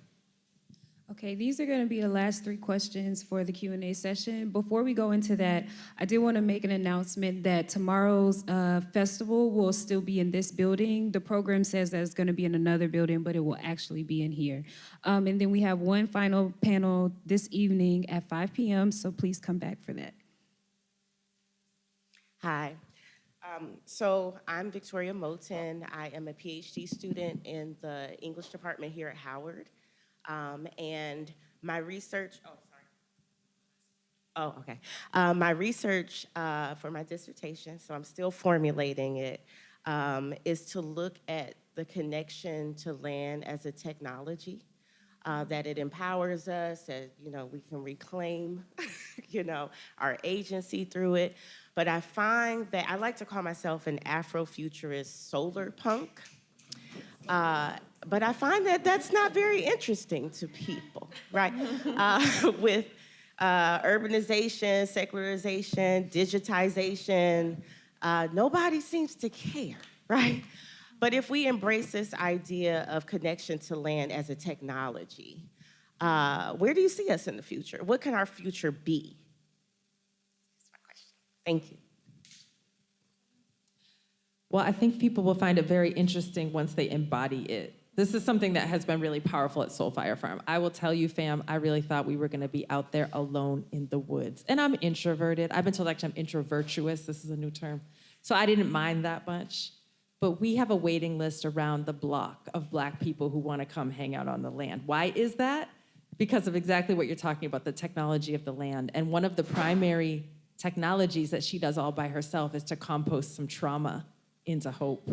You know, I mean, land was the scene of the crime, right? But she was never the criminal. That's right. And when we get reintroduced in sovereign terms with agencies surrounded by folks who look, talk, act, eat, dance like us, there's this magic that happens. You know, I was physics and chemistry and biology, like the sister over there. And so, you know, I'm here talking about cation exchange capacity. And meanwhile, people are talking about getting their whole life because the land made it possible for them to see a future that they didn't ever imagine. And we talk about this all the time, you know, that a lot of things that we don't think of as technologies, including our ancestral farming practices, our cooking practices, all of these things which we can build on for our futures, they are absolutely technologies, and they make it possible for us to imagine 14 generations ahead. Like, Western society is on a crash course to oblivion. We are gonna have no soil left in 50 years. Our climate is a wrecking ball right now. These are not sustainable technologies by any measure, but our ancestral technologies, which are not static and frozen in time, we are continuing to innovate on them. They are sustainable for millennia. And so we need to reclaim that wisdom in these very practical, right, and objective and numerical terms for people to understand, as well as the embodied way of understanding. Hi, everybody. My question is essentially, being at Howard University, June Jordan said, "I must become a menace to my enemies." Knowing that the university and academic institutions in general are active and enthusiastic participants in death economies and the industrial complexes that deal death around the globe, and knowing what they do here in terms of recruiting and all of those things, and how the university colludes with police departments to scare students into out of resisting, how can students at this university and others become a menace to their enemies, knowing that everything is kind of designed to scare them into passivity and apathy? So I'm a graduate of the Howard University School of Law. One of the things that I'm gonna always encourage y'all to do is know your rights. Know that you don't have to talk to anybody. Know that you have the opportunity, the right to peacefully assemble. I want you all to really take seriously, if you're talking about police coming to intimidate you, there's a beautiful picture of this sister from Maryland, and she's standing there, and there's a police officer with a rifle in her face, and she has her hand to the rifle because she knew she had the right to be there. Now, I'm not saying that you should stand there and let somebody point a rifle at you, but I do want you all to understand what your rights are when it comes to being in a space. I love this school. I love this institution. I hope that I'm in a place where people love the school that they're in, but it doesn't mean that we didn't attend a school that we have philosophical disagreements with. It doesn't mean that we can't challenge the administration. And so I want you all to understand that you do have rights and to know what those rights are. It's not enough to be loud. I used to deal with a lot of lawyers who are really loud and very wrong. So when you are gonna stand up, when you are gonna challenge authority, know the law that supports you and be able to say it. You all stand up beautifully and you elocute. So be able, when you're in these spaces, to understand, I have the right to be here. This DC ordinance, this law allows me, the First Amendment allows me to be here, to stand here and peacefully protest. Be right and be loud. All right? So this panel is how I learned about the festival and why I chose to come down from New York. So I just wanted to thank you all for being a part of it. My name's Christian Davis Bailey. I'm a co-founder of a group called Black for Palestine and a writer. And my background as a writer started more as a journalist and like political writer. Recently did an MFA at a predominantly white institution, and I've learned more here the last 2 days than I learned in that MFA. So thank you again for that. But just wanted to name a few tensions I have in my own writing to see if you have any advice to speak to them. One of them is this balance between political writing and artistic writing. Like as a former op-ed writer, I can be very heavy-handed with politics, but that's not necessarily what reaches the average person picking up a book. And in trying to figure that out, I might lose sense of my voice or the audience and like having a more mainstream readership in the background. And lastly, it feels like the more political or critical you are, the harder it might be to get published, especially if you're speaking up around Palestine. But yeah, these are just some of the different things that I'm holding and trying to work through. Thank you. I think for me, this is a question of, it comes down to what is the actual text or the actual piece, right? As somebody who's written a range of sort of nonfiction so far, I haven't ventured into fiction, but you know, there is the writing of an op-ed or an urgent essay where you're trying to communicate something that is urgent, political of the moment. You're trying to make an argument, perhaps even be polemical. That is going to be a different piece, a different tone, a different style than something that's much more reflective, where you are trying to figure something out as the writer. And there's probably an art to both, but I think I'm sensing from your question that maybe you're more looking at the tension between the one and the other, and with the second being the more artful, right? Like when there are maybe different sort of crafting questions at play and questions of voice and so on. And I feel the same, and I think that the latter is the more kind of where the writer is an artist, right? And that means that even if what you are writing about is something deeply political, your work and what you're doing and the reason that you're there at the page is because you need to work something out about it. It's not that you have an urgent message to relay. It's actually you need to work something out, and you're gonna take the reader along with you, and then you're gonna try and do it beautifully. So it's just, yeah, a kind of distinction between the different forms, I guess. I mean, all I'll add is I think it's important to resist the urge to answer all your own questions.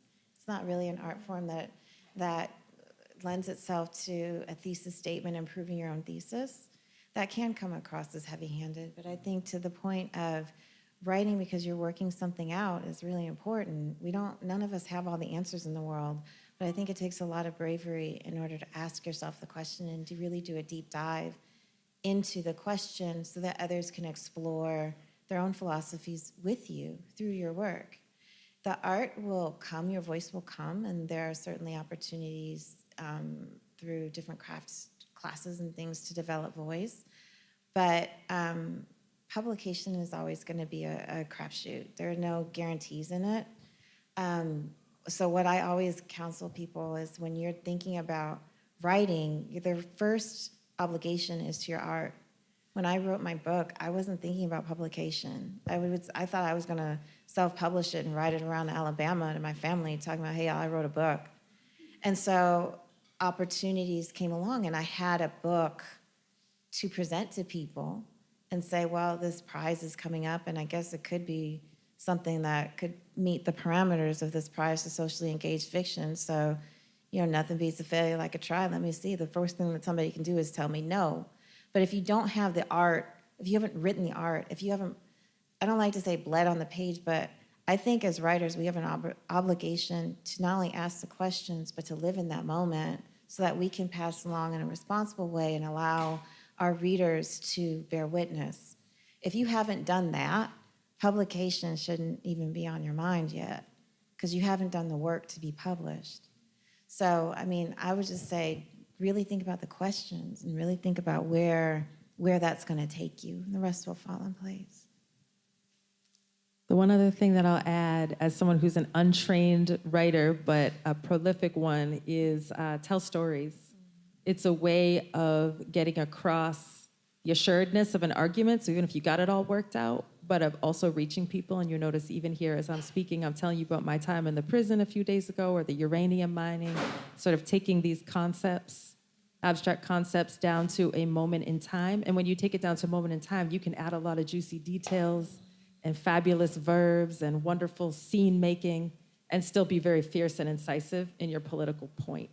So I'll say that, and just to echo what my wonderful fellow panelists have said, just write what's true, and that authenticity will get picked up by the right venue to share your work. Don't change yourself.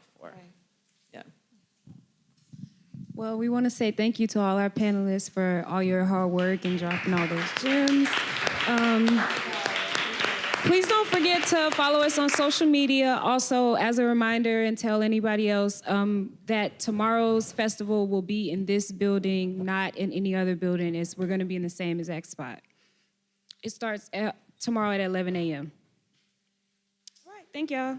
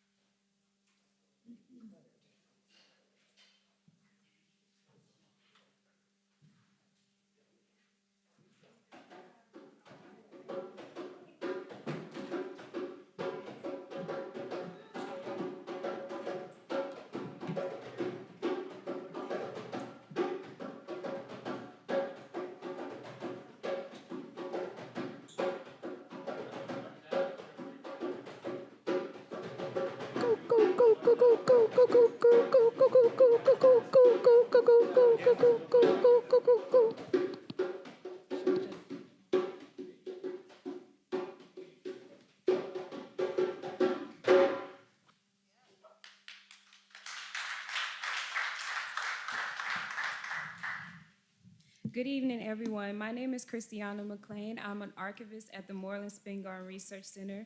Thank you so much for being here with us for the International Black Writers Festival of 2024. Please use our QR code just to follow us, and we are using the hashtag IBWF 2024 for all posts about this festival. The panel we have right now is Rock and Roll Lyrics and Black Liberation. Our moderator is Tammy L. Brown. Tammy L. Brown teaches African diaspora studies and 20th century American history at Howard University. Her first book, City of Islands, Caribbean Intellectuals in New York, explores Caribbean intellectuals' impact on New York's history and racial equality. Her current project is a biography of Jimi Hendrix, which focusing on the spiritual aspects of his music. Brown's work on race, feminism, and art has appeared in TEDx, NPR, and Vox.com. She has received several awards, including the Hanan Wilkins Faculty Fellowship and a research grant from the Gilder Lehrman Institute. Without further ado, please welcome Tammy Brown to introduce the panelists. Thank you. Microphone check, 1, 2, 1, 2. Hey. Okay, it's a pleasure to be here. To my left, Dr. Fredera Hadley. She is a professor at Juilliard, an ethnomusicologist, and a vocalist. And you play multiple instruments, right? And I think this is all going to come up throughout our talk. We have the rock star from Canada, Sate. The first time I saw Sate was at Afropunk London. I was doing research on Jimi Hendrix, and I said, I think he would want me to go to Afropunk in London. So I saw her perform live. She was amazing. Then that was around 2018. Then the following year, I saw her at Black Women Rock in Detroit. Please welcome Sate. Lafrey Sai, co-founder of the Willie Mae Camp, rock and roll band camp for girls. Also a musician, a drummer. I love to see women on the drums. A member of Burnt Sugar Orchestra, co-founded and directed by the late, great Greg Tate. Please welcome Lafrey Sai. Okay, so I wanted to show you all some visual images. We're talking about rock and roll. You don't want to just look at us talking about rock and roll, right? But we had some technical difficulties. Yes, we're gonna improv. Yeah, we're gonna improvise. So instead of seeing the videos, we're gonna play some music throughout. And I'm just gonna play an excerpt from a song I'm sure you've all heard. Since this is a writing conference, I want you to think about lyrics. So lyrics in music, but think about lyrics in an expansive way. So this is a instrumental, so no lyrics, but the lyrics are clear as day when you hear it. Jimi Hendrix, Woodstock, 1969.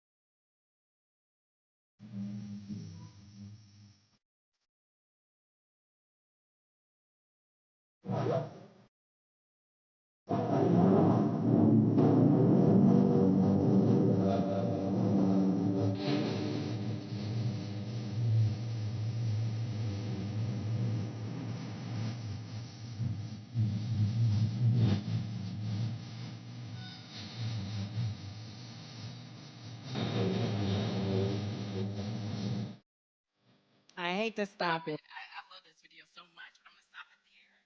Since we're talking about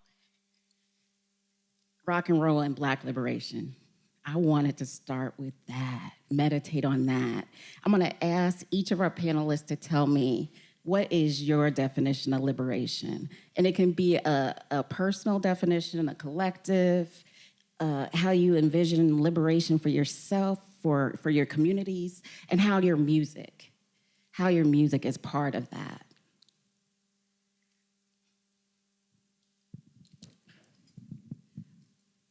I'll start. Yeah, for me,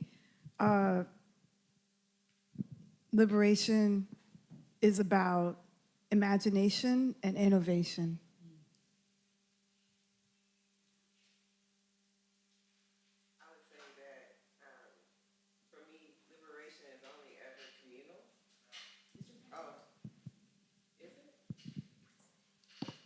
Hello?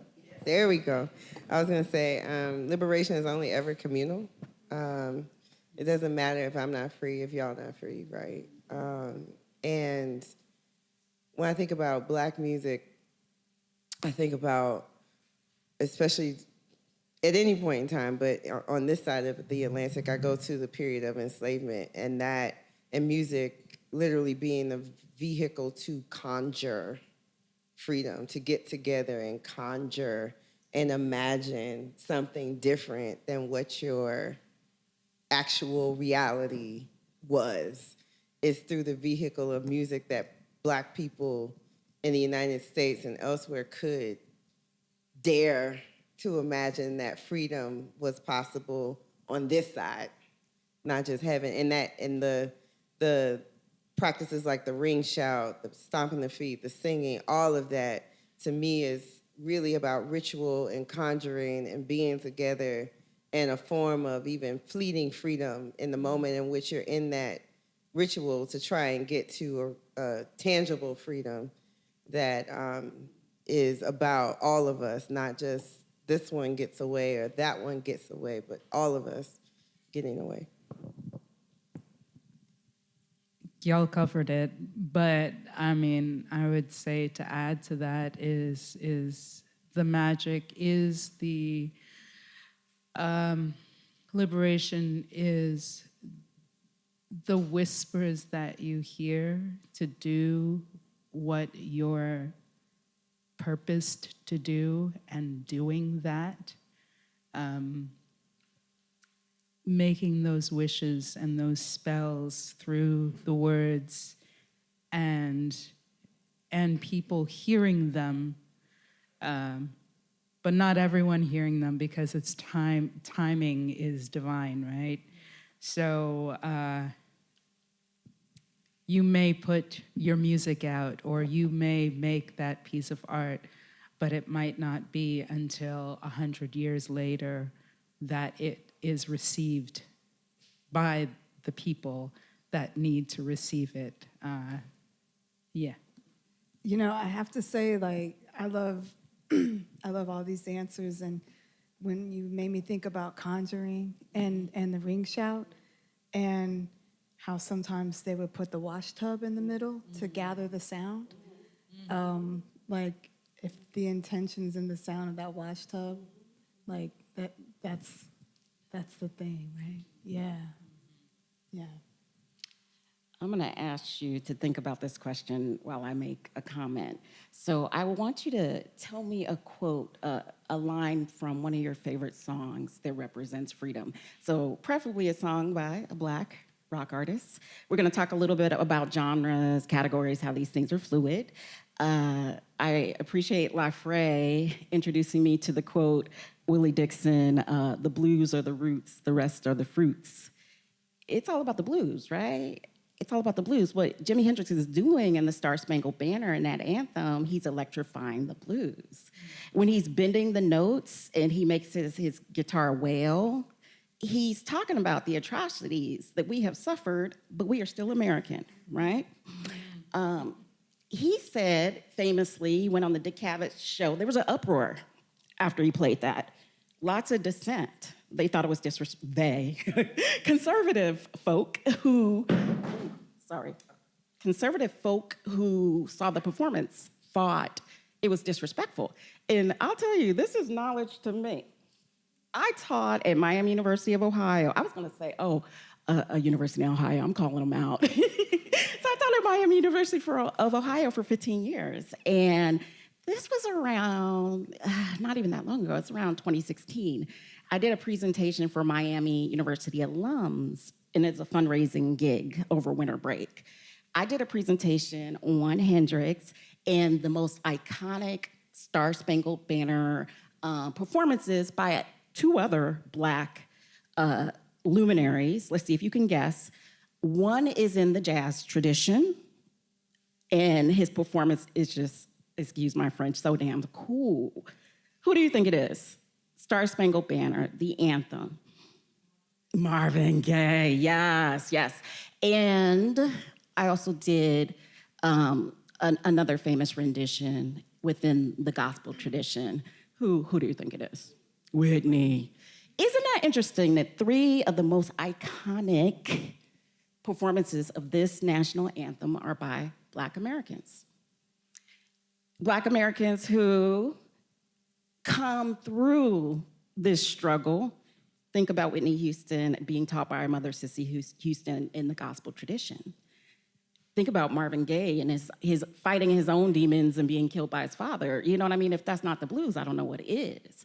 And all these traditions are connected. And now I want to see if we can think. Can you tell me some lyrics that make you think of freedom by your favorite artists?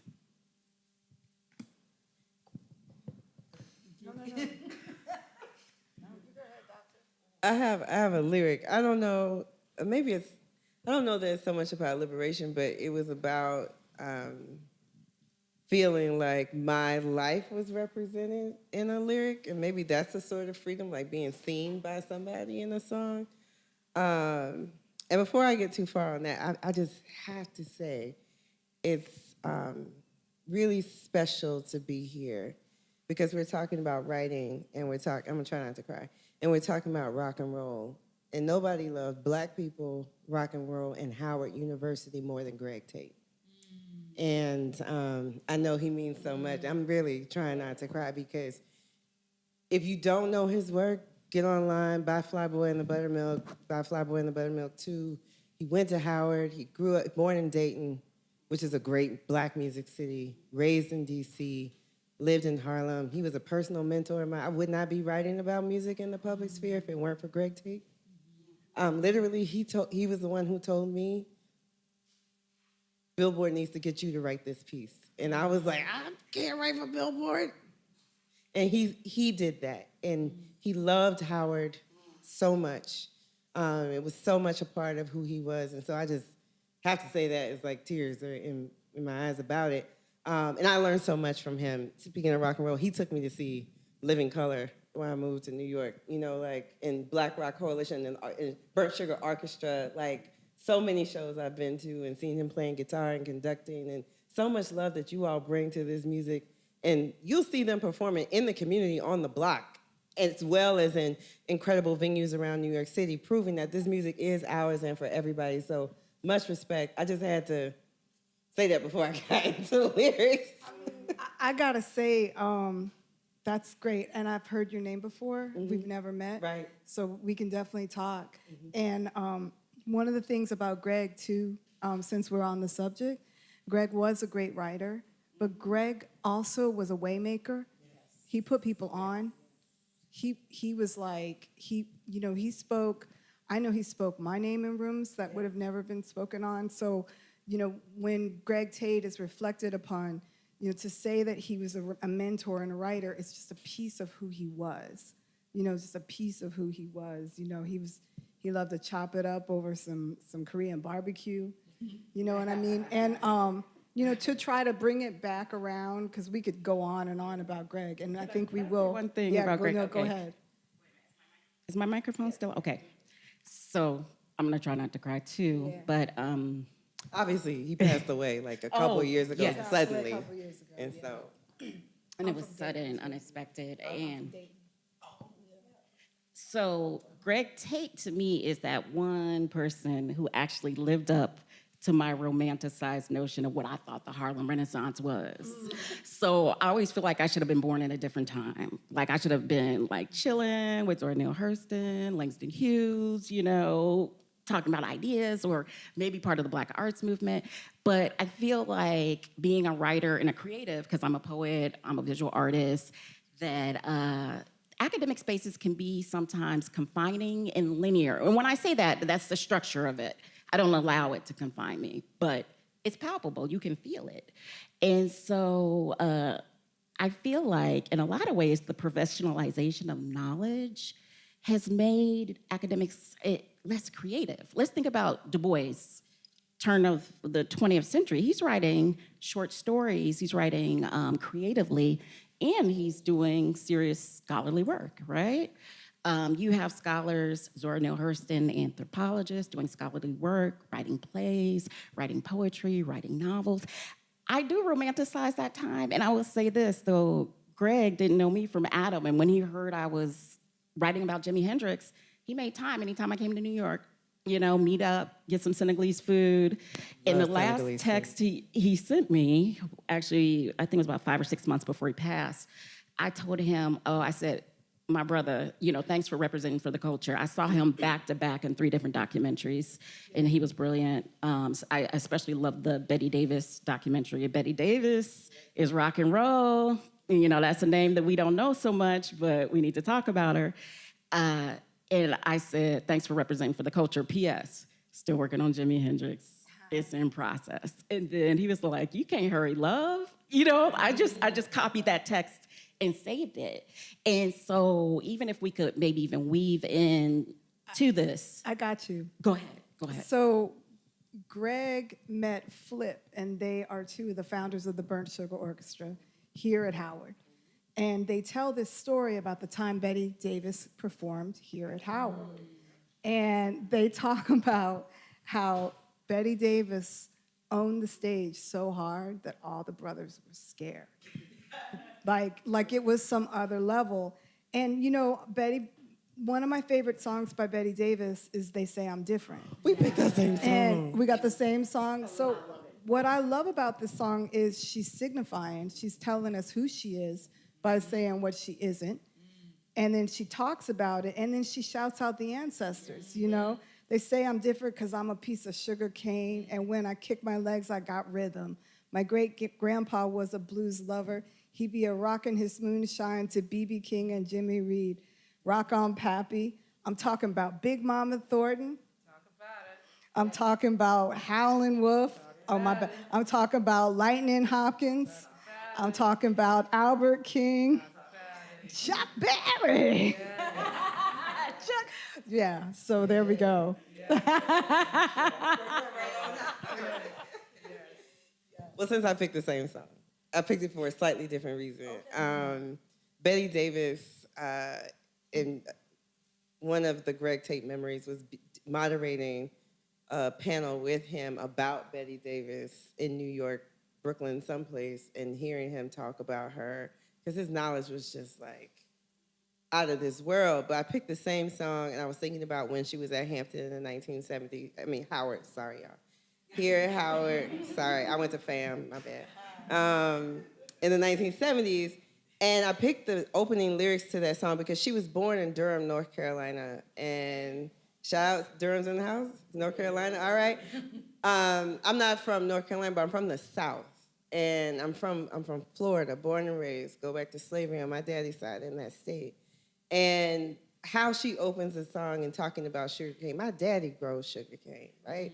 And so, I'm gonna read the lyric in a second. She talks about her great grandma dipping snuff. My grandma dipped snuff. And so when I heard this song, I was like, how you know my business, right? And she says, they say I'm different because I'm a piece of sugarcane, sweet to the core, that's why I got rhythm. My great grandma didn't like no foxtrot. Now instead she spit stuff and boogie to Elmore James, spit on, right? And all of that, like she didn't like no foxtrot. That's the way of saying she didn't like the fancy stuff. Like, you know, she around the way. And my grandmother was that to me. And my grandmother would be like, can you go get my can? And that was her spitting can. And so to me, that point about being seen, hearing music that feels like you, feels like your life. And so when I first encountered Betty Davis, and this song in particular, this was her second album, and this album came out before I was even born, I was just like, wait a minute, my life can show up in this music too. It's not just other people. Like my little Black girl Southern life has a place in all of that, and that felt really powerful for me. Well, seeing as we're on Betty, I mean, it seems like, so I'm coming from Toronto, and I'm coming by way of Howard Matthews, who's from St. Kitts, and Salome Bay, who's from Newark, New Jersey, via South Carolina and Georgia. So I found Betty, and Betty, I will say, is liberation. Everything that she spoke and sung and everything was liberation for me when I found her, when the Light in the Attic Records reissued her music. I read an article and I said, who is this woman? I went to the record store and I got her record, and the first growl, I was like, that's what I wanted. That's me. That was all I needed for my freedom, for my liberation, to know that someone who I had never met, and I mourned her, well, I mean, no, she was still alive at the time. She just passed. Someone who I'd never met, who I was like, I want to meet her because I claimed her as my other mother, you know? Just the growl set me free. I think that's a good segue to talk about the blues. Blues are the roots, and to talk about the role of Black women in the foundation of rock and roll. Maybe we can rely on you to give us a little bit of history of when rock and roll becomes known as rock and roll and what that's about. If you could. Race. The short answer is all about race. But yeah, I mean, you know, blues women like Bessie Smith, Gertrude Ma Rainey, they were absolute superstars in their day. They had shows that were elaborate stage shows that were bawdy and funny and playful, right? These were women, much like Betty, who knew how to command a stage.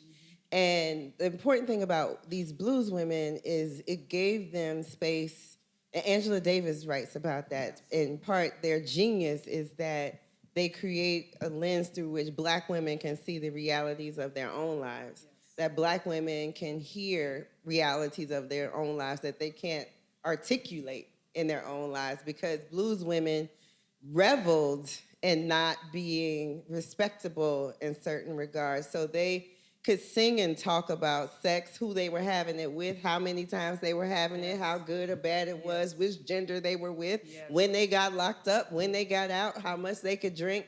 Everything that you could not talk about in polite conversation went into the lyrics of these shows, of these songs, in a way that women in particular could hear their lives, hear their desires. And that's so important when you talk about the growl of Betty, because that is a liberating way of using one's voice. Now, to the second part of your question, now shut up. What happens is the history of American, let me just ask y'all this. What's Americans' first popular music?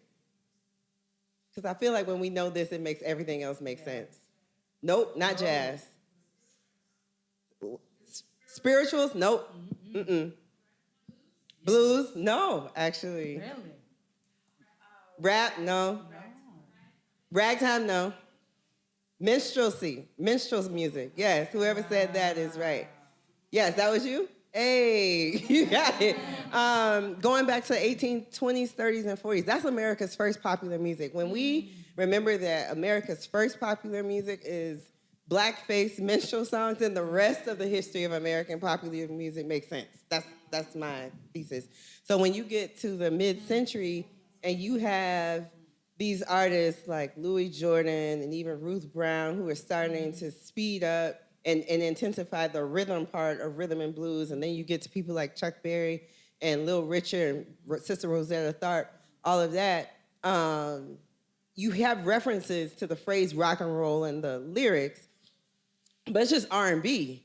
But then when they have to try and sell it, you know, a man by the name of Alan Freed in Cleveland, Ohio, who's a disc jockey, he starts promoting these shows that have black and white artists on them, but as a way to kind of cut it off from its roots of R&B, then they start referring to it as rock and roll, right? And you literally have this coterie of white artists who cover these songs by black artists, by Pat Boone or Elvis doing Big Mama Thornton, or Elvis doing, he did Big Mama Thornton too.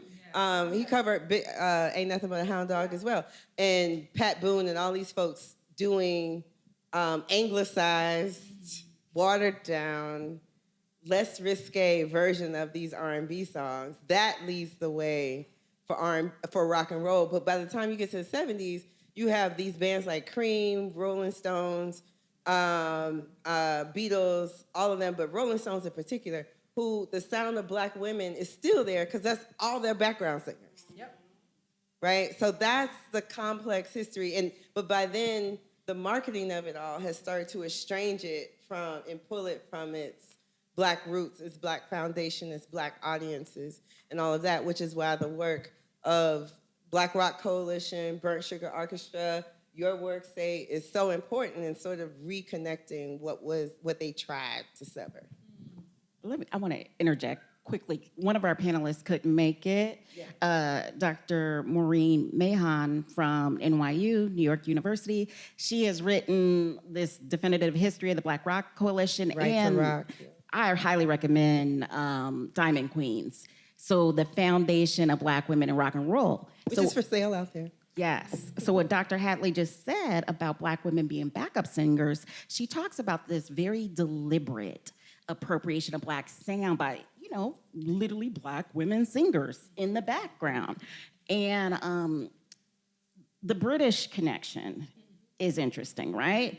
So at this time in the 60s, all of these white British men are obsessed with the blues. And they're studying all the blues greats. So you have the Animals, you have Cream, you have, by the time Jimi Hendrix goes to London in 1966. And, you know, his genius is undeniable, right? But because there was this obsession already with the blues and Hendrix electrified the blues, his star took off. So before he left, he was kind of famous, but because of racism, you know, because of these narrow, rigid categories of genre, Hendrix didn't fit what Black music is. And Hendrix talks about that. He talks about, oh, I'm not Motown. He disses Motown a lot, though. You know, he's like, he calls it synthetic sound. You know, he's making it sound like it's not real, it's not authentic. We know the Motown machine, modeled after really the assembly line car production in Detroit, Midwest. Wait a minute, anyone else from the Midwest? I have a lot of, okay, I'm from Ohio, Midwest love, pride, okay. So the Motown sound is all about that polished, you know, assembly line. You do the lyrics, you do the choreography, you do, you know, style etiquette, you do this. But Hendrix says, you know, he can't be boxed. So I decided to write about Hendrix after reading countless biographies of Hendrix. There are about, I'm not exaggerating, 36 biographies of Hendrix. We were just talking about this. All except 2 written by white people. The majority by white men who are British or American. Only 2 by Black authors, both men. Greg Tate has a memoir reflecting on Hendrix. The great music critic David Henderson has a wonderful biography of Hendrix. But I said, hey, one of the leading biographies of Hendrix, written by a white British man, talks about the racism he endured, but he uses the N-word so many times. I listened to books on Audible. I literally said, I'm gonna scream if he uses this word again. I said, people are racist, we got it. I don't wanna know what these racist people thought of Hendrix. I wanna know what Hendrix thought of himself and his vision of the world. And so, liberation, let me just get a little bit on my Hendrix soapbox. He had this concept called the electric church. So the spiritual concept, he said, through his music, he's trying to reach inside the souls of his listeners and raise them to a higher plane. And these same biographers usually will take a sentence to talk about the electric church. They'll take a paragraph at the most and say it's not a big deal, but my whole book is about that spiritual concept. I'm analyzing Hendrix as a spiritualist, as a philosopher, and he's merging all these traditions in the 60s that are about liberation. He's merging these traditions of new thought as growing out of New Age Christian traditions of positive thinking and naming it and claiming it. He's merging global religions. This is at a time when Hinduism, Buddhism is being introduced. The Coltrane's were actually doing this too, Alice and John. And it is this frustration with America. It's this frustration with American democracy and saying, wait a minute, this has not been working. And even embracing and incorporating these world religions, oh, this kind of narrow Christian lens is not working. What can we do? Let's think broadly. Let's think expansively. Let's get lifted. You know, he would call it the electric church, but also the sky church. So it's all about getting lifted, right? Raising to a higher plane through the music. I kind of want to talk about the blues too. Yes. Connected to what you're saying, because I believe, there's 2 types of blues, right? There's prescriptive blues, and then there's the actual blues. So a lot of people treat the blues as if it were a 12-bar form, but that's only because W.C. Handy wrote down a 12-bar form that people started to connect to the blues. So then you had the white musicians copying the 12-bar form and codifying that as blues. But the blues is that bent note, that note that Hendrix and Bessie Smith also, when you listen to her, she sings like 13 notes between 2 notes. She slides all the way through. The blues is futuristic. It's a prayer. It's a forward motion. So it's a feeling. It's like all of these things. So you can't fake that funk. You know what I mean? You can't fake it. Yeah. I mean, my mother, I will call her name so y'all can look her up, Salome Bay. Her her brother and her sister had a group called Andy Bay and the Bay Sisters, and they traveled the world. And if you don't know who Andy Bay is, you need to check him out too. Yeah, it's in my DNA. She would talk about jazz the same way as the blues, because in Canada they would call her a jazz singer. And we were talking about genre actually outside. She hated genre because genre is so constricting. And jazz was something that she got pigeonholed into. And she was very adamant about using Black musicians in Canada, so much so that she started getting blacklisted because of the fact that the white musicians wanted to play because they had gone to school and notated all of this, which is what you're talking about, the 12-bar blues and the jazz. It's still happening in Canada. It's still happening. But jazz, blues, all forms of African diasporic music and expression is expression. It's not on the page, it's in life. Right? That's right. That's how it gets on the page, right? I just want to say really quickly, connected to what you were saying and you just shared, if you're interested in learning about Black music in general or specific genres or specific artists, be really mindful of who you read. Be really mindful of that, because as you were saying, I'm working on a project about Aretha Franklin. As a part of that, I had to read every biography there is about her, and all of them also were written by white people, right? And the best interviews with her, because she was necessarily guarded, were with Black journalists like Phil Garland. Like really, you got really beautiful conversations.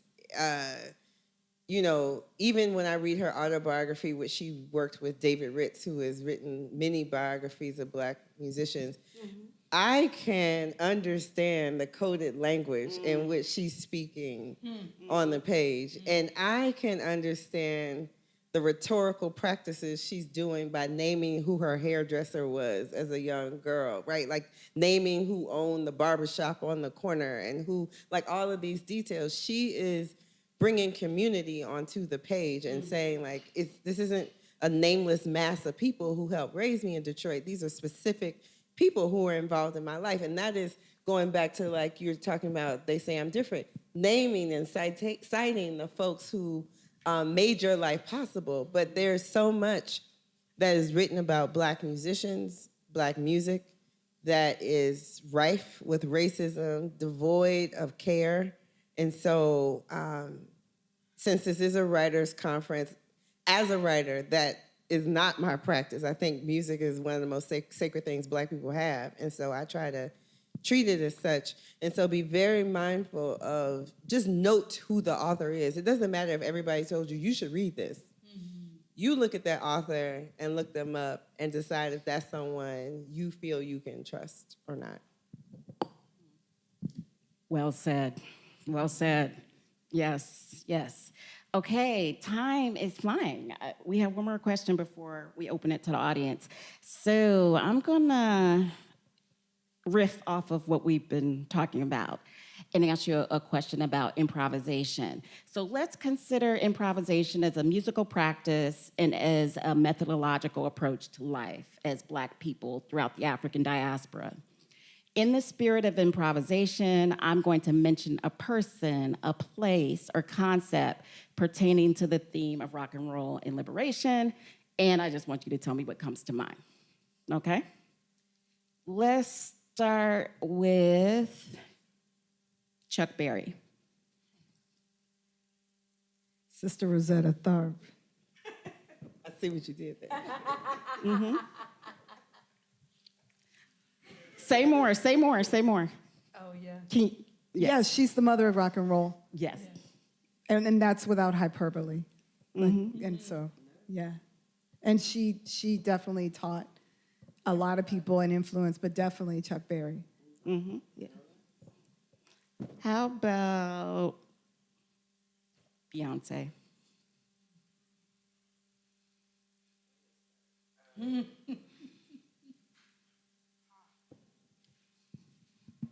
One of the things I appreciate about her, she is, and you were talking about your mom and working with Black musicians, her citational practice is really intentional and is really, really Black. I was just talking about the song Texas Hold'em, right, off Cowboy Carter, and it opens with a banjo that's played by a Black woman, Rhiannon Giddens, brilliant Rhiannon Giddens.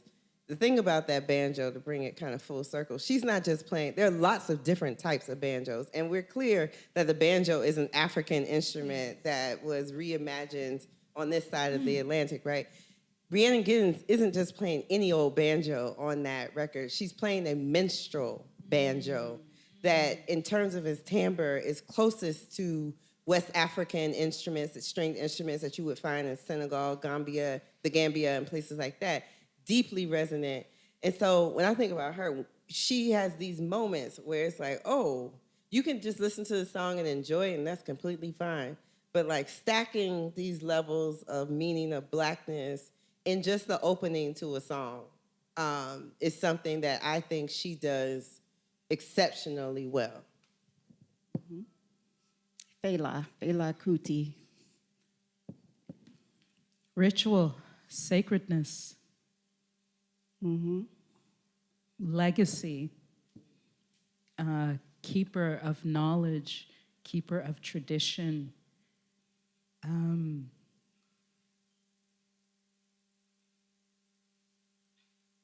Yeah. I love when Fela declared his area independent of the Nigerian state.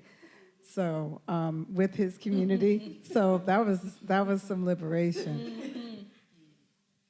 Okay, let's end with Fela. All right.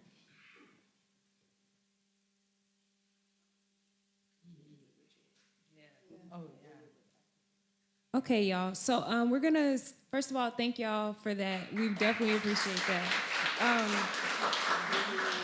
We're gonna open it up to question and answering. So if I could have everybody come line up over here for those who wants to ask questions. We will be prioritizing students. So we really would like for the first 4 to 6 questions to come from students.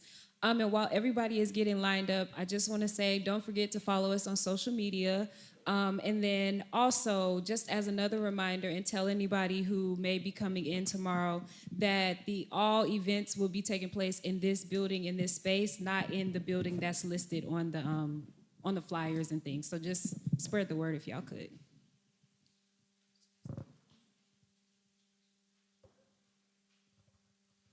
Hello, my name is Abiba Moncrief. I'm a freshman Afro-American Studies major from Dallas, Texas.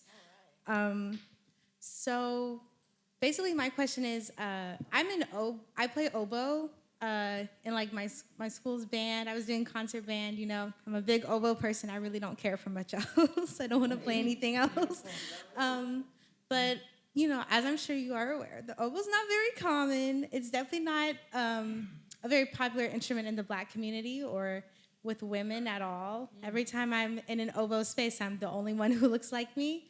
And my question for you all is, as musicians, but also as like musical intellectuals, like what kind of responsibility do you think that we have, even as just like amateur, like casual people who enjoy indulging and engaging in music? Because I'm not gonna do that professionally likely, but just kind of what can I do, you know, to kind of help bring my Blackness into that space, especially when it's a space that's very void of Blackness often. Also, I would just like to say, I've absolutely loved this panel. I enjoyed all of y'all's responses. I thought this was the coolest thing in the world, and I'm losing my mind, and I have a bunch of notes. Thank you. You know, I just want to say real quick, I don't know if you've heard of William Grant Still. But he played oboe, and he also wrote famously for Florence Mills, who is a singer that we've never heard, but one of the most famous, and she was, you know, I did some research. She was worth $2 million when she died. And she was a philanthropist in the Harlem community. So as far as oboe goes, there's a rich tradition and history. And I've seen some of the scores that he wrote for Florence Mills, and it's very interesting because they were so detailed because she was also an actress. So there's certain moments where it'll say, Florence will pause and look to the left and stare wistfully, you know? And so I find that that's a really interesting I think, way in as an oboist. I'm gonna add also, as I went to school, I was the only tuba player in my school. What? I was the only black tuba girl, you know, and I did that on purpose because I didn't see any black girls playing tuba. So I was like, I am going to be that girl. So that meant that I was taking up space. So whatever, really, you don't need permission to bring yourself into the oboe. Take up that space. And I would just add, like, you know, you hear oboe, you think classical music. But as she was saying, William Grant still composed in classical and jazz, like, again, that issue of genre. And tap into groups like Sphinx, because that's a whole organization dedicated to black and brown classical musicians. They have a really strong infrastructure around that. And so, you know, your work may be playing, your work may be amplifying what other, what orchestras are doing or chamber music, whatever the case may be. But Sphinx would be a good place to start, as well as the Gateways Orchestra, both of those. Hi, my name's Lindsay. I'm a sophomore Afro-American Studies major from Baton Rouge, Louisiana. And I'm also a drummer. I just want to throw that in there. I love talking about it. Love drumming. But my question, actually, I'm glad that Beyonce was brought up even briefly, because my question was tying into like the album she just released, like Cowboy Carter, and how kind of people were calling her out for having the American flag with her on the cover. And so my question was a tie into like, is it really doing anything when we are attempting to reclaim iconography and like imagery that's already been kind of tainted with trauma connected to black and brown people?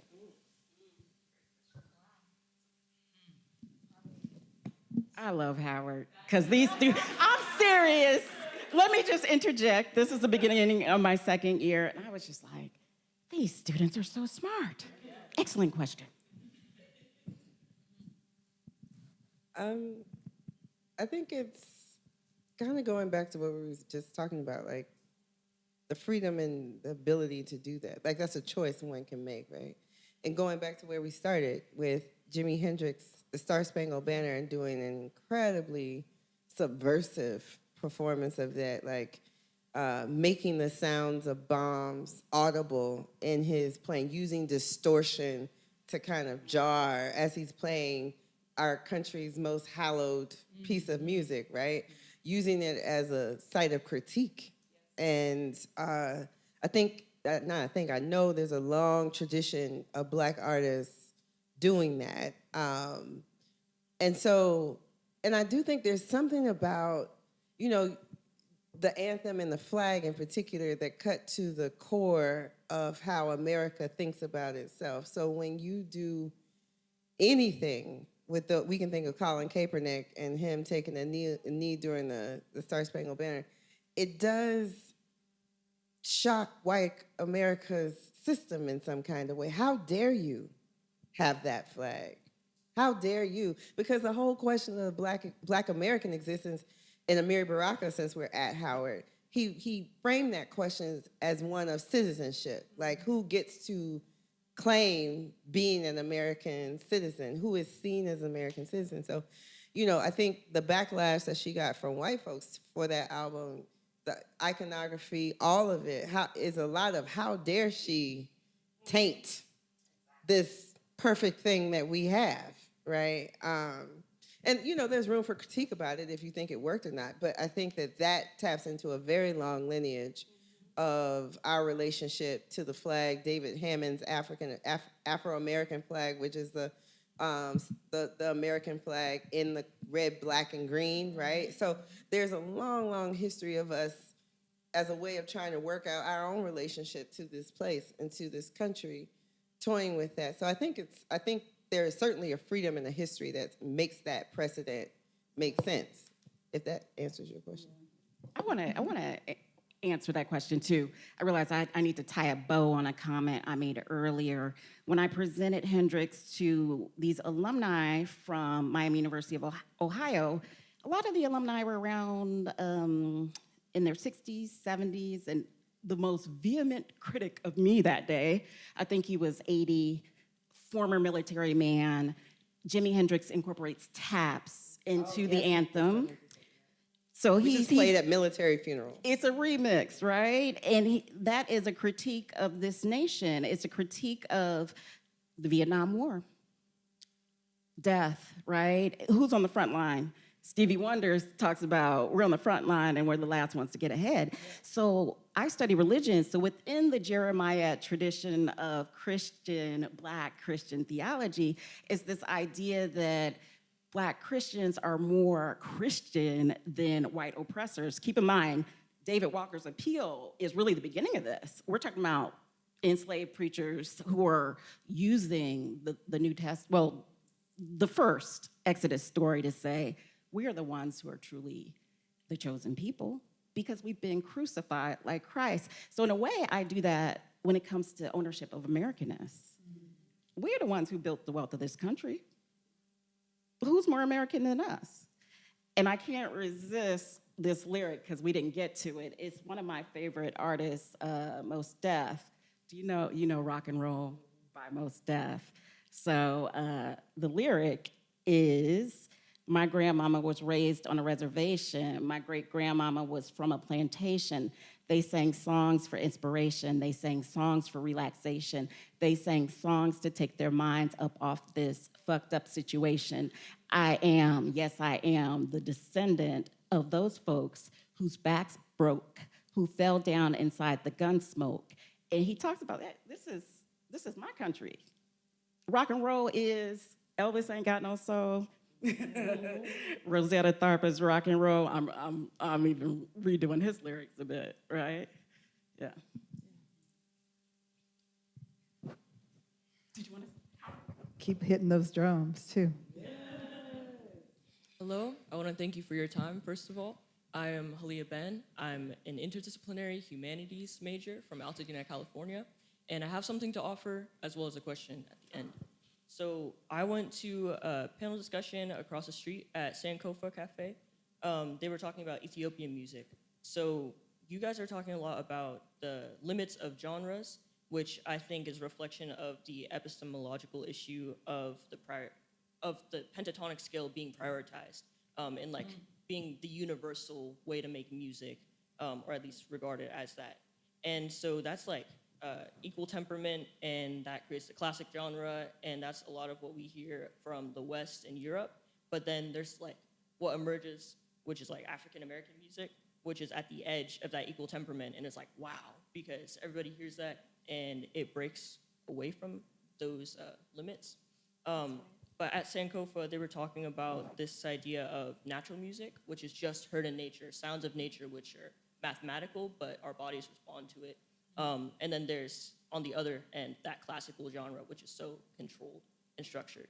And then that innovation at the edge of African-American people, that's seen in rock and roll and in blues. And so there was a call to us to listen to music like Ethiopian music, which they say hasn't been colonized in that way, where it's that 12-tone scale you were talking about, similar to the diatonic scale, and it uses harmonic scales as well. But they offered it as a return to nature. So my question to you would be, considering broader African diaspora contexts such as Ethiopian music, how may we further imagine liberation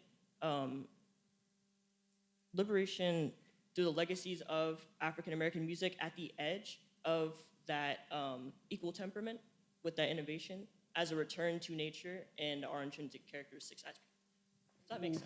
Polyrhythm. Polyrhythm, yeah. Yeah, I mean, we didn't talk about it, but it really is very much a rhythmic thing. Funk is sort of on the one. Boom, and then 2 and 4, like when the brothers were playing the drums and they asked everybody to clap, they clapped on all the beats, right? I've been to 40 countries. We're the only country that absolutely claps on 2 and 4, right?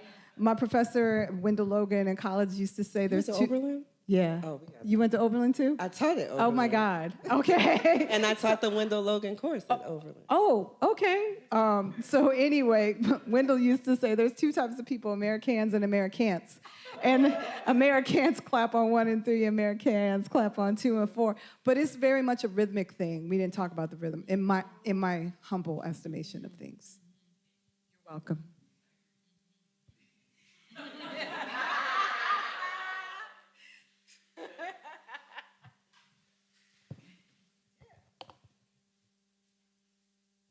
Hey, everybody. Y'all didn't even say hey back. Come on. Hey. Okay. So I really enjoyed this panel, and the reason why I enjoyed it is because we opened with the drums, and I think we should start all of the panels with the drum circle, and I like the fact that you all dropped so many of the names of our ancestors, so Greg Tate, and we had Betty Davis, but I also want to add Bernice Johnson Reagan to the conversation, because we definitely lost her, and I like the fact that Greg Tate wrote for the Village Voice, you know, so right now we're giving voice to all of our ancestors inside of these spaces. Yes. So my question is more about the import, the export, and the remix. So Dr. Brown, and you're a phenomenal instructor. I just want to give you props. Thank you. When you mentioned that the 3 most iconic Star Spangled Banners are from Black Americans, I had to sit with that for a minute, and you asked the question about liberation, and all of y'all came up with these different words, but the word that stuck out the most to me was that word conjure. And then I started thinking about Toni Morrison and the Clearing and Baby Suggs and everybody, you know, and the instructions that she gave the men and the women and the children, but it was in a rhythm. So my question is about this import. So we imported the blues from countries like Mali. We imported these narratives, these Negro spirituals through Ganawa, the Ganawa music, and you have this big Ganawa festival in Morocco. And so now I'm thinking about, so how do we, or what does it look like when we export our music outside of the Atlantic Ocean? How should we export our music in a different way so that it's received as more than just like a commercial fad, but also received as a spiritual transformation that we have with our music? I don't think I have the definitive answer, but I did a lot of touring for the State Department, and I did teach Black American music, rhythm, and improvisation in a bunch of countries. My solution was cultural context. It's not to teach the music or the sound without the history and the legacy and the whole background also be accompanying that. I would just only add that when I think the relationships between Black American musics and African diasporic musics are far more complex than we usually kind of talk about them. They're constantly influencing each other, right? It's not one direction, you know, it's not just about retentions in Black American music. Like it's just all kinds of call and response between different Black communities. And I'm thinking about, yes, that cultural context is so important, both for us when Black Americans encountered Fela, right? And also abroad when people are encountering the artwork of Beyonce or whomever. And there's a long history there of people thinking about that and creating the State Department getting involved, obviously, but also like festivals like Festac, which happened in Nigeria, which was like the Olympics of Black art making and music and all of that in the 70s, or the Soul to Soul Festival in Ghana, which also happens in the 70s, or the festival that Hugh Masekela did in Zaire in 1974, where you had all of these Congolese artists like Tabu Blay, and also like James Brown and Celia Cruz with Johnny Pacheco, like people really thinking about what is the line of continuity, polyrhythms, right? But also what is different? What is that specific cultural flavoring that's happening in that? It doesn't need to all be the same in order for it to be related.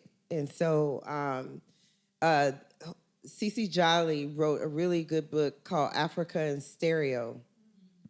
She's at Duke University that, and she is her father's from Zimbabwe, and she grew up here in the States, and so she has a really interesting position and lived experience around this, but also a scholarly take on how those musics have influenced each other, or even you think about the Harlem Cultural Arts Festival that, you know, again, Hugh Masekela, you had salsa artists on that, Black American artists on that. So people have been thinking about, I don't know that we can control what happens once the music goes abroad. I don't know that that's even what we want to do, but we can certainly create forums, and that's what people have done to try and bring those musics together in a way that isn't mediated entirely by white people and white institutions. And that's what we have a record of. And now we're on the receiving end of that because Afrobeats is everywhere. Yeah. And people love Burna Boy songs. They're like, I can't sing a lyric of it, but you know, so we are having to play catch up, you know? And so that volleying is important and continues to happen. I want to ask Sate a quick follow-up that's related. Since you grew up in Canada, I'm wondering about call and response in terms of musical influences that are considered American. I know Canada's close, but that are considered Canadian, Caribbean, since your father is from St. Kitts. I mean, my experience is very different than many other Canadians because my mother was American. So I spent a lot of time in the States, and that was my foundation for music, a very American foundation. But in Toronto specifically, it's a huge melting pot of African diasporic folk, but a huge melting pot of people from all over the world. So there's a very unique sound that comes from Canada, especially amongst African diasporic folks, where it's a little Caribbean, but it's a little. Canada's a rock folk country, so there's like a lot of that, and then. What else would I say? There's a lot of African immigrants, so that's all being infused in what it sounds like to be a Canadian music. Rock, on the other hand, in Canada, when it comes out of Black folks in Canada, is infused the same way, like with a Caribbean feel, if that's where their folks are from. Okay. Yeah, it's very like, but again, Canada's a rock country, but it's very racist. It's ironic how challenging it is for a Black community of rock artists to get any play on radio or to get support from, yeah. Jimi Hendrix had the same issue, you know? Do you find that when you travel abroad, definitely, that helps you definitely kind of spread your wings? I've toured France so many times. They still don't know my music. I'm not a superstar, but I have toured France so many times, and UK and Germany and just all over. But Canada is very conservative. Thanks. He's Canadian with me. Okay, so we do have a long list of questions. So just for the sake of time, could we have maybe just one answer per question so we just prioritize the voices of the students? Hello. First, I wanted to just thank you for this beautiful conversation in this beautiful space. In regards to you discussing the earliest form of American music being, popular music being minstrel music, I would also say that that's the oldest form of entertainment. That's the root of the entertainment industry. And when you spoke of that, it made me even consider, right, the entertainer, the musician, and the dancer Al Jolson, right, who is written as the great, whatever. But, just I'm thinking of the moment seeing him paint his face black, right, and him perform the song Mammy, I'm Home. Mammy, I'm Home with the white visible lips underneath the black paint. And it's such an interesting dynamic, right? And with the history of mimicry and the history of minstrelsy, right, and how we see that play out in contemporary terms, how do you see that in relation to the automation of music or entertainment, that rapidly increasing element of automation, which is, it's like by automation, I mean usage of, like, I hate it overstating this, but AI or computeristic algorithms that are really, they're programmed to mimic and take what is already preset source of information. But how do you see that in that connection to there? Thank you. Oh, my name is Kari Ianzame Johnson, and I'm a history major. Thank you. Can I? I mean, look, as far as the AI thing goes, well, first of all, the blues is an algorithm. It's an algorithm is nothing but a set of instructions, right? That deals with the challenge, right? But I like Ruha Benjamin's take on it, and her latest book. There's two books that I really like by her, but she talks about just the power of imagination, and that thing, like AI can't. No, it's not a problem. Yeah. Hello, my name is India Blano. I just had a quick question, but I did want to give a little background. So I grew up apostolic holiness, so my entire life. Oh, I'm sorry. My entire life, it was like, the Caravans, Mahalia Jackson, Canton Spirituals. But my family is still very music heavy. And so I love music, and that is something that is very important to me. But now, being Gen Z, we have social media, and white people now have access to the music that we grew up on, and they're discovering, and it's like, oh my gosh, wow, and they're starting to like colonize it and make it seem as if it is something that has always been there for them, and kind of taking it away from our culture. Even with language, AAVE is becoming Gen Z language, or what they refer to as brain rot language, because it is so heavily incorporated on social media, and now is being seen, just in regular spaces.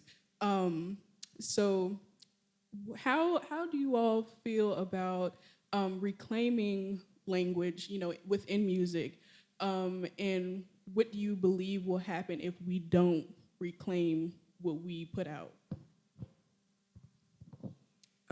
Just really quickly, I'll say that's why I made the point, like that point about who you're reading and whose voices about the music that you uplift.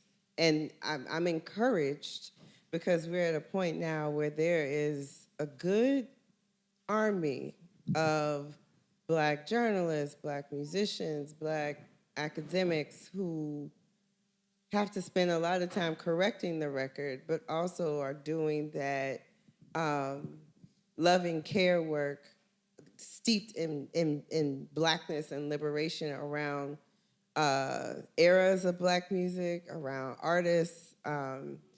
Lisa Cortez, who is a Black filmmaker, did a really gorgeous and loving and beautiful documentary on Little Richard. It's just like she brought all of his humanity into that film in a way that he didn't get to live in his actual life. And so that's like an example of the kind of work that, and I'm sure that, I hope there are people on TikTok who are operating in like the same spirit on a social media level. but be very careful whose voices you amplify around the music, and you develop a certain type of literacy around, who can be trusted. Don't let just anybody talk about your music and say what they want to say. You know what I mean? And you're at the perfect institution to help you learn how to do that. And so that would be my answer. Hi, my name is Braylon Jackson Pointer. I'm a freshman public relations major. And my question is, what artists would you say have been life-changing for you? In that, I'm really looking for recommendations of new artists to listen to. Because as somebody who, I wasn't really raised on, I'm from Michigan, so I wasn't really raised on Southern music. My mom, personally, she loves Lauryn Hill. And so that's what I really grew up on, Lauryn Hill and the Fugees. So I was just wondering, what artists should I venture into to get more into, I guess, Black rock and roll then?